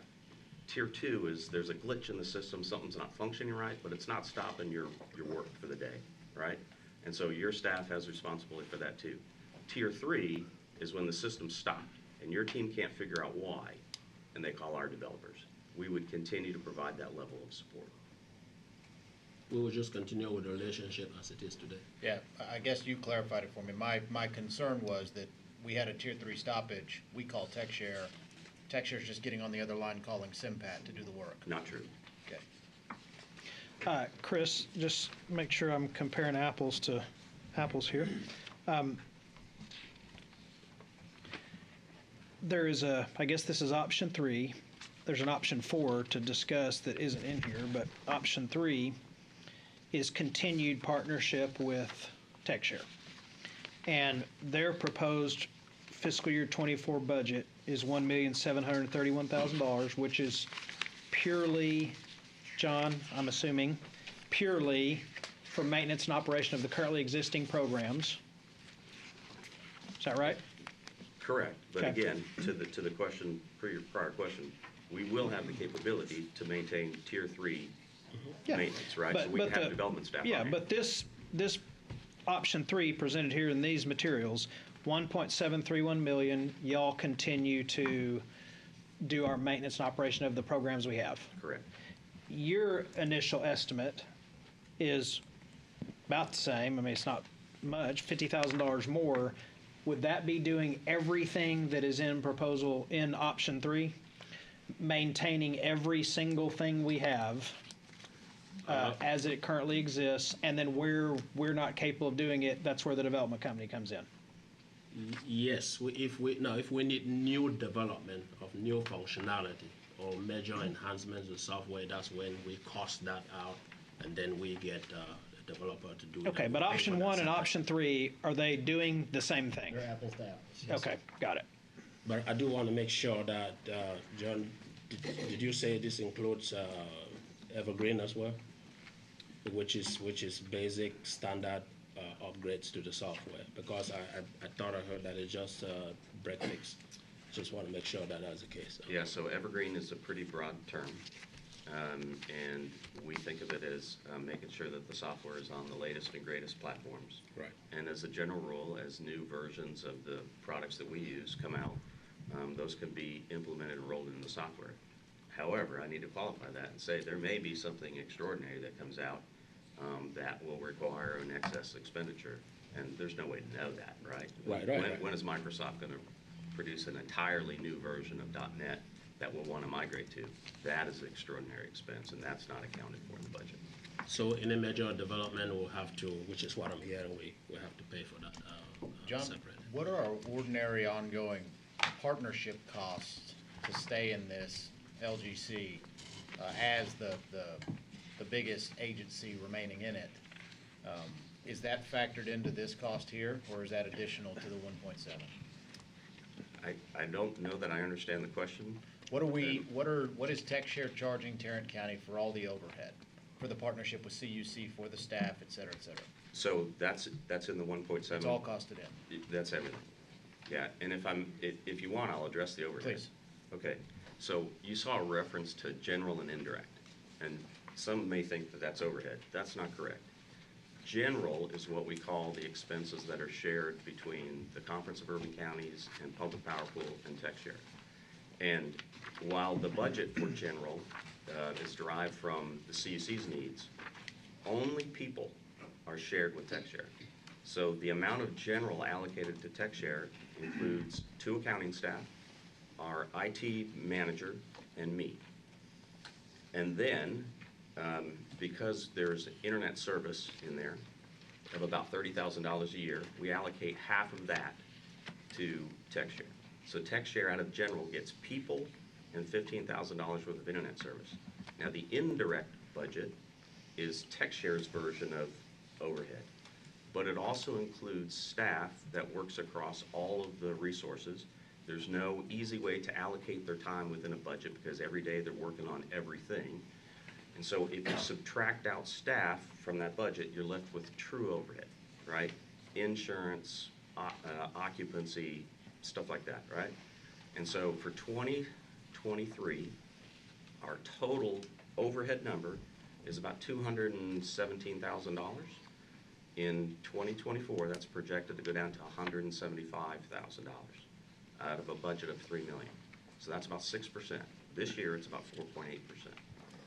And the personnel and staff, all those costs that are working on the other projects also, how is that weighted for Tarrant County's portion of the responsibility to pay that $3 million budget? Yeah, so it's not, their time is not weighted toward any particular county.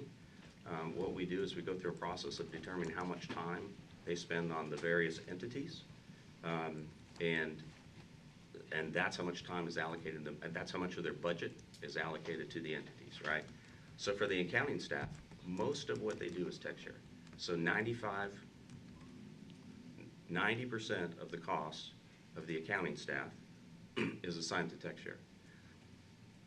That general expense, then, let's say it's $100,000 total of general coming over to tech share. That's then assigned to prosecutor, court, indigent defense, magistration, jail, based on their direct expenses, right? So if jail's 20% of direct expenses, it gets 20% of the general charge. And it just so happens Tarrant County is the only entity using jail, so in that case, Tarrant County's picking up that 20% of that portion of the general, right? So the number varies across all the different resources. So we don't have it broken out specific what Tarrant County is Not for Tarrant County. I have in the budget how much each resource is predicted to pay in 2024. But not, I'd have to go back in and figure out how much of that budget Tarrant County pays and then multiply it by that allotment of the general expense. It can be done, I just haven't done it. Yeah, well, and since this is an all-in number, I guess, with what Tarrant County's capital outlay would be, is this including subtracted payments, so any revenue share? This does not. Okay.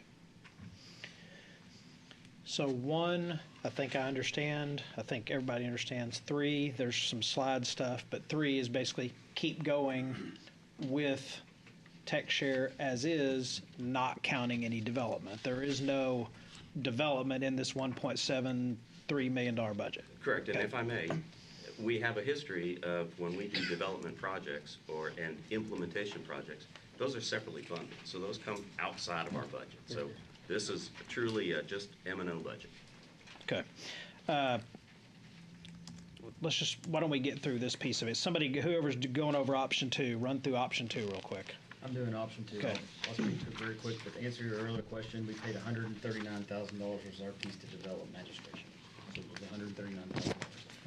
Option 2 is pretty simple. It's very similar to option 1, just instead of bringing all of the staff and cost in-house, we bid it out, put it to the street, and see what it would cost to have someone actually provide those M&O services for us. Okay. That's all. That's basically it. So the biggest disadvantage, I would say, and it's not even on the slide, is time, because of the fact that we would have to bid that out, gather requirements, go through the purchasing process to actually go to the street and find a company that would be willing to do tier 2 and tier 3 support for us. That would be the biggest disadvantage. The advantages are basically the same as they would be bringing it in-house. Okay. All right. Then any questions on that one before we get into a deeper discussion? Okay. So at this point, looking at the last slide, which we're not to yet, initial estimated cost, third-party vendor, it's all to be determined. So have we done anything, I suspect the answer is no, but I just want to know the answer. Have we done anything to inquire with any company We have not formally if anyone is interested in this or could do it that we know of? No, other than conversations with the development company about what their estimated may be, and just a couple of phone calls to gauge interest, we don't have any formal numbers whatsoever. And that's the only company we've talked to about it? Yes. Okay.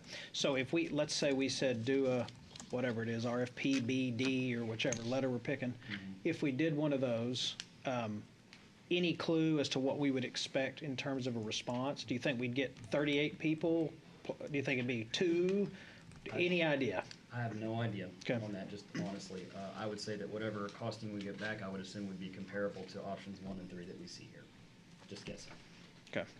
And you all know, I'll just add that any company bidding for this will want to understand the structure of the code, and that itself, it's an uphill task. So do we not own the source code? No, we can get the source code. It just is going to be, it's a learning curve, just like anything without institutional So let's talk knowledge. about that. So I think there's some confusion as far as ownership of the source code.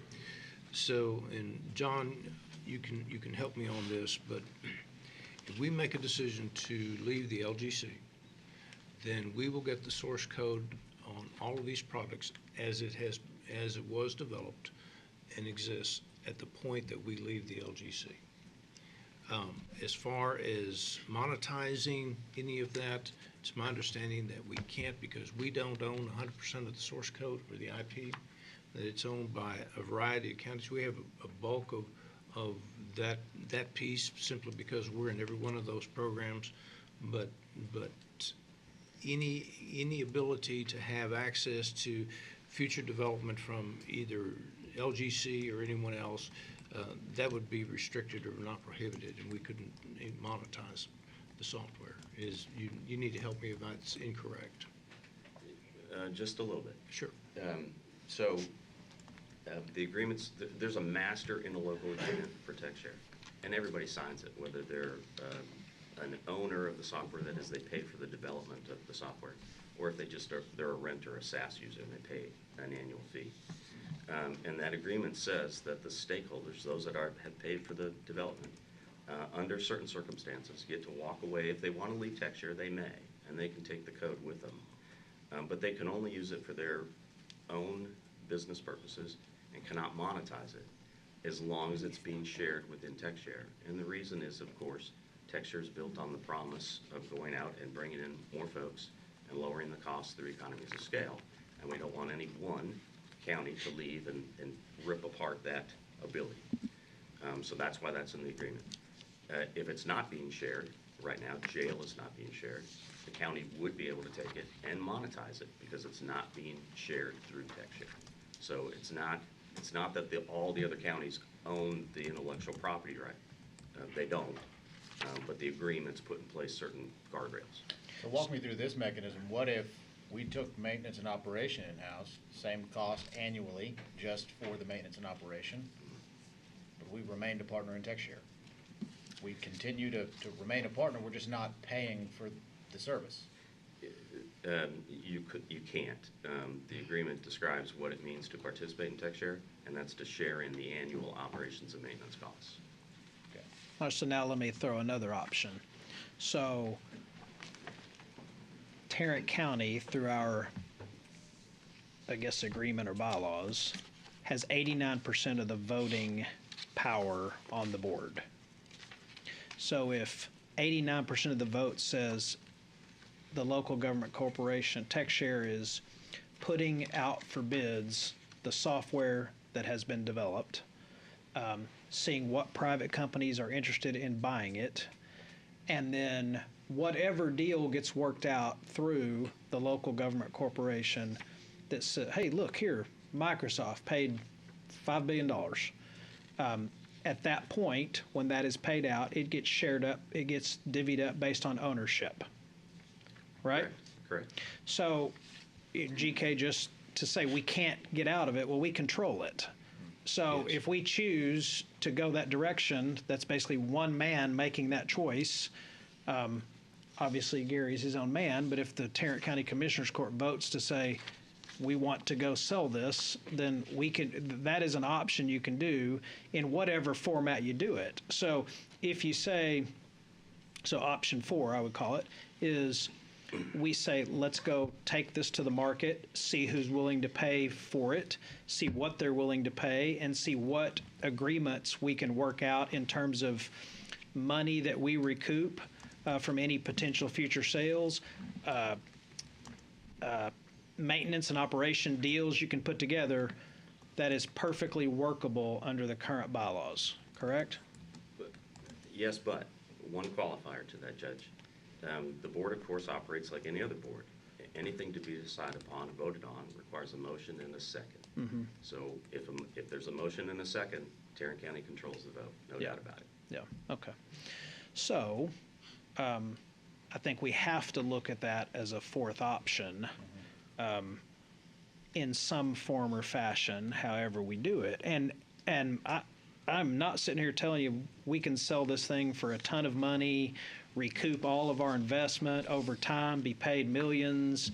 I'm just saying it's something that you have to look at and you have to vet. It is an option, even though it's not listed in the presentation. So number 3, do we need to go over number 3 at this point? We've kind of talked about it. I think we have talked about it. Okay. Number 3 is to maintain our relationship with the LGC Right. in the current state. And at this point, there's no action that needs to be taken either way, because we're already in an active agreement with TechShare that's in perpetuity until we stop it, right? We don't have to sign an annual agreement for maintenance and operation, right? Yes, but There's a lot of that, John. We're nearing the decision point for 2024. And For budgeting. For budgeting and also for deciding how you're going to operate your criminal justice system. And I'm not really thinking about Tarrant because y'all have capabilities that most counties don't. I'm thinking about the other, it's now 50 Texas counties as of this morning that are using the software, as well as 2 counties in Illinois. And they don't have as most of them are not stakeholders, they don't own the right to the code. They don't have the ability to bring it in-house. So their only legal ability to use the software is through TextShare. And they can't just drop, for example, prosecutor at the end of this year.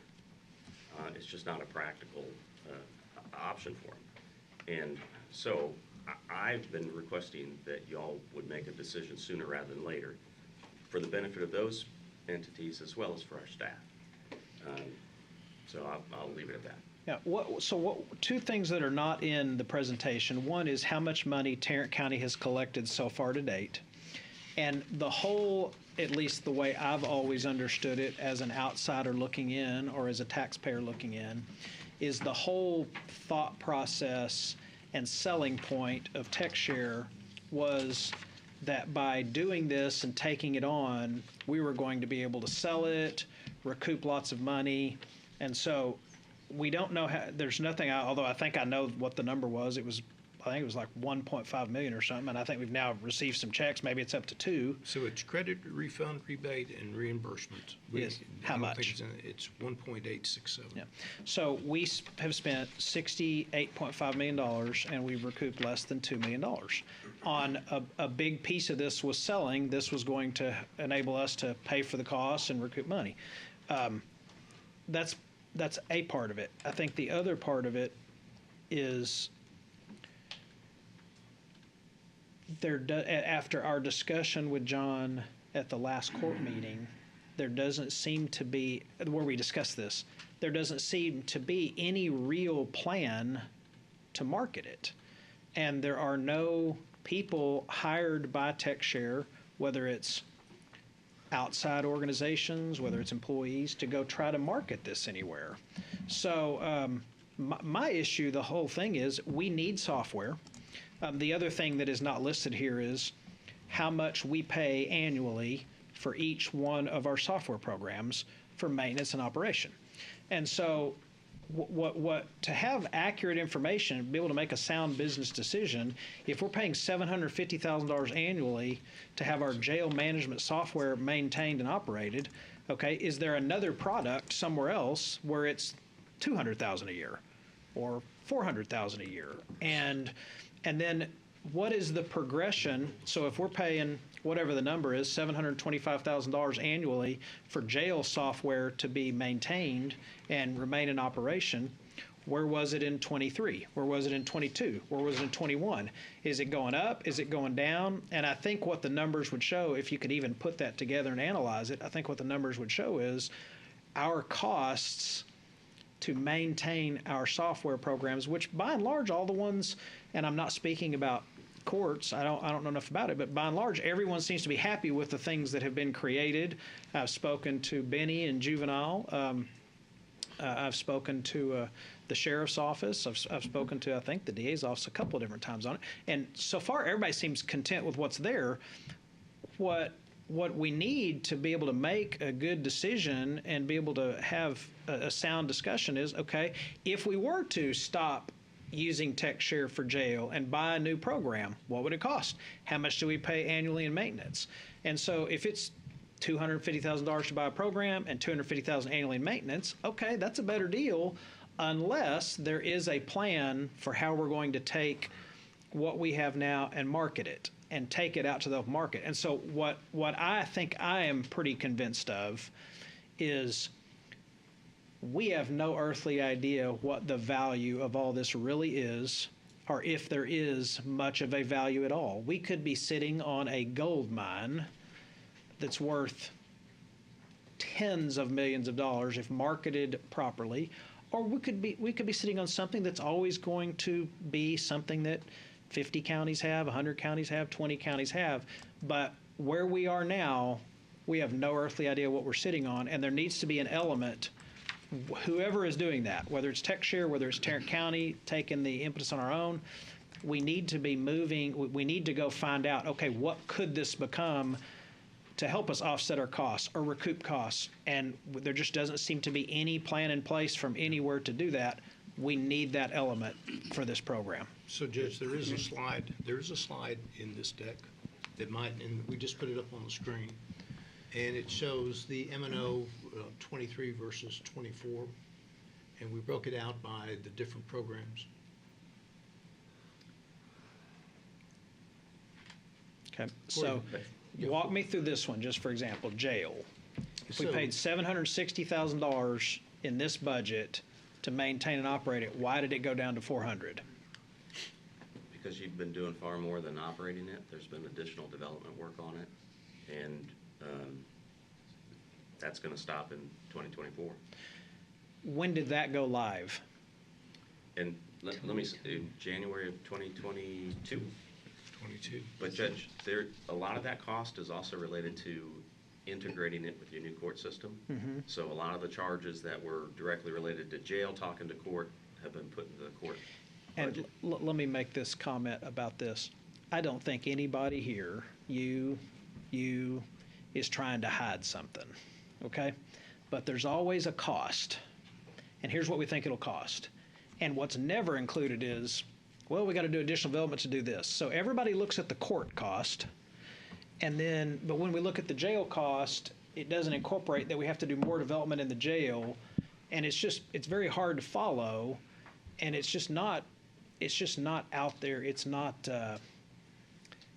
very transparent, and I say that not meaning people are trying to hide it. It's just hard to follow, and it's not out there, I think, for everybody to consume. To that point, Judge, you're going to have the same problem if you try to go out and buy something off the shelf that was not designed specifically for Tarrant County. These programs were designed specifically with Tarrant County in mind, so we know that it provides what we need. If you go out and buy some piece of software off the shelf, once you do the fit gap analysis to see what you've got to do to it to make it do what we already have does, then you might be spending thousands and thousands and thousands of dollars, and you end up in the same spot. Right. I think we've got a system that we obviously put a lot of time into and a lot of money, but we're on the right track. I think it's working. Our people are using it. Yeah, there may be one or two or three that want to complain about it, but there's probably a reason they want to complain about it that has nothing to do with reality. But we're in a situation, I think, where now is the time to move forward and not turn around and go the other direction. If we go the other direction, we'll recoup nothing, and we'll have to start over, and which could take 8 to 10 years. Look at our sister county next door, at where they're at with one of the premier quote companies around. They don't have a system that works. Okay, we have a system that's working. They could be part of our system. And I have had conversations with the lady, Elisa, with Commissioner Daniels? Daniels. Yeah. Commissioner Daniels. Now, she's one of 5. But she's all in on TechShare. They've got there's another council member that she thinks is in. So we're at that point where I think we can move forward a whole lot more confidently than when you walked in the door, John, 2 or 3 months ago and said, we're going to have it ready on May 1st or whatever that date was. And you did. So I commend you for that and your people. So I would suggest we move along and continue on the trail we're on, and I think we'll be fine. So Commissioner Fickus, on moving forward where we are means continuing the relationship with TechShare, and I'm not opposed to that at all. Basically, option 3. Option 3. I'm not opposed to that at all. I think we could explore option 2 when we continue forward and see if that's where we want to go. But I think what we have to get, and we don't have to get it sitting here today, but we have to get some kind of framework or structure if we continue with option 3, where there is an attempt to sell it and an attempt to market it. And I can tell you, I would not be the guy to do that if you tried to hire me to do it. I think the same, you would agree. I think you've said that that's not your forte. We is probably here, TechShare, needs to go out and see if there is some company that is interested in this, whether it's buying it, whether it's a partnership or profits are split, or whether they just, for a percentage of the recovery or whatever it may be, go try to sell this thing. What we're missing, I think more than anything else, is there is no real effort of any kind to sell it. So I agree with you wholeheartedly. We need a marketing arm. Now, how we acquire that is the big question. So let's start here. I am not confident that selling, particularly the court product, is feasible. And I'll tell you why. These are just a few of the emails that I received early on, as soon as this thing cut over. Respectfully, Commissioner Simmons, please keep me anonymous as to what needs to be said about this new program, TechShare, in which millions of dollars has been put into. The system does not work. We, the district criminal clerks, have hit an obstacle in about every single thing we tried to do. We are beaten down, stressed, and angry. If you were able to see TechShare DC go live on Team Chat, you would almost believe you are playing the slots in Vegas. It's all the issues the clerks are hitting, and the answer is a ticket has been opened. Mr. Wilder and Mrs. Louise, she writes, or he writes, are saying few cliches, but running smoothly, it is not true. The struggle is real. The system does not work. Thank you for your time. I speak for all district criminal court clerks and floor managers. This person writes back, good morning, week 2. Is this anonymous also? Her name is on here, okay, but I wouldn't dare share it. So good morning, week 2. They need to get rid of this program that millions of dollars were wasted on. It has constantly crashed, pulling up incorrect information. The county is going to get sued with one mess up. Clerks stressed out and no one is listening. Thank you for your time. That's one person. Now, this person is anonymous or made up email or something. I am sending this anonymously because I worry about my employment if it were to get out that I'm doing this. They are lying to you about how TechShare is going. We are not okay. You have so many employees crying because of how frustrating it is to attempt to do our jobs. It has turned what used to be a 3-minute process into a 45 to 90-minute process. It's got so many glitches that half our day is spent sending notice about them. A week ago, we were competent in our abilities to execute the job. Today, we all feel like idiots that have no clue what they are doing. We were not trained in any significant way, even if the program was working the way it should, which it is not.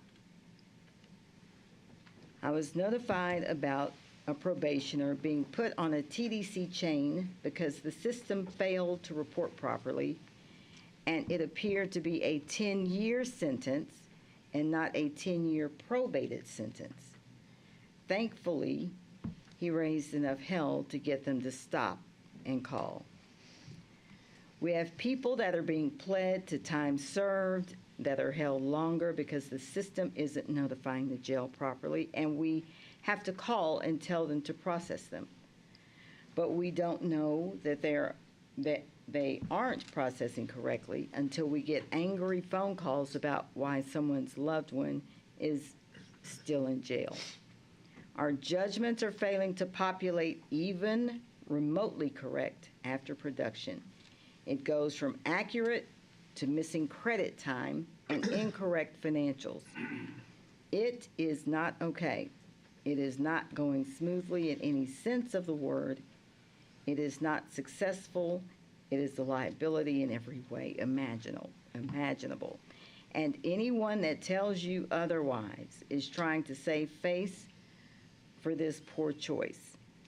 I hope you do something with this information because I foresee the county losing not only more money, but employees that it cannot afford to lose. Those are emails from the beginning. So these folks continue to follow up, okay? What was the date of that last email? That was May 5th. So I'm going to give you more recent ones, okay? Oh, and here's, well, let me go back to the May time frame. This one's May 7th. Good morning. Good early morning. I received your information from a friend, so I hope it is okay that I am emailing you. This person gives their title and court and says they are seeing issues firsthand, but am not aware of how the county clerk's office is handling them. My heart goes out to the clerks as they have the hardest job with this transition. Some more identifying information I'm going to roll past. I watched the commissioner's court meeting as I do every week and saw that you weren't getting very many answers and not being allowed to see TechShare firsthand in a live environment. I find this absolutely ridiculous and a true tell of things being hidden. She says who she works for, and I am almost positive you or one of your staff members is more than welcome to come see firsthand in our open courtroom. She talks about their dockets when they have them. I'm sure once the county clerk finds out you or someone for you is there, she might try to shut it down. But if my judge allows, not sure if she could. Also, with all the different IT people having to be there, you might just blend in as another person on the IT team. You and your team are more than welcome to use my office if you need to hub out of somewhere. So we took this person up on her offer, okay? And Christy Harrison, my chief of staff, who has been in software development and project management for 16 years before I snagged her to come work for me, has worked for Motorola. She's worked in 911, public safety communications, implementations for 16 years. This is not foreign to her, not at all. She knows what she's saying. She knows what we're not doing. We can't get a real trouble ticket. We can't see the contract. We are stonewall. I am a county commissioner with the same authority as you, as you, as you, and as you. And when I request something that should be readily available, it should be turned over. I bet if you or you or you or you requested it, it would be turned over. I have been stonewalled, and more than that, we place this county in severe liability. If y'all think this is a lot of money, then when we get sued because of all of this, there's more. There's more. Because I stay in touch with the people. And I do it via email and the phone calls we got. Okay? And not to mention, I think I mentioned it once when we were out for the sheriff's office, the event on the lawn. 3 people came up and said, please don't stop with TextShare. It is terrible. So I'm going to fast forward to updates from this week, okay? Just a couple of days ago. So you won't say, oh, those were at the beginning and they're always glitches. And these are more than glitches. Everybody with a brain expects glitches when you cut over. I've been in 911 administration for 18 years. Okay, so I've seen plenty of cutovers. So this one I'll start with May 21st. Good morning. TextShare has not seemed to change. My reports are still the same. I'm having to take hours to find true in custodies. Warrants aren't randomly popping up. Our warrants are randomly popping up on people. The fact that TextShare Court doesn't communicate with the other programs, bonds and jail, is a huge issue. There was a gentleman that wasn't able to bond out for 3 days due to the magistrate not setting a bond for them, going off of an old proceeding because the updated proceeding didn't migrate over to the jail. The program is doing things I don't believe even they knew it was doing, like moving people that have pending psychiatric evaluations off Settables report, the main report that they use, onto non-settables. Unfiled cases are an issue because I can't tell if it is truly an unfiled case or something that is old that I don't need to worry about. Is it getting better? No. Is it getting better? No. But is it getting worse? That remains to be seen. I just think we are finding things we didn't know. There is no training or procedures for this. We feel like a baby thrown into a pool for the first time. We can either sink or swim. I would say the clerks are told to keep things from us because my clerk no longer talks about TextShare. She also writes everything down on a sticky note. She is not doing it at the time of the plea. So this person updated me June 6th and also this week.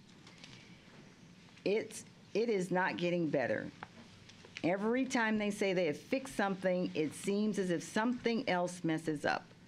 We just received a list of 73 phantom cases that they are trying to figure out. These are cases TechShare decided to create on its own. People still have warrants active when they bond out. Attorneys can't view their clients' information. Our reports are still not accurate. I have old disposed cases going back into pending status. That's just my end, so I am sure the clerks are even worse. I mean, I can go on and on and on. So, let me ask you a question, just out of curiosity. I don't know these people. Oh, I know. But there's, two types of people that are a little bit anal about pretty much everything. And that's judges and lawyers. I beg your pardon. Sorry, Judge. Lawyer judge. It gets worse. Yeah, it gets worse. Are they complaining? Are y'all hearing from judges and lawyers and the judges? I haven't had a single call from a lawyer complaining about anything. We have had some comments from some bail bondsmen, which were passed over to the IT department, and those matters taken care of. I don't know how much more time you want to spend on this, Judge, but I do have some comments. Yeah, well, so, let me do this. Let me do this about the things that she just read. So, you look like you were about to raise your hand, John. You were too, Chris, when I was talking about sellable software. And we'll get back to that in a minute because I think this is a little more pressing. And just while, let's say you're correct and this is not sellable, it doesn't mean the other ones aren't, and it doesn't mean we shouldn't be trying to move the other ones forward. And I prefaced my comments with, I'm talking specifically about we'll get to that in a minute. So a lot of the things in there that she read, if accurate, and I have no reason to dispute their accuracy. I have no reason to say they are or aren't. But if we literally have people sitting in jail for 3 extra days, 4 extra days because computer glitches, I mean, that's a problem. So she read a lot of issues and a lot of problems. So who can address it? And are we 98% there? Or we still have tons of issues? Not a, let me go retort to what she said. Where are we? Get somebody who can give us reports on where it really is. Are we generally think it's great? Are we, gosh, yeah, we got a lot of work to do? Fill us in, somebody. So I think that that one of the things that we had asked some of the stakeholders to come in and talk a little bit about, where we are since we went live. And those are the ones, those are the clerks, those are CCA, we have the sheriff representative here as relates to the jail. I think Chief leave? Chief, who is involved. I would say that if we've had people sitting in jail 4 or 5 days that were not supposed to be there, I would think that the chief deputy over confinement would have some comments about that. As far as the running of the courts, I know that that if there are issues, then I know that our clerks and our CCA would be aware of them, and they would be the people that you would need to ask. I mean, we have not heard. We know that it's not perfect, but quite frankly, there's not a piece of software out there that's perfect. I got a deal on my Apple phone the other day that I had to upgrade because Apple had to put a patch in because there was a problem with Apple. Yeah, but if you had something on your calendar on July 15th, it probably didn't move it automatically on its own to July 19th. So at one time it did, but not those particular days. Well, what I'm not going to do is let you minimize what these people are saying. I don't know them. I don't. The one person, we took her up on her offer and went over. and I can let Christy speak to that, but hold on, but I'm not going to let you all, whomever, discount these people who reached out to me, who my receptionist took phone calls from, and how we figured out how these people could contact me anonymously. These folks are afraid for their jobs, okay? I probably have read enough revealing information that their bosses hopefully will not go and try to figure out who these folks are. Now, we can cut to the chase. This court has already approved permission to go out for bid, to go out for RFP for a firm that does software assessments and audits. That's correct? We have authorized that. We have not funded that. I know. We have the court has authorized that we can go out for RFP on software, for software assessment. And I heard Mr. Iafur talk about bringing in an outside firm, a third-party firm. So, Mrs. Harrison has been working with purchasing, and that RFP is done. I think it is set to go out on the streets this Friday. It'll go out, firms will bid or send in their RFPs, and then this court will make a decision based on pricing and cost, which firm, if we decide, which firm we will choose to come in here and do a third-party assessment of the software. So you don't have to listen to me read what these folks are telling. You don't have to ask the question, can somebody explain this? A firm can come in and assess this software, do a software audit, and then the issue is done. Now, you want to talk about costs? They've done this. Mr. Dayhill has come in here a couple times and done this this performative stuff and given us several rebate checks on May 30th. I'm sorry, May 2023. He came in and gave us a refund check of $254,372.33. That's at the same time he gave us a rebate check for $203,000, and today he gave us a check for, or told us he would give to expect a rebate or refund of $298,936. Commissioner, what we did today was simply receive, we have to officially receive the checks. That's not new money, that's money that he gave us the checks the other day for, but as. Is that the same money as from May? I believe it is, yes. Okay, so we got almost $300,000. No, it can't be the same money from May, because May was $254,372 and $203, $203,000. I watched the video. Let's check on that, but the money that we have to formally receive monies like that. So that's just an action of the court to receive it by the county. Okay, that's fine. All I'm saying. Can I interject for a second? Yeah. If you have more questions, comments, fire away. But I would like to give some of these other folks who want to say something an opportunity to address some of these things. We've heard from GK. I saw another two people say, so if you want to speak, finish whatever thought you're on, but let's hear some other feedback from folks. Yeah, I'm going to finish because I've been sitting here and I hadn't interjected until when I did interject. I didn't interrupt anybody.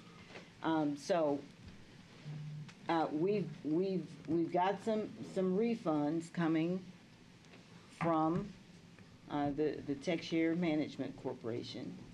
So we've got money to pay for a firm to come in here and do a software audit, and so that is what I suggest we do Once it's bid, hits the streets, we get the responses in, and so we don't have to guess about this. I don't think you can sell this. And one option we did not mention, I guess it would be option number 4, is to go out and get proposals from companies that already do this. What in the world? We don't need to go get a company and hope they can figure out TechShare. TechShare can't figure out TechShare. So that is a 5th option. Go out to Tyler Technologies, go out to all of the other ones and get a quote. And I'm telling you, it will not take 12 years of development. These people, this is what they do, criminal case management software. So we use Tyler for civil court case management software. What in the world? So let's do that. And the $28 million that we've spent on court, that's what Tarrant County has spent on court. Before Dallas County jettisoned this stuff, they spent somewhere close to $30 million on court. Just on court. Bear and Travis each spent $1 million to $3 million on court. So when you add that up, the TechShare Management Foundation has almost $65 million invested in court.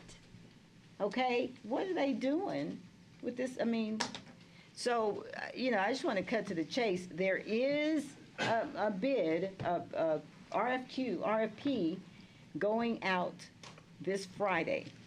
And let's get somebody in here to look at this stuff and quit going back and forth and listening to the electeds and minimizing the end users, the workers who are actually doing the work. And of course, the electeds are going to tell us what we want to hear. All right. Is there anybody that would like to respond to any of these things, the comments that were read? Actually, I would. Sure. So I've found in a lot of years of management, there are 2 types of people. Those that want to be a part of the problem and complain, or those that want to be a part of the solution. What I would offer is, if the people that are contacting you are truly interested in being a part of the solution, they are more than welcome to contact me anonymously. I guarantee that I will keep them anonymous, and I will work through and make sure that their concerns are addressed. Thank you. That's lovely. These people are afraid for their jobs, but they love their jobs. You can If hear I it. keep them anonymous, You're the IT you have guy. to take certain risks if you're going to be a part of the solution. Okay. It's very Well, easy to sit and This complain. is the risk they took, was contacting a commissioner they don't know. And the ones that sent email with their email addresses or names, I could easily turn that over to you guys and say. I'm not asking for that. If they want to contact, if no. they are interested in I contacting. will. Hang on, guys. You spoke for 10 minutes. At least let him get a sentence out. And if we want to go back and forth and argue all day long, that's fine. But I'd like to hear some information from some other people and hear out what they say, whether we like it or not. The offer's on the table. Thank you very much. You said it 3 times. And so. Is there anybody else that would like to respond, comment, or address any of the things that were said? You don't have to. I'll go first. I will, first of all, I'm not here to try to change anybody's mind or change anybody's perspective. I believe a lot of things that the sent messages that got to Commissioner Simmons were true. We have been struggling with those type of issues. And so I don't want to belittle that, and I don't want that to be considered that, it has been a struggle, it has been a challenge. We are making progress, and the software is getting better. The judges have been very patient. The court coordinators as a whole, at least some, have been very patient. From the court's perspective, truthfully, the judges have not come to me to complain about the software. They understand it as a growth process and so forth. What I want to always remind the court is, the courts, I've been learning in my tenure here, I've worked for organizations that go to the courts as their funding source. We don't appropriate funds. We don't purchase things. We are given tools to work with. The courts were, whether it was a good decision or a bad decision by Commissioners Court to implement TechShare, that was out of our control. Our control was this was the tool that you were given to make work. We've invested in it. We've done some issues. We moved from the mainframe. Software implementation is hard no matter what you do, no matter if it's off the shelf or developing it. TechShare has been a monster to do. All the problems that you have and all of those things are all true, but we are now invested in it. We are working with it and improve it. We have an integrated court system that is improving on a daily basis. We are implementing things. Will it get better? Most likely, I believe it will. Could we find a better solution off the street, cheaper than what we spent on here? Most likely, but that's a decision y'all need to make. However, implementing a software, coming something off the shelf, brand new, we're gonna have to bring into the system, and we're starting from scratch again. I understand we have a significant amount of investment in here, but that was a decision that the courts didn't make, and we've invested our time and energy to make this software work. We would like to continue to do that. Y'all have big time decisions to make. Future of this, all of your discussion is legitimate and concerned because your job is to make sure the taxpayers are getting the bang for their buck and getting the response. We respect all of that. Are you familiar, how many cases or situations are you familiar with where people are sitting in the jail that should be let out, that have had to stay in? You know, if it's an hour, hey, it's not an hour I'd want to spend, but it happens. But I mean a day or more at a time. How many situations are you aware of? I'm aware of, I can't give you a hard number, but I also tell you. Okay, give me an estimate then. Have you heard of 5? Have you heard of 10? Have you heard of 50? What is it? I would say 10 to 15, sir. Okay. But I would also say that before hang on. When is the last time you heard of one? It's been about 3 weeks. Okay. All right. So we're going to have RFPs sent out Friday. Is that what we're doing? Yes. Request for proposals? I was not aware of that because we normally do not send out an RFP until we receive funding from the court. Okay. And we have not received funding from the court on this. Okay. How do you know how much funding to receive until you receive the RFPs? We put an item on the agenda for $150,000, and the court decided not to take any action on that. Okay. So. Which makes sense to me. We don't know the amount.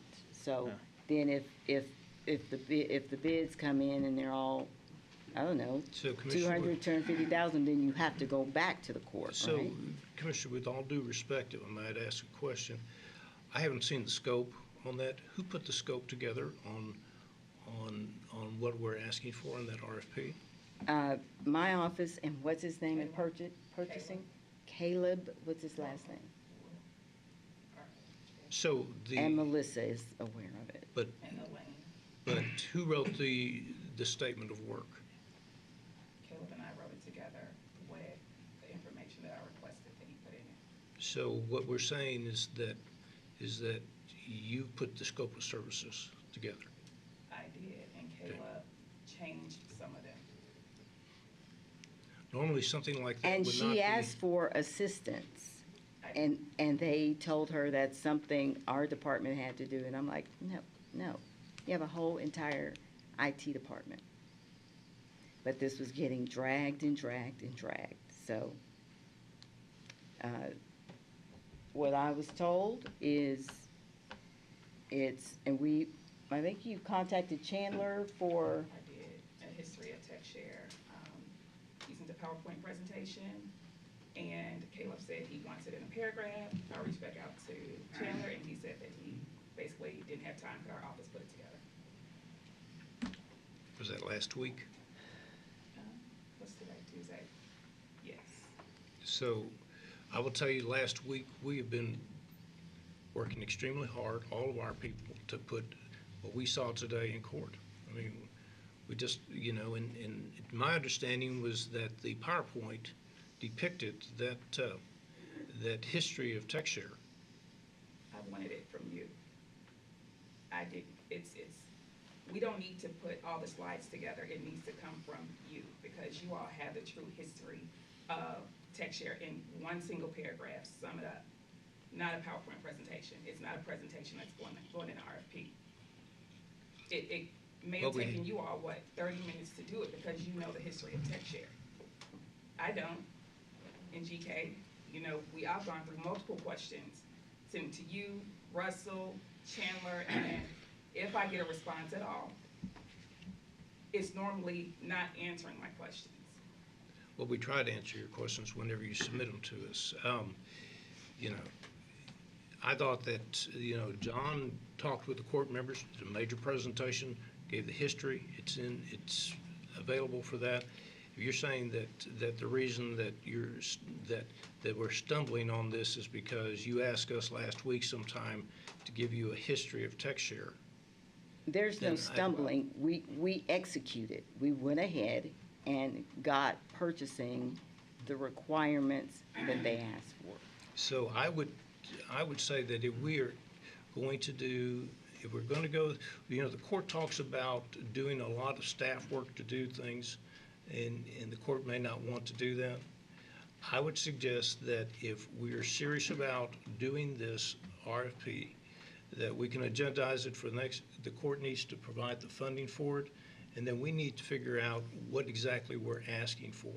And that needs to be something, with all due respect, that the court as a whole wants to ask for rather than any individual member of the court. With all due respect. Yeah, with all due respect, just like, what we just approved up there for the sheriff's guide. No, none of us had any input in that except for one court member. However, it is drafted in a final version, and I can send it to each court member right now, and they will have it to look at it and add whatever they would like to it. But I have an expert back here. Is that the normal procedure? We have to have funding. We don't send out RFPs unless the project's been funded. Well, but it's the normal procedure now that I get something from a court member and not from staff? No. It normally works Did the we way I do change staff. that? No, we didn't. I mean, this is not normally how we structure RFPs. GK has known about it since the day we approved or we voted for authorization to go out for RFP. He has known about it. And I called him and said, purchasing is saying precinct 2 has to pay for it. Purchasing is saying this and that, and he made those corrections. So this is not news to him right now. Okay, so why don't we do this? Put it on the agenda for discussion of the entire court on August 1st. The court will weigh in if we want to fund this, at what level we want to fund it, and then if we agree to fund it, then go do the RFPs. We've already agreed to go out for We haven't agreed for the funding. And so what you're wanting to do is change the policies and procedures on your own. No, I don't. Well, yes, you are, because he just got through telling you the way they do it and the policy they do it is we fund it before we do the RFPs. It's not funded. You want to go ahead and move forward because you're passionate about the issue, which is okay. I appreciate it. There's some things I've heard today I'm very concerned about and very disturbed by. Let's go through the process that they have in place. If we want to change the process where the commissioners weigh in and decide that our individual staff members are going to start preparing RFP language, you had referenced the sheriff's position. Well, I did tell every single one of you about it last week, and I went through HR and budget and county administration and through all those departments. I didn't write the script. We brought it to the commissioners' court for y'all to weigh in on, discuss, and go forward. Let's put it on August 1st. I don't even think we legally could sit here today if we wanted to and say, yes, we'll agree as a court to spend $150,000 on it. It's not agendized. Am I wrong? You're correct. Yeah. Okay. Put it on August 1st. We'll address it then.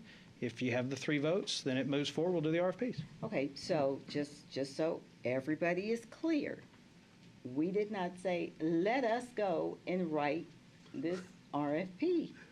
We did not. Why would you want to? Exactly. We're like, what in the world? And then purchasing told us that's what we had to do. The director, okay, and told us, asked us where the money was coming from, and we had to pay for it, and then it was agendized. I didn't pull it off the agenda. I didn't pull the 150 off the agenda, did I? I believe you did. Commissioner Fickes wasn't there to vote on it. What's So that? Commissioner Fickes was not there to vote on it, so it was tabled. So anyway, no, we had no desire to, we're busy. We don't want to do purchasing's job. We had no desire to draft the RFP. We have a purchasing department and an administration that does that. Okay. All right, so to get this whole thing back on track, August 1st, put it on the agenda for funding, potential funding of this RFP for an audit. In terms of what to do with TechShare, does anyone feel like we're in a position today at 5:53 p.m. to say, here's the direction we want to go with TechShare, we want to do A, B, C, D, E? Do any commissioners at this point feel like you can say, this is what we want to do? Or do you feel like we need more time, need to discuss it further? Or is somebody ready to say, let's march down this path? I feel we can head forward like we had talked about on item 3. We've got 50-something other counties that are waiting on us. That, and, you know, not that they're going to probably go away yet, but at some point they will. All right, moving forward with option 3, if we were to do that, does not preclude us from doing an audit of TechShare courts, correct? That's correct. And if we were to come to you and say, after we do this RFPs for audits, which how long does that take before that comes back? 2 months for RFPs to come back? Well, when we do an RFP for something, how long does it normally take? Probably 6 weeks to 10 weeks. So let's say we have something to look at and evaluate and vote on by whatever the first meeting is of October, if we were lucky, the last meeting of September, but that doesn't seem likely. So let's say it's the first meeting of October. And we decided to award an RFP, then somebody's going to come in and do an audit. That's going to take 2 months. So the earliest we're going to have any results from any audit, if I were a betting man, would be sometime in 2024. So if we move forward with all of that right there, come back an audit in 2024 and it tells us it's a total train wreck disaster, you should do something else. We now have approximately 9 months left in the fiscal year. Do we have the ability to say, how would what would be the budgetary impact when you've already given us a $1.7 million budget that we are going to have to approve long before any audit comes back? What's the impact of if we said, okay, we're going to buy a different program? I mean, we're talking, this is just the timeline of government here. I mean, we're talking, this is almost potentially a year away before we could even potentially buy a new software program if that's the direction we wanted to go for courts. Maybe you could do it in 9 months if you sped it up like mad, but I guess by that point, I mean, we're darn near to the end of the 24 budget. Plus 5 years away to implement it. Yeah. So with Commissioner Fickes saying move forward on this for now, you see what our 5 options are. We had 3 options listed. I've thrown out an option. She's thrown out an option. There's 5 options. I would say if we move forward with option 3, it does not eliminate the possibility that we take that we are going to do TechShare courts the way we have it forever. That's still on the table. I am not in favor, especially with all the uncertainty, and I can't imagine any of you are either, of, okay, we're going to bring it in-house right now. But maybe you are. If you are, speak up and say so. So I would say if we move forward for now on 3 for this 24 budget that we're getting ready to vote on here in the next couple of meetings,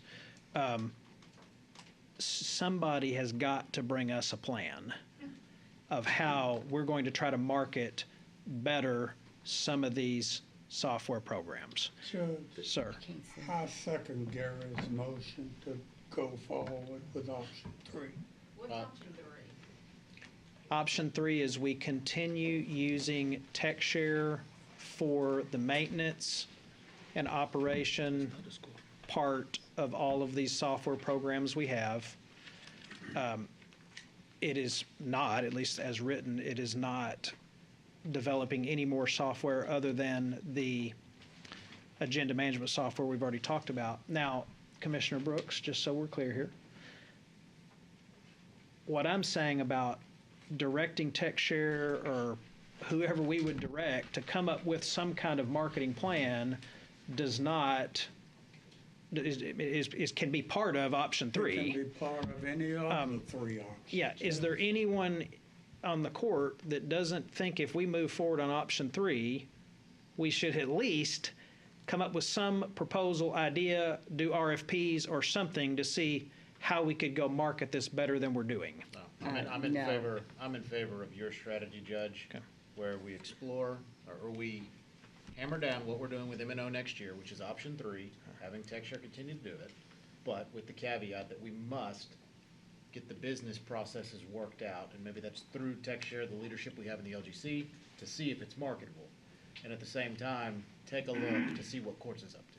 And no more development. Basically, it's all of the above, but no more development at all. Other than What's on the agenda the management system. Okay. Yeah, because you have to, What about legislative mandates? If the legislation comes in, we have to do it, that is development. Obviously, we have to do that, so. I'll let John Obviously, speak. you're saying no development, so. The budget contemplated here for Okay. fiscal '24 is break physics, which includes legislative updates that are As long mandated. as we're good with that. All right. Legislative mandates are generally very light in development requirements, so yes. So I think you wanted to say something addressing the idea of marketing or selling it better. I did, Judge, thank you. So the TechShare board met 2 weeks ago, and I conveyed to them the conversation that you and I had previously. And they are, like you, very focused on marketing. They're all in the same position, you all monetarily, not as many dollars, but certainly they benefit from growth. And so I've been directed to continue conversations and negotiations with a couple of firms that I've met with recently. And in fact, tomorrow morning at 10 o'clock, we have a demonstration of all of our products with a national marketing team from a very large multinational entity that has a national justice team here in the United States. And so I'll know more after tomorrow's conversation about further interest, and I'm awaiting a proposal from a second such firm for a relationship. So there are steps being taken. They don't meet your expectations, I know that, but we are singularly focused. This has taken up a lot of energy and time, and it's been in the public domain, which makes marketing a little bit difficult as well. But we are very focused on moving the marketing forward. I would caution my county to be very careful with marketing, particularly a package that involves court.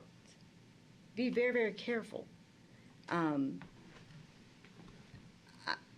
don't think we like getting sued.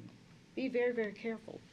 We must have an assessment or an audit of this software before we jump out there and say, let's go sell it. That is dangerous. That's not smart. It is not wise at all.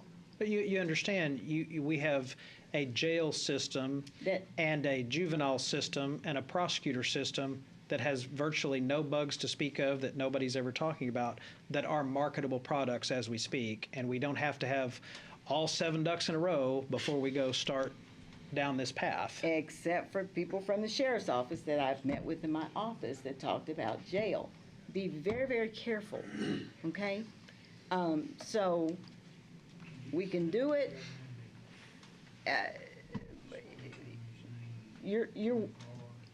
Don't be so focused on trying to recoup some of this money. Make sure this stuff works. If jail is so wonderful and great and wonderful, then you wouldn't have to market it. When you're at these conferences and everywhere else. That's just not correct. People would be clamoring to use a very successful software that's very effective, okay? In any of these, when you look at the spreadsheet, they've got 5 users or 17 users, and this stuff has been on the books, much of it since 2004. So if it were, if it was great and wonderful, everybody would want it. Dallas County, Travis, Bear, all of even the tiny counties, nobody is clamoring for any of these products. I think the administration has the direction from the court, so we know what to do from here. There's nothing to vote on, is there? Well, we have a. Do we have to vote on going to number 3? Yeah, can you even, with what we have going here, can you even make a motion to do something? We can't vote for $1.7 million right now. I mean, that'll be in the budget. In my opinion, right now, you are not agendized Yeah. to take a vote on anything here, but however, we do have the standing item of tech share that has appeared on the court agenda, and so if the court were inclined to vote on one of the options that's been prevented, my recommendation would be do it as part of one of that standing item. Put it under that This standing item. work session is part of the court agenda. All right. Do you want to make a motion? Yeah. Well, I already did. Oh, you did? I didn't even catch on that. Okay. So we have a motion and a second to continue with option 3. Are you saying that's okay? Or would you prefer us to My wait? recommendation would be to do it as part of your regular court session. Typically, in a work session, there's not a vote that's taken on any items. And it's correct that this is agendized. It's agendized, though, in terms that I believe would not allow the court to take action. Okay, why don't we put it on the agenda next week, or August 1st, next to the RFP for, funding the RFP for audit. Everybody good with that? Yeah. When's our next meeting? August 1st. You okay with that? Okay. Oh, Sure, I thought I gave y'all that option. okay. Judge, let me backtrack. GK's point made a really salient point here, and that's that on item Roman numeral 10A6, the court took no previous action during the regular session, and that was the standing item on discussion and possible action concerning Tarrant County's tech share software programs. Because the court decided to take no action there, if you wanted to go back to that item and make a motion as part of that based on what the court has heard here today, I believe you would be able to move forward with that. Do we want to do that, or do we want to just take care of it at the next August 1st meeting when we have everybody watching, paying attention? I guess we're theoretically still good now. I don't care either way. What do we want to do? Let's go ahead and vote. August 1st. All right, we have a motion to move forward with option 3 as presented in this presentation. And we have a second. All right, any further discussion on this item? Okay, seeing none, since we don't have our little buttons, if you are for moving forward with option 3, please raise your hand. Okay, that's 4. If you are against moving forward with option 3, please raise your hand. That's 1. So the motion passes 4-1, and I believe that concludes our action on this. Would you like to speak to any item here? I hear about, people not getting released on time and so forth, and I think everybody's aware that the sheriff's program went live with jail and bond over a year prior than, Fort coming on live. And when Fort came live, one of the initial problems, the glitches that we had was we weren't able to print bonds. They had to go through a paper bond, and so there was obviously delay of finding a workaround during that situation. That has been resolved. We have no more problems with bonds. We've had issues receiving some proceedings. One in particular, Mr. Sugar mentioned something about within the last few weeks. I wasn't aware of. The last situation we had is a proceedings came across, and a condition of the bond was for the inmate to be released to CSCD, and they were scheduled for CSCD to pick them up at 9 o'clock. The proceedings was missed. We got the proceedings, got the update, and they were released the same afternoon to CSCD on the afternoon pickup. So it was a delay of 4 or 5 hours. They were still released on the same day. We've had great working relationships. Mary Louise and Tom and Greg down there, we work very hard. One of the things I want to say about my staff, if my staff has an issue, I actually walk around to the different workstations and go, how are things going? Every time I talk to them, I said, are we getting better? We're not backsliding. Are we seeing improvement? Are we stable? And every time that is the case, I've had multiple meetings where Chandler was present and key players were present, where I brought in my entire team to express exactly what was going on. I sit back, I allow them to vent, to discuss the issue so they hear it right from the horse's mouth. And we have tickets. We have what I understand to be a pretty strong release coming out this evening. Tonight, yep. To address some issues. And all I can say is we're seeing improvement. Do we still have things that need to be worked out? 100%. It was very, very difficult because some of our processes, when we went live, the court didn't realize it was going to change some of our processes because it was developed separately. But we have worked inside TechShare Court since January last year, and we haven't released anybody improperly. We had some people that were delayed due to a bond issue, but that's been resolved. I mean, we're pretty stable, so that would be my comment. Okay, thank you. Yep. Thank you. Any other comments? Judge, since the hour is getting late, do you want to do this now, or do you want to do it August the 1st? Well, if it were my preference, I would say I speak for most people in this room, and it would probably be August 1st. Is that all right with you, Mary Louise? Yeah, But we're here, so if you want to speak, speak. Yeah. We're here. I just want to say, I appreciate the court actually picking option 3. Everybody, I'm listening to your agendas and what you want to do and what's best for IT, but as the end users, Judge, it's working. We did not ask for this product. The court before you chose to give it to us. We just implemented and we're doing the best we can. So I appreciate the good fight from the commissioners, everybody. Commissioner Simmons, you have a lot of questions and I understand that, but it is working. It is integrated. We are the stakeholders. We are using it. The very first week in our 10 criminal misdemeanor courts, we ramped up 1,100 cases because our 10 judges said, we're not going to delay. We don't know if it's coming. And now we run up to 1,500 cases a week in my 10 criminal misdemeanors. It is tough. All the things that Commissioner Simmons was speaking about, they're in Chandler's integrated IGES meetings. We are aware of how difficult it is for the team members. Everything she brought up, it is something that you're going to find in a ticket, in a meeting, with Troy, with ITD, with Mike. We are all very much involved. We're not sitting at a top level not knowing what's going on. It is 40 years of criminal justice data. We just moved it to a very clean platform. Anybody can come in off the shelf and take all that clean data and make it work. We came from a very ugly data system to this. That's why we're here. So please fight the good fight. Keep us with the integrated justice system and keep us with our TechShare. Thank you, Mary Louise. I'll again be brief, but we may ask to enlarge my comments at a later date. Brief? That's right. I know the judges only give me 3.75 minutes, but the allegations against the conduct of my office, I will address at a later date.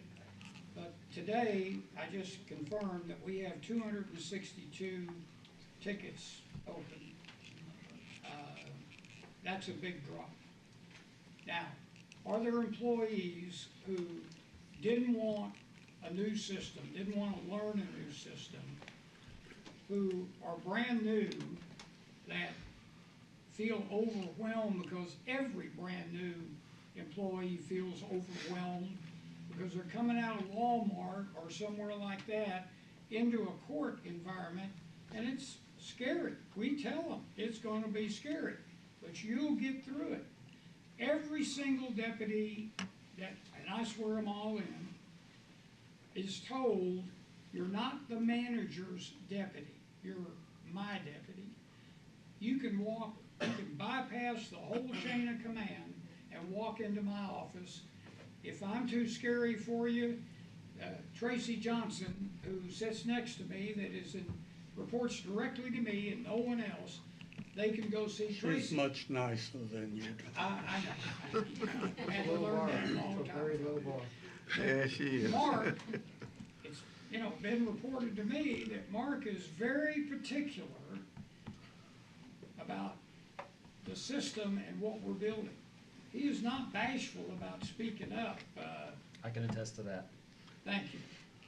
So, no one has squashed opinion here. Do things bubble up to me? Absolutely. We talk about them every Monday in our manager meeting, plus other impromptu meetings where things come up. I do want to clarify one thing. I did have an attorney that came to mind from the bar who had a problem. I don't remember what it is. Do you remember, Mark? No, sir, I think it was more DCSA related because of the immigration.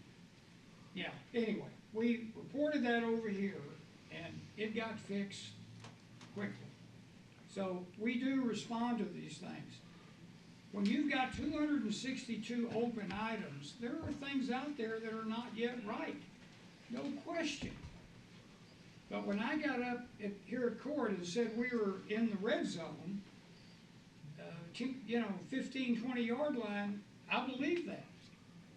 Based upon the hard numbers that I've seen, the comments from staff that works with us every day. So it's not perfect, it's still a project in work, but I think it can come out to something that would be very useful to us. As a 20-year member of our board of directors, there are clerks, I can tell you right now, who are interested in TechShare. They ask me about it regularly. So I'm glad to hear there may be a marketing arm that comes out of this, because I think we can sell some of this stuff. So that's my comment for today. I appreciate the court's indulgence, and the rest of it I'll put in a letter. All right, is there anyone else that would like to speak while we're here? At the risk of prolonging this meeting, I've looked at most of y'all since 8:30 this morning, and I'm tired of looking at you. I second that motion. That's a good ender right there. All right, so we need a motion to, we don't need to go back into the room. We need a motion to adjourn. So, second. And a second. All in favor, please raise your hand. All right, we are adjourned. Thank you for everyone's patience and staying late.